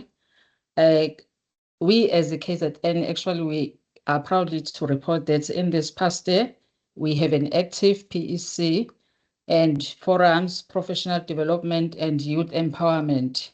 We are all proud of our achievement. The Youth Forum also is active with 23 organizations involved, and some of the national days celebrated include Human Rights Freedom Day, Youth Day, and Women's Day. The Youth Forum used mapping, arts, and writing to highlight societal issues as another way for youth analysis, their environments, and livelihood. The Youth Forum visited the Nelson Mandela imprisonment site on Mandela's Day. So thank you. Thank you, Ms. Makwanazi, for sharing the report from KZN. Thank you very much. And then we're going to move to the province of Gauteng.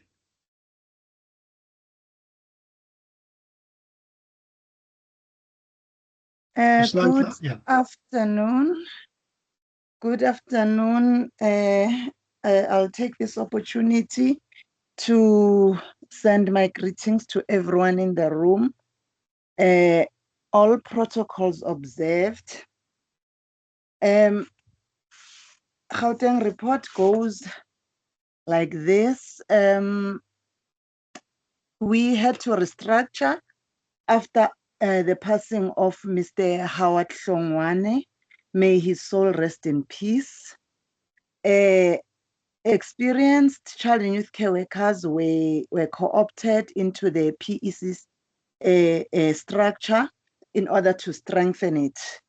And there was collaborations with the City of Tshwane Youth Development to extend the stakeholder network. And then the PEC and the membership participated in the webinars that have been going on. And we've had the child safeguarding workshop, and also the POPI Act training also took place in July. NPOs were identified to receive donations of furniture distributed through the Gauteng NACCW office, and they were appreciative of these donations. The Youth Forum received a continued support from the PEC, even though there were dynamics that were experienced, but they are being attended to on a continuous basis. And we've had support from our director since he is based in Gauteng. Secure Care Center, the Secure Care Center also participate in the Youth Forum. The DSD budget cuts continue to be a problem, especially to the NGOs and also within the department, as it affects the children's services. And the South African Council for Social Services Professions deregistration affected the morale of child and youth care workers in the province, as some of the child and youth care workers were directly affected. However, they are supported through the process, and most of them have been registered for level 4 training going forward. And we are also in the process of launching the Administrators Forum in November. Thank you very much. Thank you, Noslanchla, there for the Gauteng report from Gauteng. We are now moving to the Eastern Cape report, and Vanessa Grootboom will share with us. Good afternoon, NACCW family. Good afternoon, directors. The Eastern Cape Provincial Report. The Eastern Cape structure continued with dedication and hard work in this past financial year. The PEC meetings were held via WhatsApp platform, and this worked well for the PEC functioning. The Eastern Cape membership joined NACCW monthly webinars and training.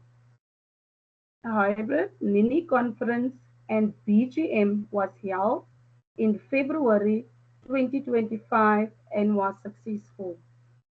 The membership in the Eastern Cape attended the Child Safeguarding Workshop held in November. The PEC identified the expansion of membership across districts as key and encouraged members to renew or join the association. The Youth Forum met to develop a year plan which guided the activities of the forum. On average, the PEC can proudly report that monthly meetings and events, national webinars held attracted plus minus 60 participants from the province. One of the highlights of the Youth Forum was health and fitness program and spelling bee activities. The support from child and youth care centers is appreciated as it enabled the implementation of activities. They were able to cover meals, stationery, and transport for child and youth care workers attending the trainings and events as well as the youth. Amongst the challenges identified are an improvement of membership renewal and improved communication across the board in the province. I thank you. Thank you very much there from the Eastern Cape, Vanessa, for sharing the report from Eastern Cape. Okay. Is Carabello available to share a report?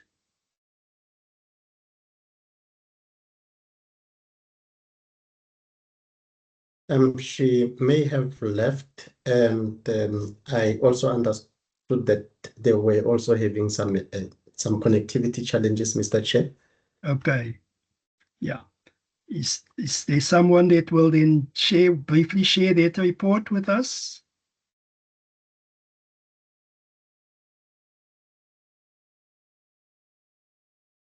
Yeah, Donald, I can you guide understood us that she here? has delegated somebody, but I can quickly go through the report in the interest of time. Yes. So the Northwest Province Association has experienced a decline in membership and activities due to funding shortages. The province has also experienced a high deregistration of auxiliary child and youth care workers by council as a result of non-payment of annual fees. The introduction of the commencement of training at NQF Level 5 was welcomed, and those that attended the training showed commitment. However, there are many auxiliary child and youth care workers who have reported not to have completed NQF Level 4, funded by DSD due to funding limitations with the DSD in the Northwest. The province appreciate the training provided on Child Safeguarding Workshop and POPI Act, which were attended by more than 100 social service professionals in the Northwest. The NACCW monthly webinars continue to be well attended by the members from the province. Due to the vastness of the province and difficulties in traveling, the PEC relied mainly on WhatsApp groups for communication. The Youth Forum support and activities continued well. However, there is an expectation for more face-to-face activities from the youth. Northwest network connectivity is not strong in most of the areas, and this hindered virtual participation during Youth Forum activities. The Youth Forum celebrated various special calendar days, including Freedom Day, Youth Day, and Heritage Day. Thank you, Mr. Chair. Thank you, the Director, for sharing the report on behalf of Northwest. We will now listen to Peter from Free State to share their report. Thank you, Peter. Good afternoon, everyone. I hope you are well. If you allow me, the program director, let me say protocol observed. The Free State Provincial Report is as follows. The PEC was elected in October 2024, consisting of 9 PEC members in total. Meetings were held with provincial DSD directors to strengthen the partnership. The PEC enjoyed some improvement in the running of the provincial activities, including attendance in the meetings compared to the previous year. The PEC and members appreciated the availability of training on child safeguarding workshop and the NACCW monthly webinars, which were well attended. Membership renewal has been identified as a challenge, and efforts were directed in encouraging members to renew or join the association. The Youth Forum received added support with new coordinator and full support of the PEC. Limited financial resources for the running of the Youth Forum has been identified as a challenge, but this did not deter the successful high-level functioning of the program. More youth were encouraged to participate in NACCW activities as they are beneficial for their personal development. The PEC would like to extend appreciation to all members in the Free State provinces for their commitment. Thank you very much, Mr. Chair. Thank you, Peter, for the Free State's report. And then we will move to the Northern Cape, Mr. Josie Pina. Good afternoon, everyone. Greetings from the Northern Cape. The Northern Cape provincial structure continues functioning despite the funding limitations, which has reduced NACCW activities in PEC face-to-face meetings. The PEC has identified one of the biggest challenges facing child and youth care workers to be the DSD-funded child and youth care workers who continue to face stubborn delays of 3 months, leading to hardships. The PEC continues to encourage members to join and to renew their membership with the association. The NACCW monthly webinars are appreciated as they keep membership engaged and feeling recognized and supported in the professional developments. The Northern Cape Provincial Association experienced less visibility of the NACCW interaction with the Provincial Department of Social Development. This can lead to gradual diminishment of the influence of the NACCW in the province. The child and youth care workers in the province shared their concerns on deregistration due to unpaid SACSS fees. The cause of the delays in payment were also influenced by delayed payment of stipends by DSD. NACC Youth Forum continues to operate strong under committed leadership in the province. The PEC appreciates the training provided on child safeguarding workshop in the interaction with the national office.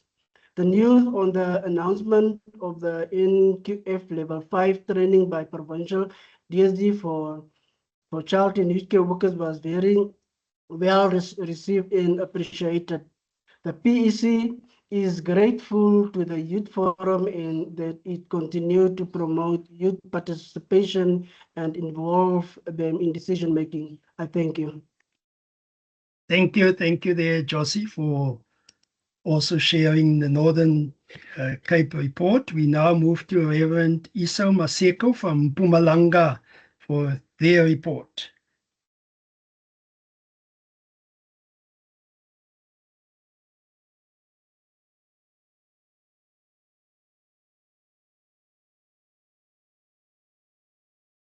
Reverend Iso here. If you can unmute.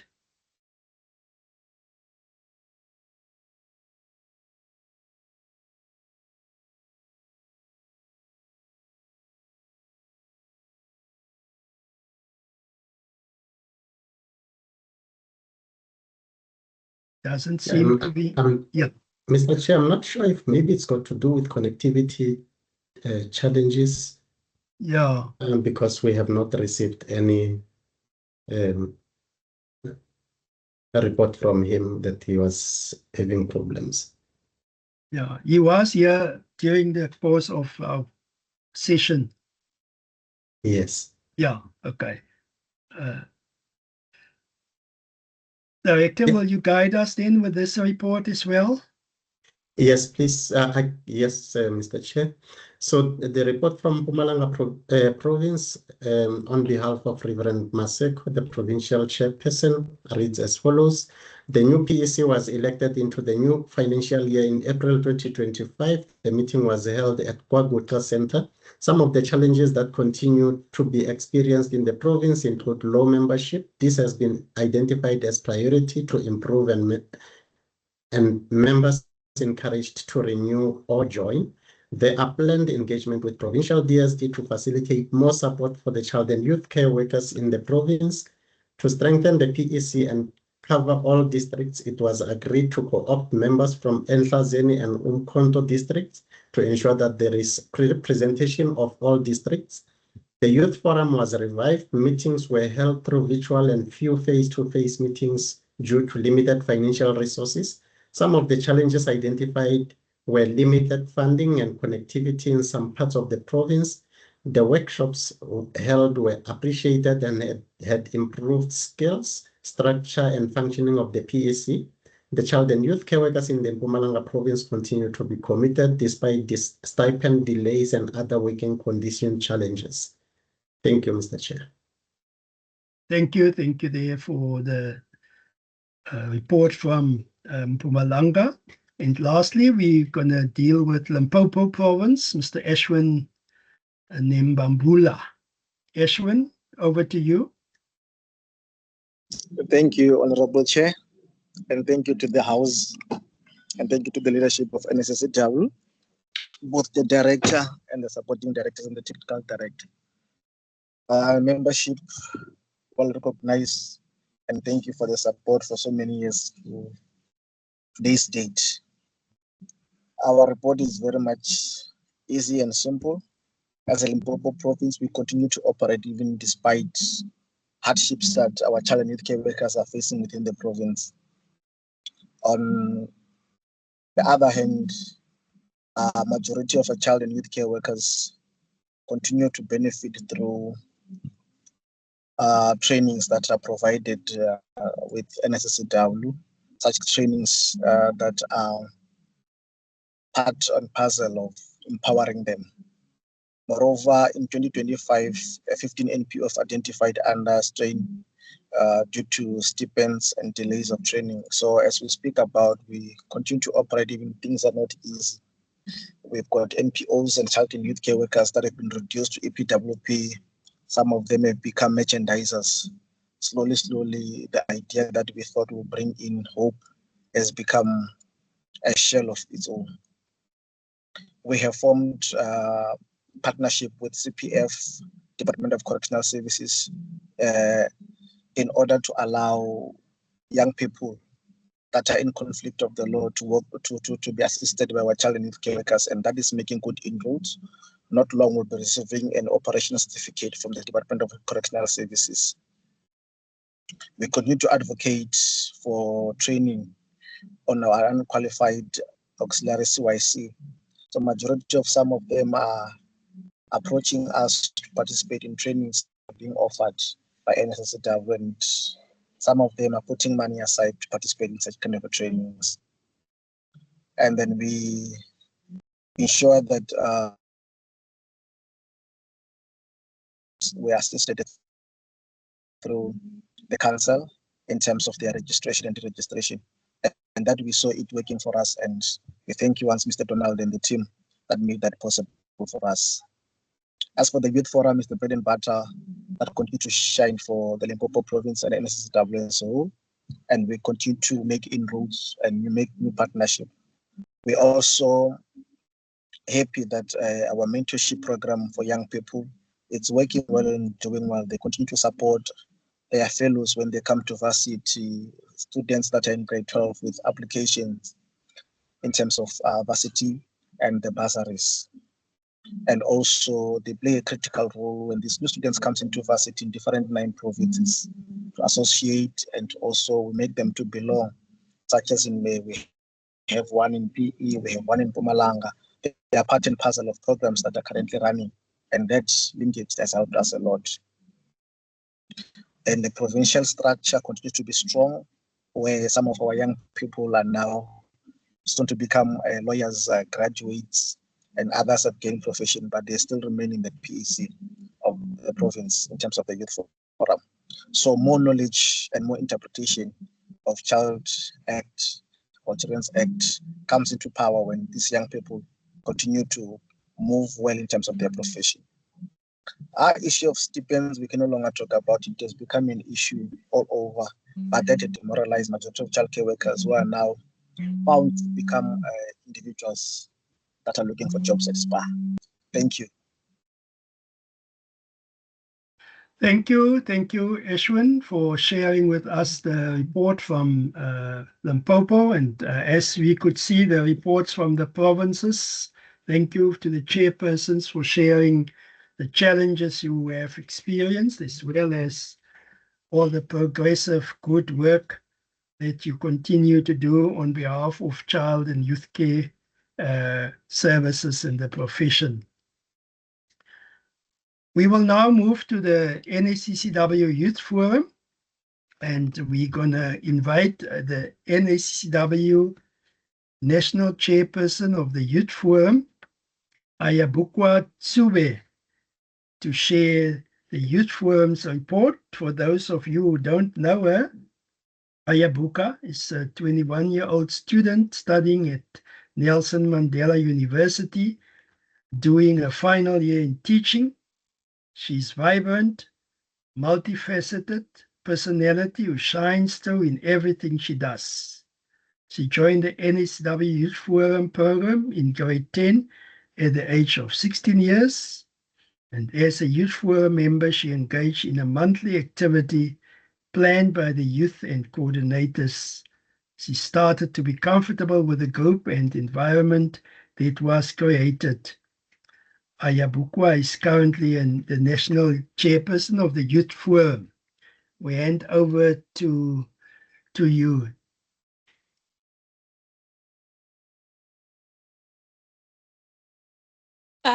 Greetings, everybody in the house, to all the members and the international guests in the house, and all the protocol observed. I am not Ayabukwa. Ayabukwa is committed with their schoolwork. She had a class at 1:45. I am Chilate Sharon from Limpopo, and I'm a youth mentor. So I'll be reading a report from Ayabukwa, which she wrote for the NACC Youth Forum, and it reads as follows. The NACC Youth Forum has experienced yet another exciting year of growth and development amongst its members and non-members. As usual, we started this past year with a virtual annual planning meeting attended by all the 9 provinces representatives led by provincial coordinators. The implementation of these plans are overseen by our coordinators and reported to the meetings by the provincial chairpersons. As part of leadership development, the Youth Forum leadership was orientated on the roles and responsibilities of the executive committees on a provincial level as well as on a national level in order to prepare themselves to oversee and support the activities. The Youth Forum members joined meetings, workshops, and discussions focusing on various issues, including supporting the voice of the girl child through promoting women's rights. Let's Talk platform was created to encourage youth to talk about various issues that concern their lives and to support each other. The Let's Talk also focused on analysis of national matters such as the President's State of the Nation address and the budget speech delivered by the Minister of Finance.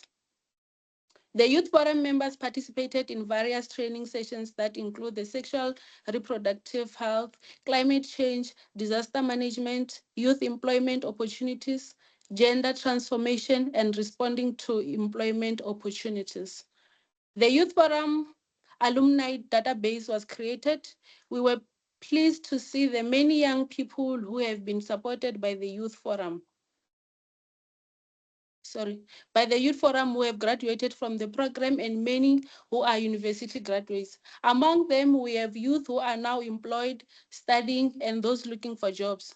The NACCW Youth Forum alumni consist of youth who have qualifications in social work, law, business administration and management, public relations, project management, broadcasting, communication, agricultural science, microbiology, biotechnology, human physiology, civil engineering, human resource management, accounting and management sciences.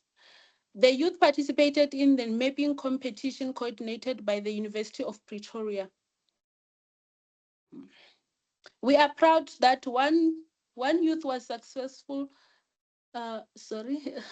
We are proud that one youth was successful to have their mapping displayed at the international conference. And in conclusion, the Youth Forum leadership would like to thank the NACCW leaders for their support, the staff and all the partners who have financially supported our projects. It ends. Thank you. Thank you. Thank you very much there to our youth mentor, Ms.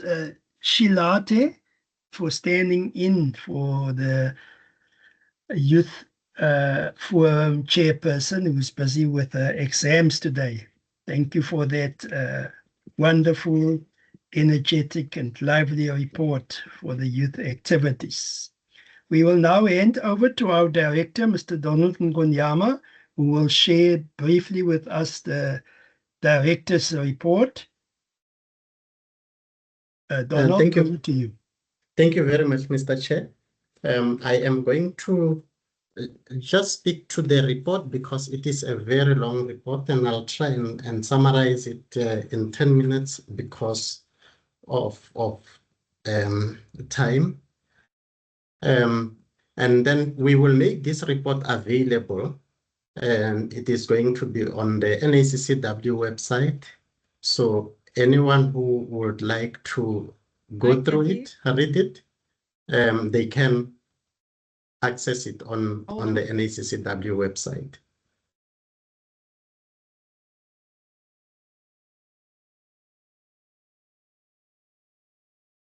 NACCW continues to operate within the following areas of operation: skills development, consultancy and mentoring, professionalizing the field, membership, developing and replicating models, knowledge development and dissemination, international liaison, advocacy, youth development and participation.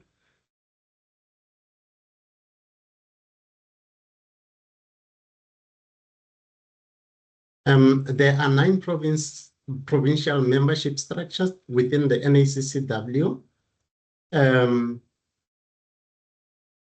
Okay, just sorry. Okay, the models of care. NACCW has implemented 11 programs in the past year across 6 provinces.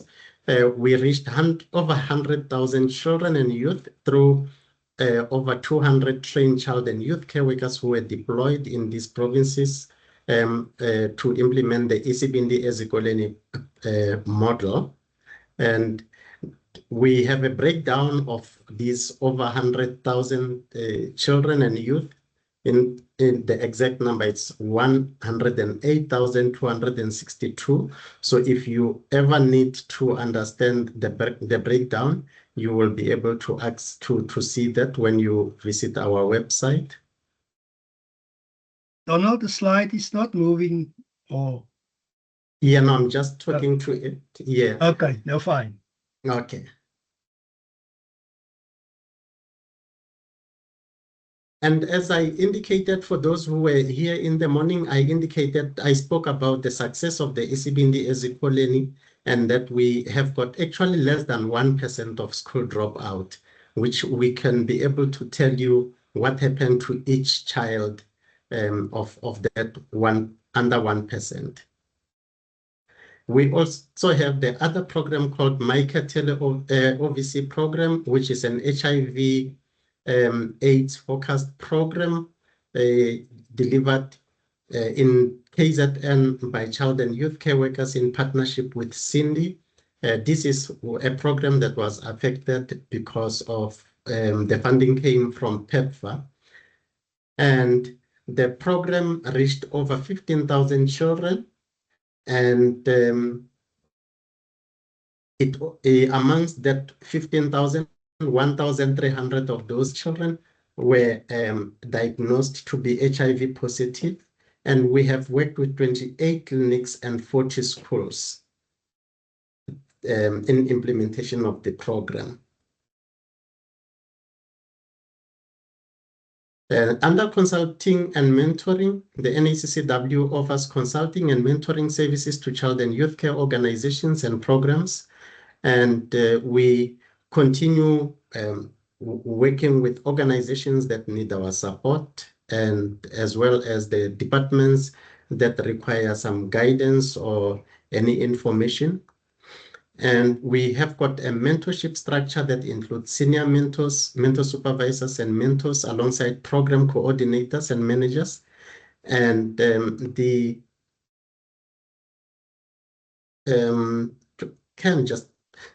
under special programs, the NACCW Youth Forum, we had 53 youth forums meetings that were held nationally, with 1,893 young people who attended the forums throughout the year, and 2,575 number of times that the young people attended the meeting. So the youth forum, as reported by different provinces, you can see that it was busy.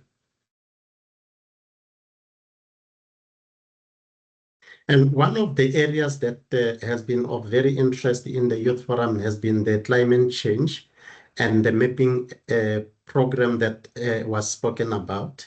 So I'm not going to say much on that. It was reported. Then the child protection services that were provided were under the ECBND Ezikoleni were beneficial to a number of young people who were affected by child protection issues.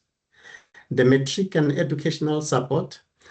Last year, again, we reported on the pass rate of grade 12 learners, which was 79.2%, which we are hoping that in this academic year, that number is going to be a little higher.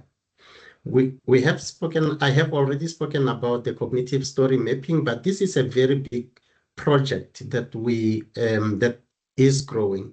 And then the young person who reported on behalf of Ayabukwa, the national chairperson of the Youth Forum, indicated that the young people and they participated in an international conference on children's cognitive mapping, and some of the pictures were selected to be displayed in an international conference. So it's a very big program. It's a very good program, and it's a growing program that we have.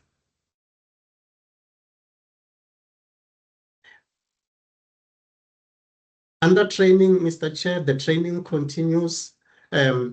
We do not have a lot of training like we used to have in the past because the training has declined from the provinces and from the private sector, but we continue providing training.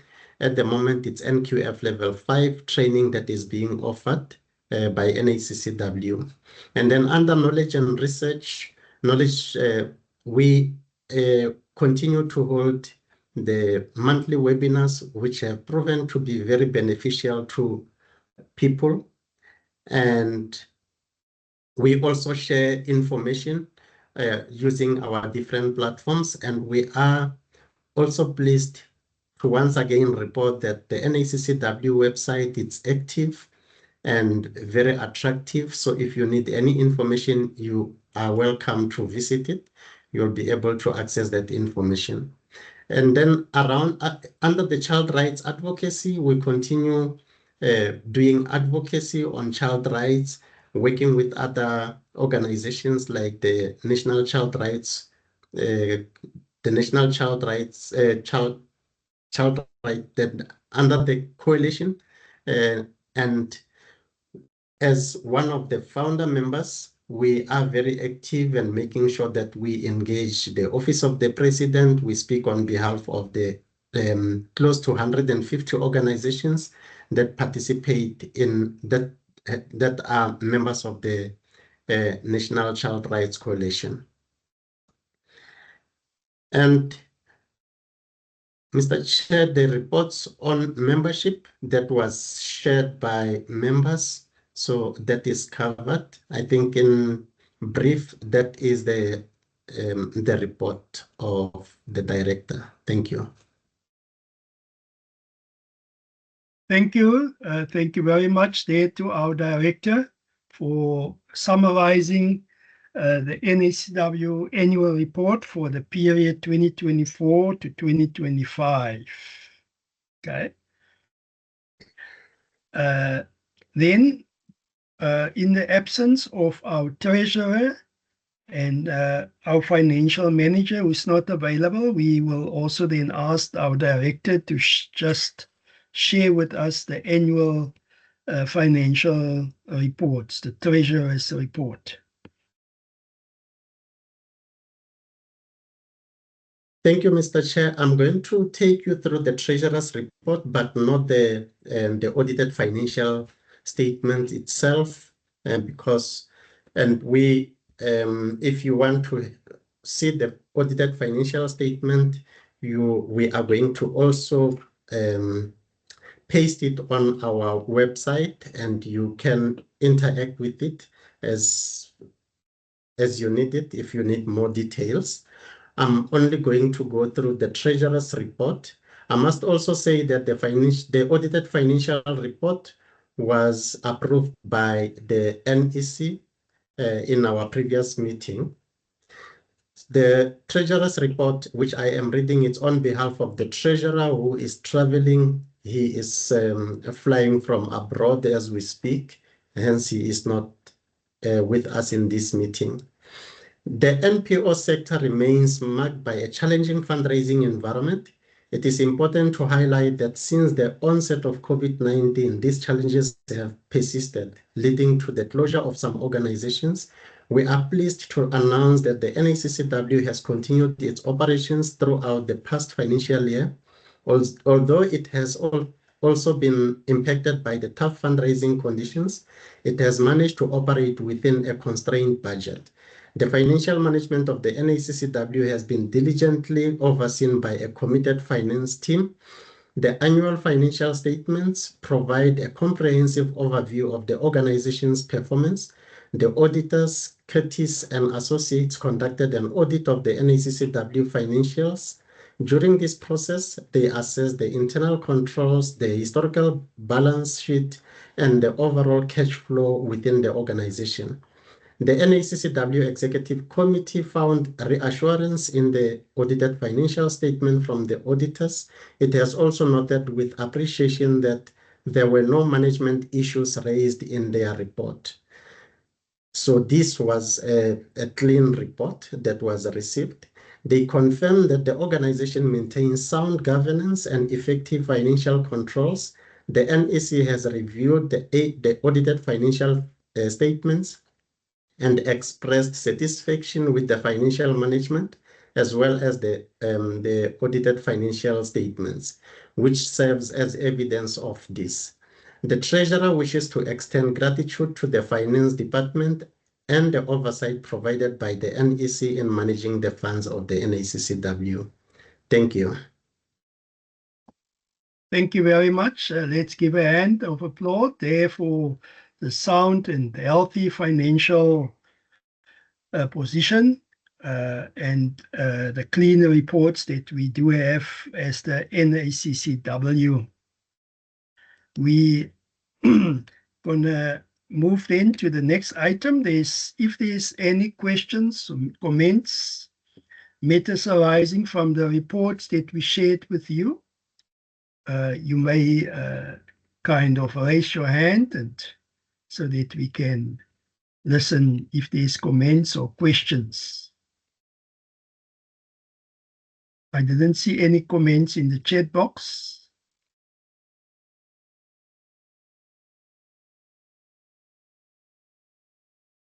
Oh, there's Ndomiso. You may pose your question.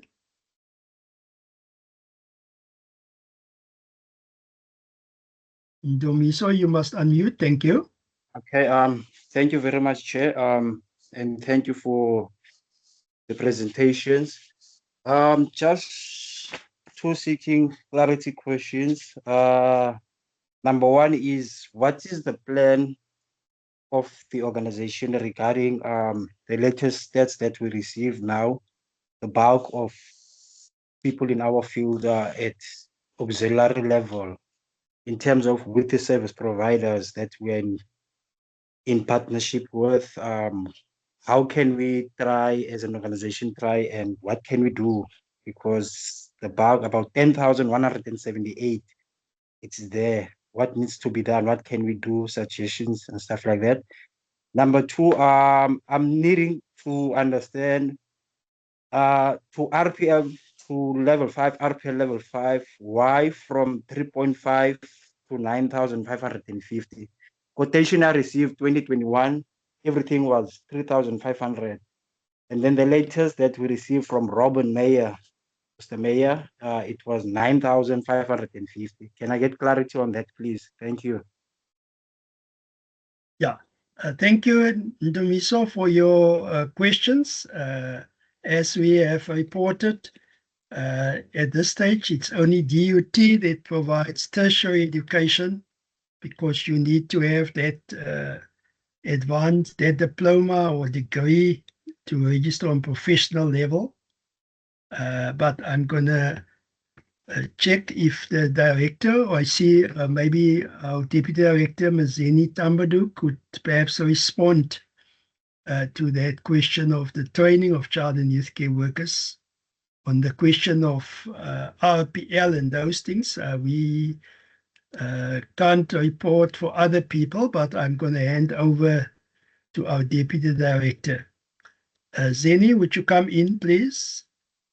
I think that just if I could just respond on the first question, just to say the plan to lift the auxiliary child and youth care workers into professional degrees and professional qualification has been an ongoing struggle that the NACCW has been navigating and negotiating with other stakeholders. I think that what was interesting about this forum today, as well as some of our previous forums, where you see that the health and welfare SETA, the DUT, and the council are coming together around the NACCW, clapping hands in looking at a solution to this, because it's a problem that actually is a problem of the child and youth care sector. All of us need to play our part. I think one of the issues that was raised today was that the need to move the level 5 forward, that from level 4 childcare workers auxiliary level need to move into the level 5 training at least, and then look at ongoing development. The other question that was asked in the chat box that is going to be given some serious attention is that if people want to study, what distance education courses that they can do that can be aligned at least to the DUT degree, so that in the meanwhile, because there isn't any distance education program at DUT, that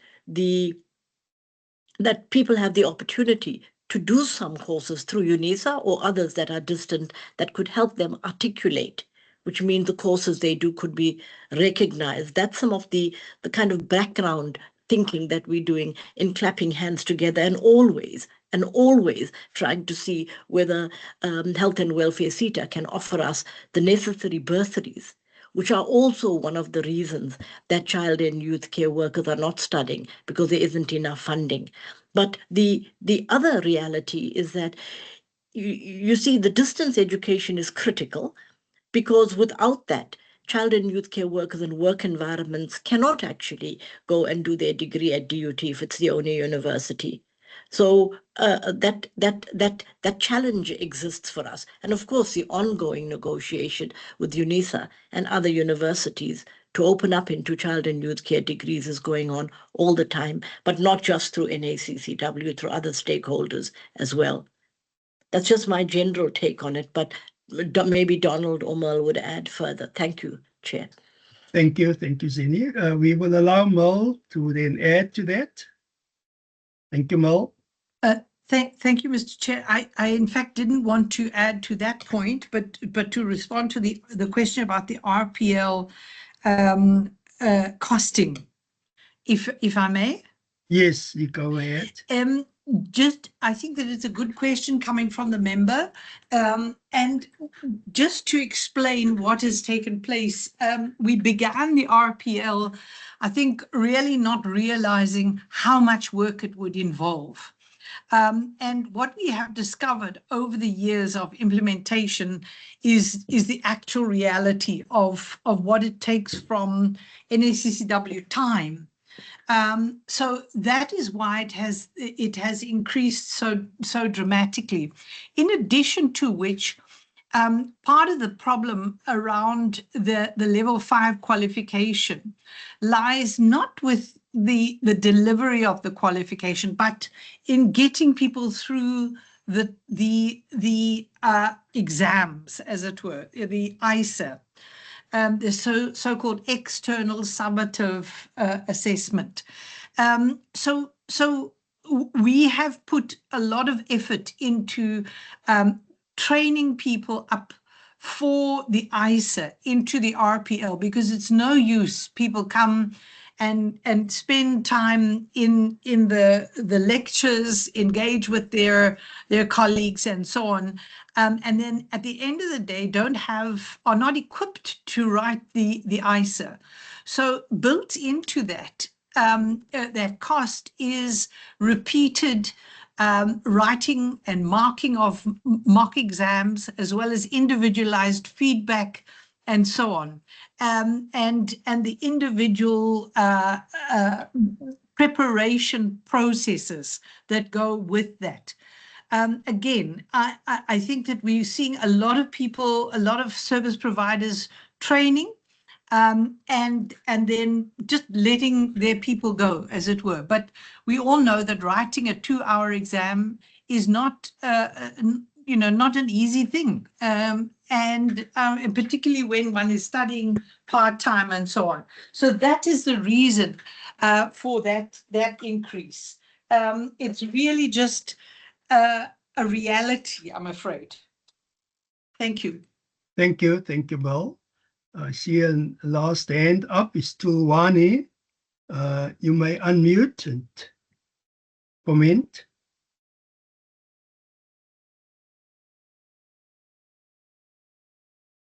Tulwani, you must unmute there your microphone, please.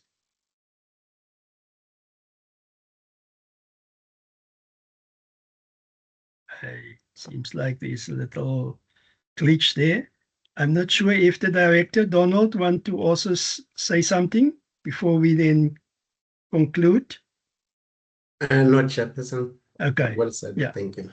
Thanks a lot for the contributions. It seems like Tulwani's got some problems there to unmute.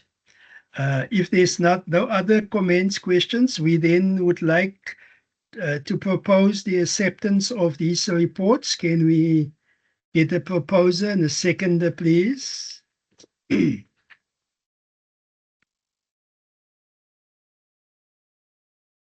Thank you, Professor Nixmeyer. Proposed and seconded.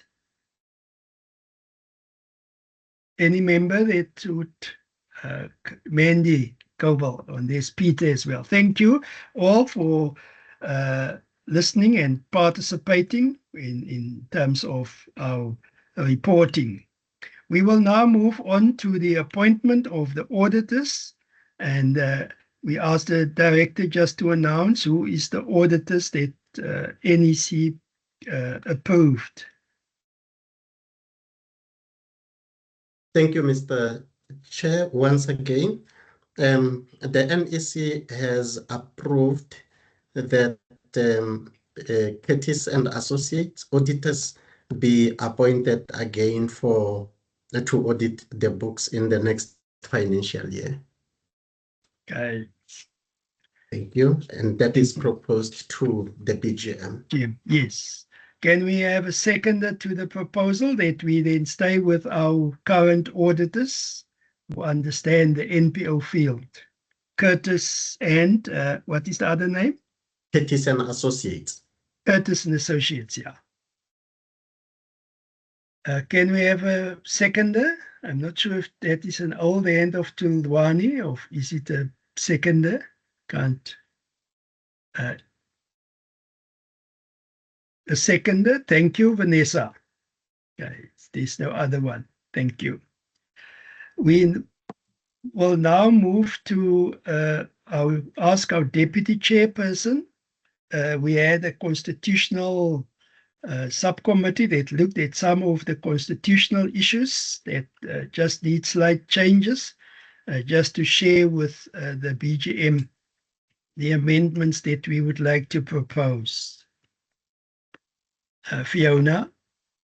Thank you, Mr. Chair. Good afternoon, everyone, again. Donald's going to try and flag the constitutional changes. There are a few amendments that we want to propose and endorse at today's BGM. I'm just going to start with it while he will flag it up on screen. So these are proposed constitutional amendments that we have looked at and has gone to our EXCO and our NEC members for approval already, and obviously needs to be endorsed at our BGM.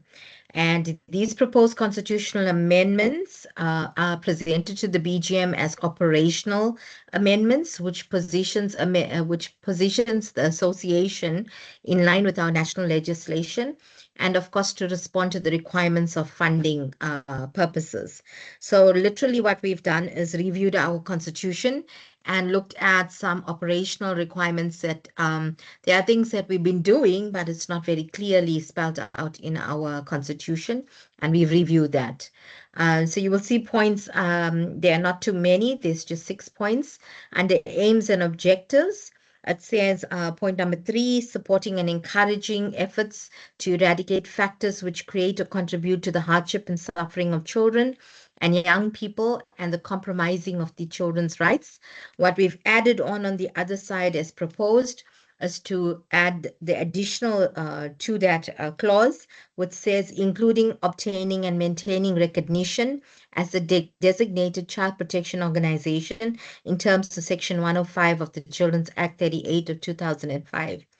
Specifically for the provision of prevention and early intervention services. And why we're doing that is because there are many funders that acknowledge that we're doing a lot of work under child protection, but because we are not registered as a child protection organization, we excluded from certain funding applications. So that's the reasoning why we are adding on that extra section.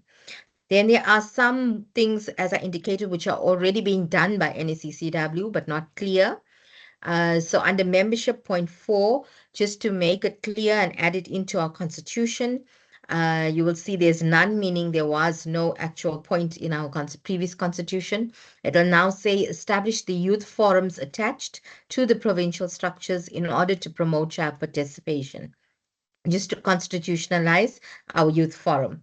The BGM's point 5, we didn't have this point, we're adding it on. Biennial general meetings of the association may be held physically or virtually using secure electronic platforms. Voting may be conducted electronically, provided that procedures ensure the integrity and confidentiality of the vote. So we included that. Obviously, there's a need to do that should we not have a reason or capacity to do a physical meeting as today. Okay, then there's another point under management. There's 3 points. So point number 6 on management, a quorum at such meetings shall be 50% plus 1. That's what's existing in our constitution. What we are adding on is literally to just say plus 1 of the NEC members, which is important because our NEC constitutes an important constituency of our forum, and to make sure that we have a quorum for our meetings. Then under management, again, point E, there's something that was not there that we're adding on. All office bearers must disclose any prior convictions for fraud, theft, or embezzlement. Individuals with such convictions will not serve on the National Executive Committee or any provincial committee. To restrict people who have been involved in financial mismanagement, fraud, or theft, just as a protection measure. Then under management, the next point was, again, under point 6, we didn't have this on our previous constitution. All office bearers must disclose, sorry, not that one. Special general meetings of the association may be held physically or virtually. This is reference to our special general meetings using the same format. It can be done with electronic platforms. Voting may be conducted electronically, provided that procedures ensure the integrity and confidentiality of the vote. So as you can see, for our BGM and for our special general meetings, we are adding on into our constitution that it allows us for virtual meetings. Under finance, there's this one point there under 7. The association must comply with the requirements of the Income Tax Act 1962 to maintain its status as a PBO, including the submission of our annual tax returns to SARS. That's been done, not to say it hasn't been done by NACCW, but we've had a legal person look through our documents who works in the NPO sector, and she's guided us on adding on these clauses so that we are much more authentic with our constitution. So with that said, as indicated, this has gone through our EXCO and our NEC for approval. We're bringing it to the BGM to have it endorsed. So I like to move for the acceptance of these operational changes into our constitution, and I'd like to call for someone who would second this. Thank you. Yeah, before we second it, maybe if I'm not sure if there's any question, if there for clarity or if it's clear, before we get that seconder, that's the amendments that we want to do. Thank you. There's no, I don't see any. Mandy, are you seconded the proposal? Because I saw Mandy's hand was up. Thank you, Mandy. And there's also Ruth. Yeah. Ruth, you've got a question?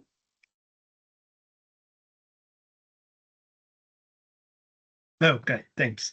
Thank you, good people. Thank you, members, for that we could deal with these businesses of the BGM thus far.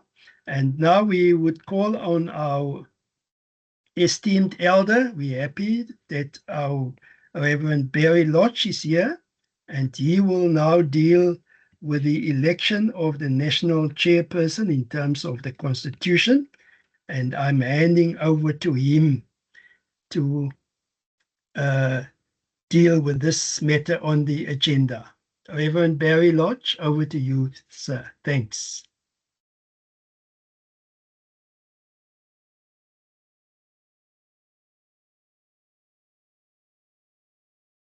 We can't hear you.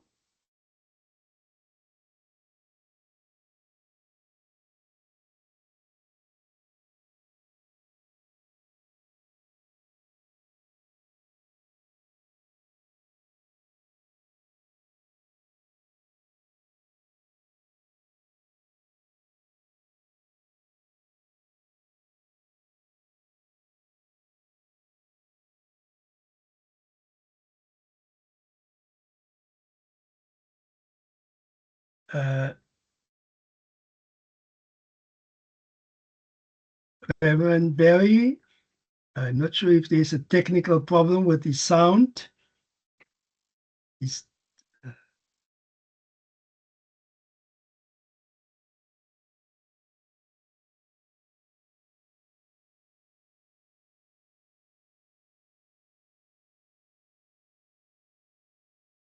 Yeah, Mr. Chair, we are picking up that the sound problem is on his side. Yeah. So we we experienced that as well. Yeah. Yeah. He is being assisted. So it's Is it okay? I thought we should then deal with maybe transfer it to someone else.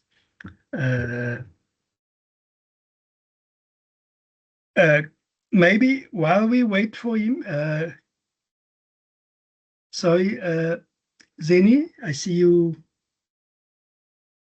I was going to wait till the end, but since we're waiting for Reverend Barry, if I could just take this opportunity on behalf of the NACCW chair to pay us a special tribute and thank you to Professor Nick Smyer, who is with us today. Just to acknowledge that he is a lifelong member of the NACCW and one of the only international members that attends our BGMs and our events with a level of commitment and rigor that he brings into his presence. He has over the years been very significant in being just part of the NACCW as an active member, Barry. but also yeah, it looks in like it looks like there is Donald, you're on. Maybe you could mute. Okay.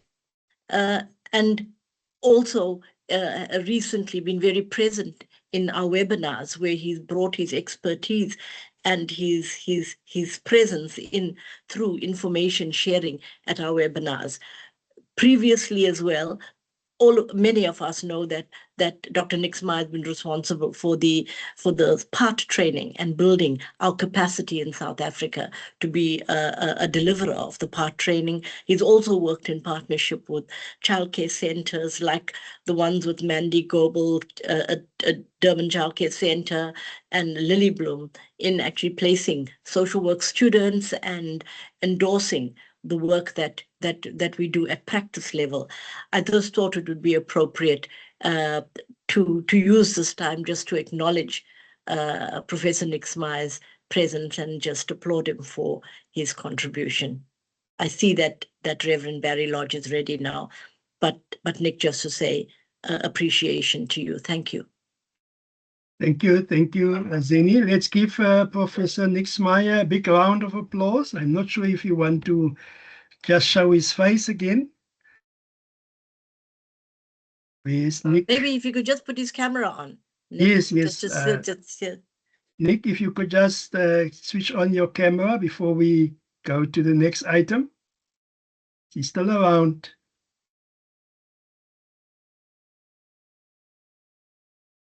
Okay, maybe he's not here anymore. Okay. Yeah. Thank you very much. Is the Reverend ready, Donald?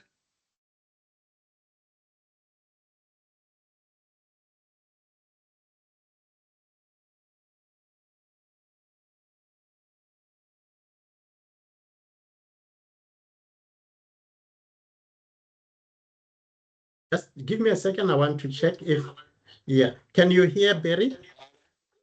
He's muted here on the with his mic. Chairperson, can you hear Barry? No.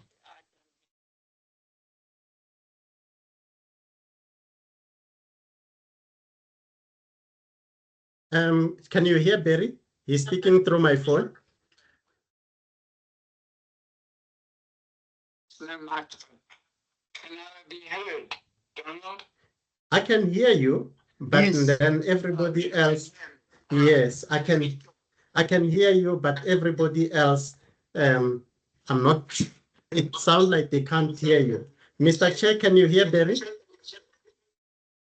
He's a little bit soft. We can hear him here in the background, yeah. Donald, make sure you're on speaker and maybe hold the phone closer to your speaker. Yes. Can you hear Barry now?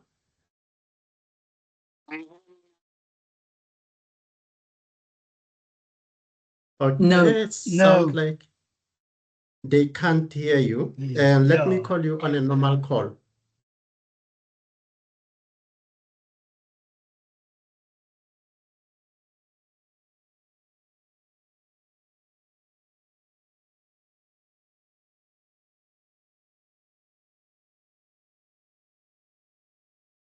Okay, Barry has indicated that he doesn't think that it's going to work. Yeah. Shall we ask then our Deputy Director Zeni to deal with this matter? Is it possible? I think under the current circumstances and also considering the time, yeah, we should. Yeah. Zeni, are you ready to do to share about the election of the national chairperson?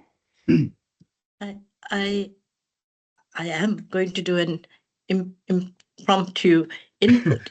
I just want to say that the call for nominations for chairperson went out appropriately according to our constitution, and we had just one nomination, which was the nomination for Fiona Balgovan, who has been the vice chairperson of the NACCW for many years now and has been an active member of the NACCW. She is effectively the nomination that has been accepted by the National Executive Committee and comes to the BGM for endorsement. I would like to welcome Fiona Balgovan as a new chairperson of the NACCW to take her position and take the floor. I would like to express appreciation for her history of commitment and dedication to the development of the NACCW and the child and youth care sector as a whole. Her personal practical experience in child and youth care centers, her qualifications in childcare and her ongoing qualification in a master's in child and youth care is well acknowledged and appreciated in the sector. And I would like to then hand over this to Fiona Balgovan with great applaud and appreciation. Thank you. Thank you. Thank you very much. Are you able to hear me now?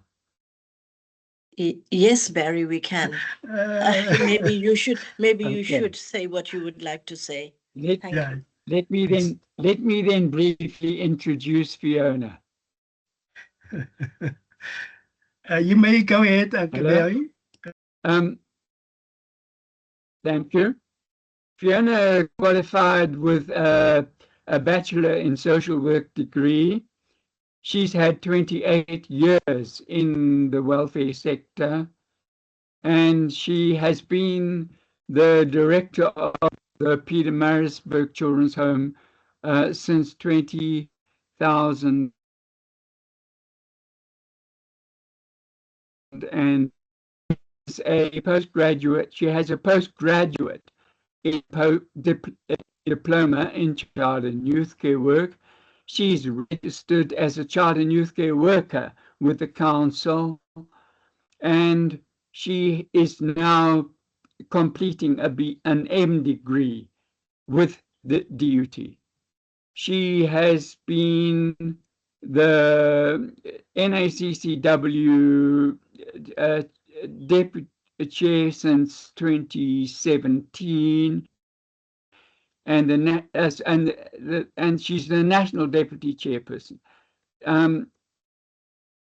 She's been the KZN provincial task team advocate. She's a member of the KZN provincial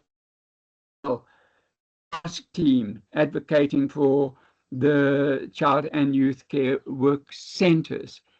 So it gives me great pleasure, one, to congratulate her on being the new chairperson of the NACCW, and two, to appreciate and hope that she will have a prosperous and new term of office. I thank you, Chair.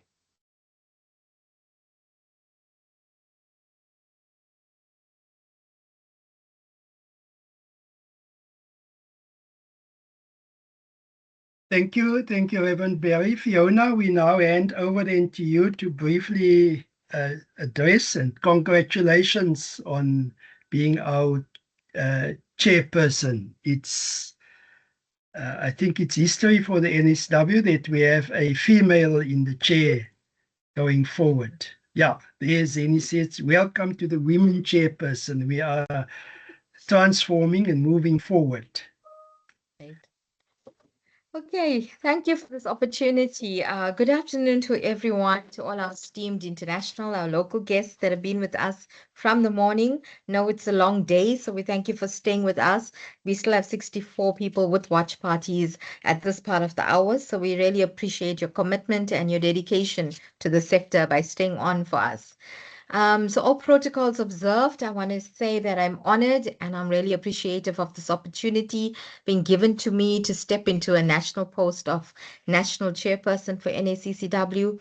As a deputy chairperson in recent years, I must say, working closely with our EXCO members, we've had the opportunity to guide and to support and work with our directorates for all these years in their leading positions, and to help them oversee this unique association, which has obviously been serving child and youth care workers for the past 50 years, molding the shape of childcare in our country. So this journey, as I must acknowledge, has not been easy, definitely. Many sector challenges have impacted on the work done by NACCW and likewise on our members in their respective corners in the country. So NACCW has over the years reviewed its strategy. We've had to revisit our vision, our mission, and align ourselves to ensure that we remain relevant, both not only to the sector, but also to our funders. So this requires a lot of introspection by the Directorate and its NEC to ensure that the NACCW meets its commitment, not only to our membership, but also to all those staff and employees relying on NACCW to make sure that we fulfill our mandate for service deliverables. So in today's financial climate, I think no NPO can foresee what's going to happen with them in the future, as everything is so precarious at this point. And so NACCW is no different in trying to ensure that it runs a well-established and a sustainable service that continues for the next 50 years. We have also faced financial constraints. We've had reduced budgets in recent years. We've had loss of valuable key funders for programs, which has impacted on us as NACCW.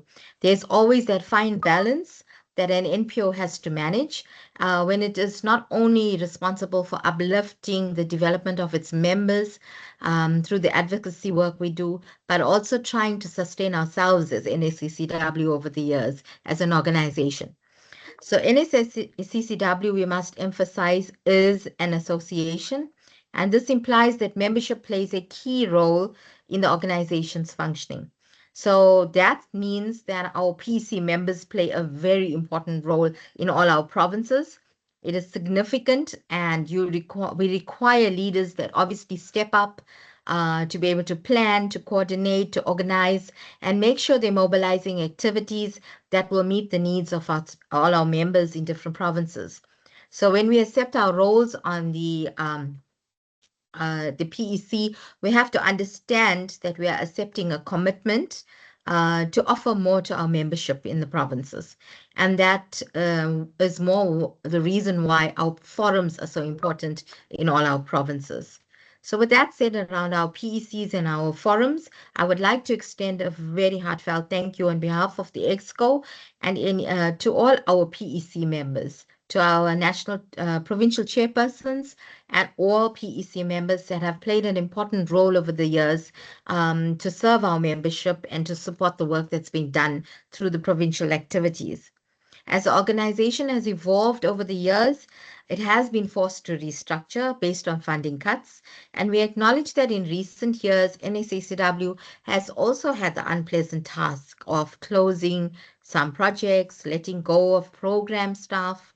We're no different from any other national body in the country that's been impacted financially.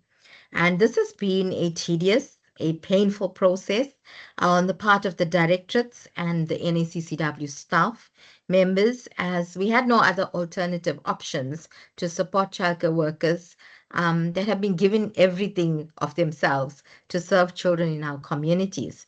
So not only did we lose valuable childcare staff doing excellent work on the ground, but we also were forced to lose some of our valuable services rendered to children in some of our communities due to funding cuts.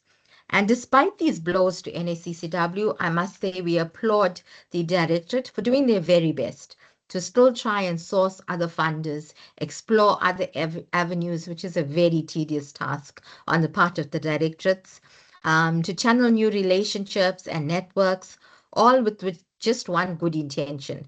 And that was, and it still is, to make sure that we're opening more doors for our child and youth care workers and to provide them with a significant range of services to those who need it the most. So we're always looking for and exploring new opportunities and new doors to open for all our members. Training and development of the sector has been highlighted today. It's a key aspect of NACCW work. Just to highlight there, we are fully aware of all the challenges with HWCTA, with the council, with wanting to get registered, with those being deregistered, and we've tried our best as NACCW with every opportunity to network and engage with the HWCTA, with council, with the professional board. As you can see from our program today, we've tried to include stakeholders so they can share personally what's been going on in their sectors and share with us some of the challenges we are experiencing. We are continuing to obviously lobby and work with them relentlessly to make sure that we're creating more avenues for our stakeholders to open more doors and more avenues for our childcare workers in other sectors as well. So NACCW has made a significant mark in the sector from its involvement, as we can see from this morning, on a national level, being involved with SANRAC, the Children's Rights Coalition, to platforms like FITSE Africa, to our Global Alliance workforce. We've been involved in all of this. And as much as we are recognized internationally and globally for the work done by NACCW with our child and youth care workers in different settings, there is still much to do within our country to strengthen our work on the ground with the support of all these national departments and stakeholders. As you would have seen, our outgoing chairperson has pleaded to our different stakeholders to continue the relationship and the partnership with us to better the service that we're offering to our child and youth care workers. Today, we must acknowledge that there are much more social ills that our children have to face.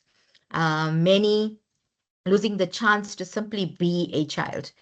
Compounding factors that we know: poverty, inequality, lack of resources, the absence of caring child and youth care work, not child and youth care, caring adults and good role models in our children's lives is a concern. And this morning we heard a lot around the bullying that has come through in our different schools and contexts. So there are many social ills that need to be faced, and we can do it together. But despite all these weaknesses in our support systems, it does leave us feeling very despair in terms of our profession and the work that we do. But I think there's always hope, and NACCW has this important role to play in sustaining and promoting the hope that we have for child and youth care workers in the country. We are trying to rebuild new narratives for our children and our families through new partnerships and new networks, and also through reviewing and re-establishing the strong forces that we have with other partners that we've had over the years. And the intention there is to break the barriers that we face so that we can continue to reach out and service the child that we are reaching out to. So as I conclude, I want to acknowledge that there is no institution that is perfect. There are complaints always, but there's also complaints about our own organizations from our own perspectives. So we all have our flaws. We all have our organizational challenges. We all have limited resources to survive with, staff issues to deal with, and NACCW is no different. As an organization, we have to face these challenges. We have to get through good or bad times. And from my perspective, being the deputy chair over the years, I just want to reassure people that I can confidently say that the team of directors that we've had, there is just no lack of love and passion and commitment and dedication from their side. And the intentions are so pure to do what they can within the capacity to better child and youth care space that we work within. So I applaud all our directors, and I think you are continuing to do good work, and may you continue to have strength to keep doing the work that you do. I take this opportunity to, almost at the end, offer my special gratitude and thanks to our outgoing chairperson, Mr. Alwyn Gallant. He's been my support and my guide and my mentor, supporting me through the process as well as I stepped into the deputy chair position. You've held the chair's reign for a while, Mr. Chair, guiding our NEC with your experience, with your wisdom, and over the years, you have played a key role, engaging with stakeholders nationally, internationally, and helping NACCW to make the significant mark in the sector. So we want to thank you, we want to applaud you, and appreciate the efforts and the work that you've done over the years. I think you're looking so young in some of these photos, so you've been growing old with NACCW as well with the directors. So we thank you for all the effort, all the support you've been giving NACCW, and we acknowledge and honor you today and thank you and wish you well in your endeavors as you step down from the national chair. I still know I look to you for support and guidance, and we thank you again for all your contributions over the years in keeping this organization at the top of its game. So once again, I'd like to thank all of you for allowing me this privilege of stepping into the national chair's position. It comes with obviously a lot of responsibility to uphold and to honor the duties of such a post. And I do hope I can live up to it. I look forward to working with all of you as we strive together to improve our service delivery to our children and to our youth through the strengthening of our child and youth care workers and the work that we do. With that said, I want to thank you for this opportunity and wish everybody well. And thank you for being here and attending the BGM. Thank you.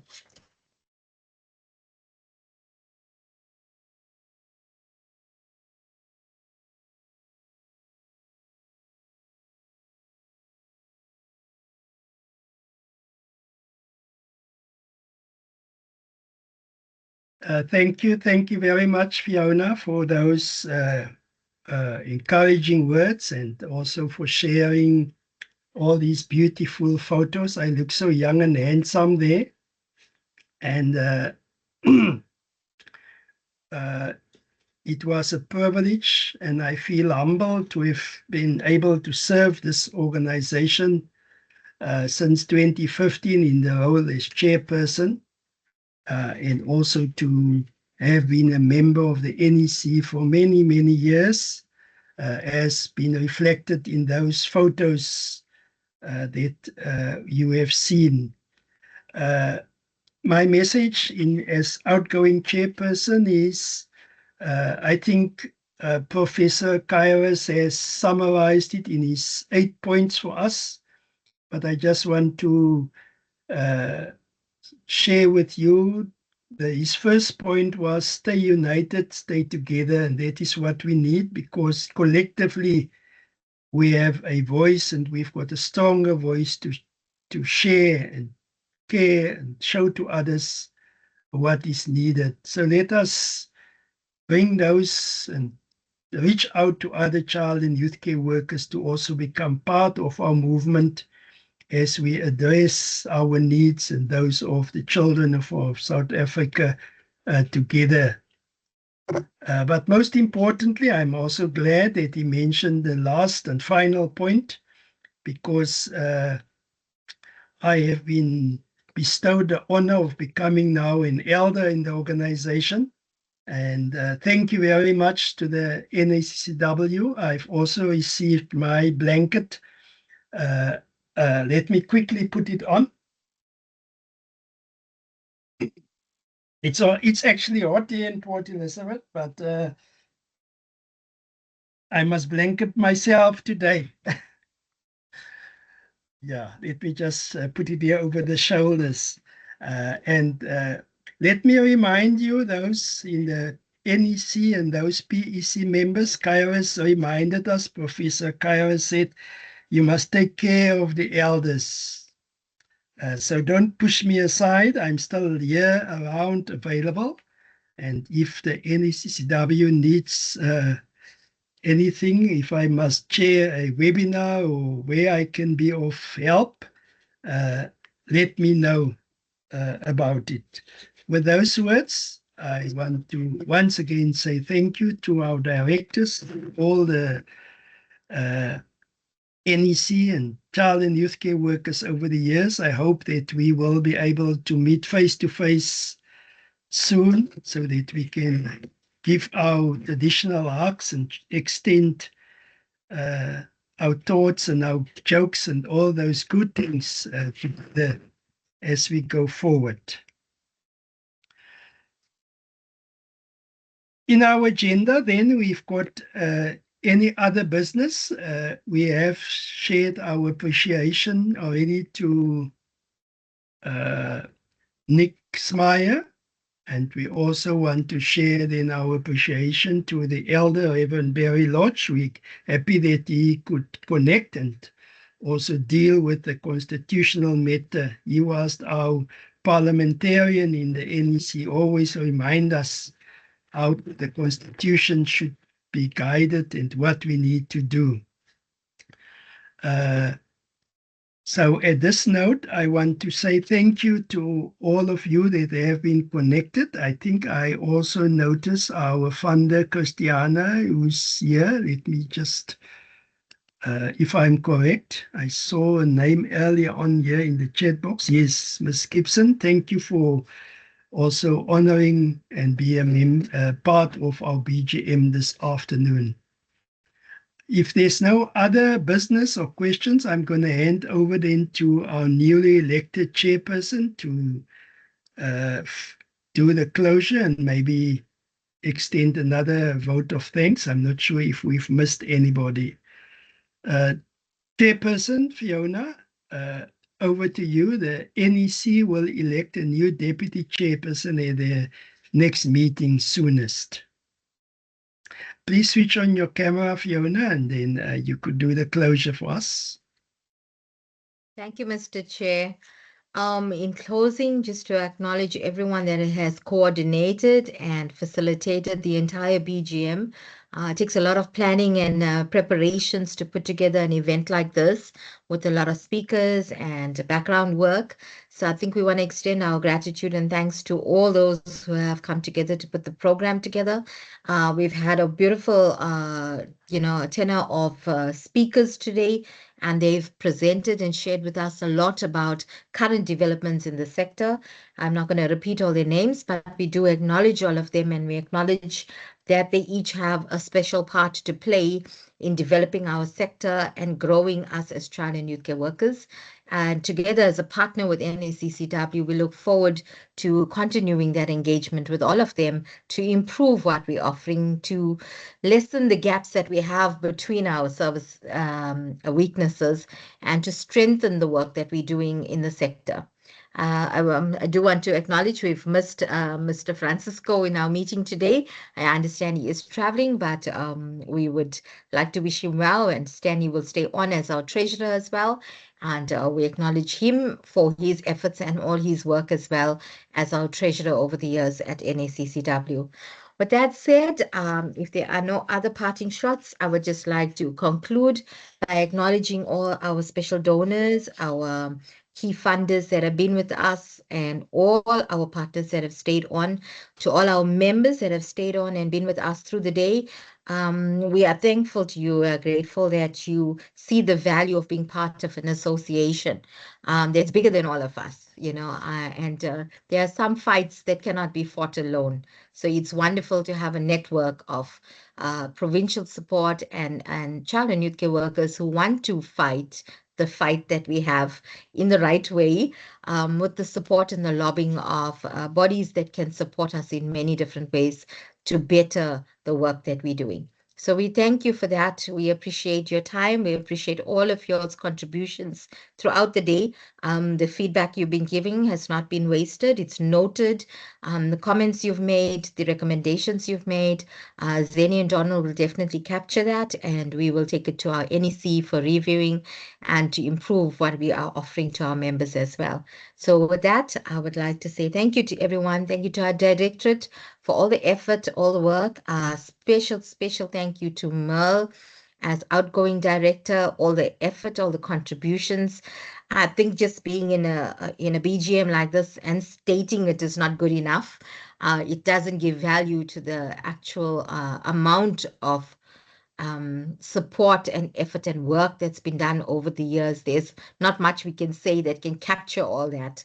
But just to acknowledge you, Merle, as well, for doing what you've done over the years, and for us being able to reach this point, for Donald to take the reins now, it's only because of your good leadership and Zeni's guiding and directing the directorate through this process. So we wish to go forward and move from strength to strength, and we look forward to working with everybody as we move forward. With that said, I'd like to close our BGM and thank you again for everybody for being with us today.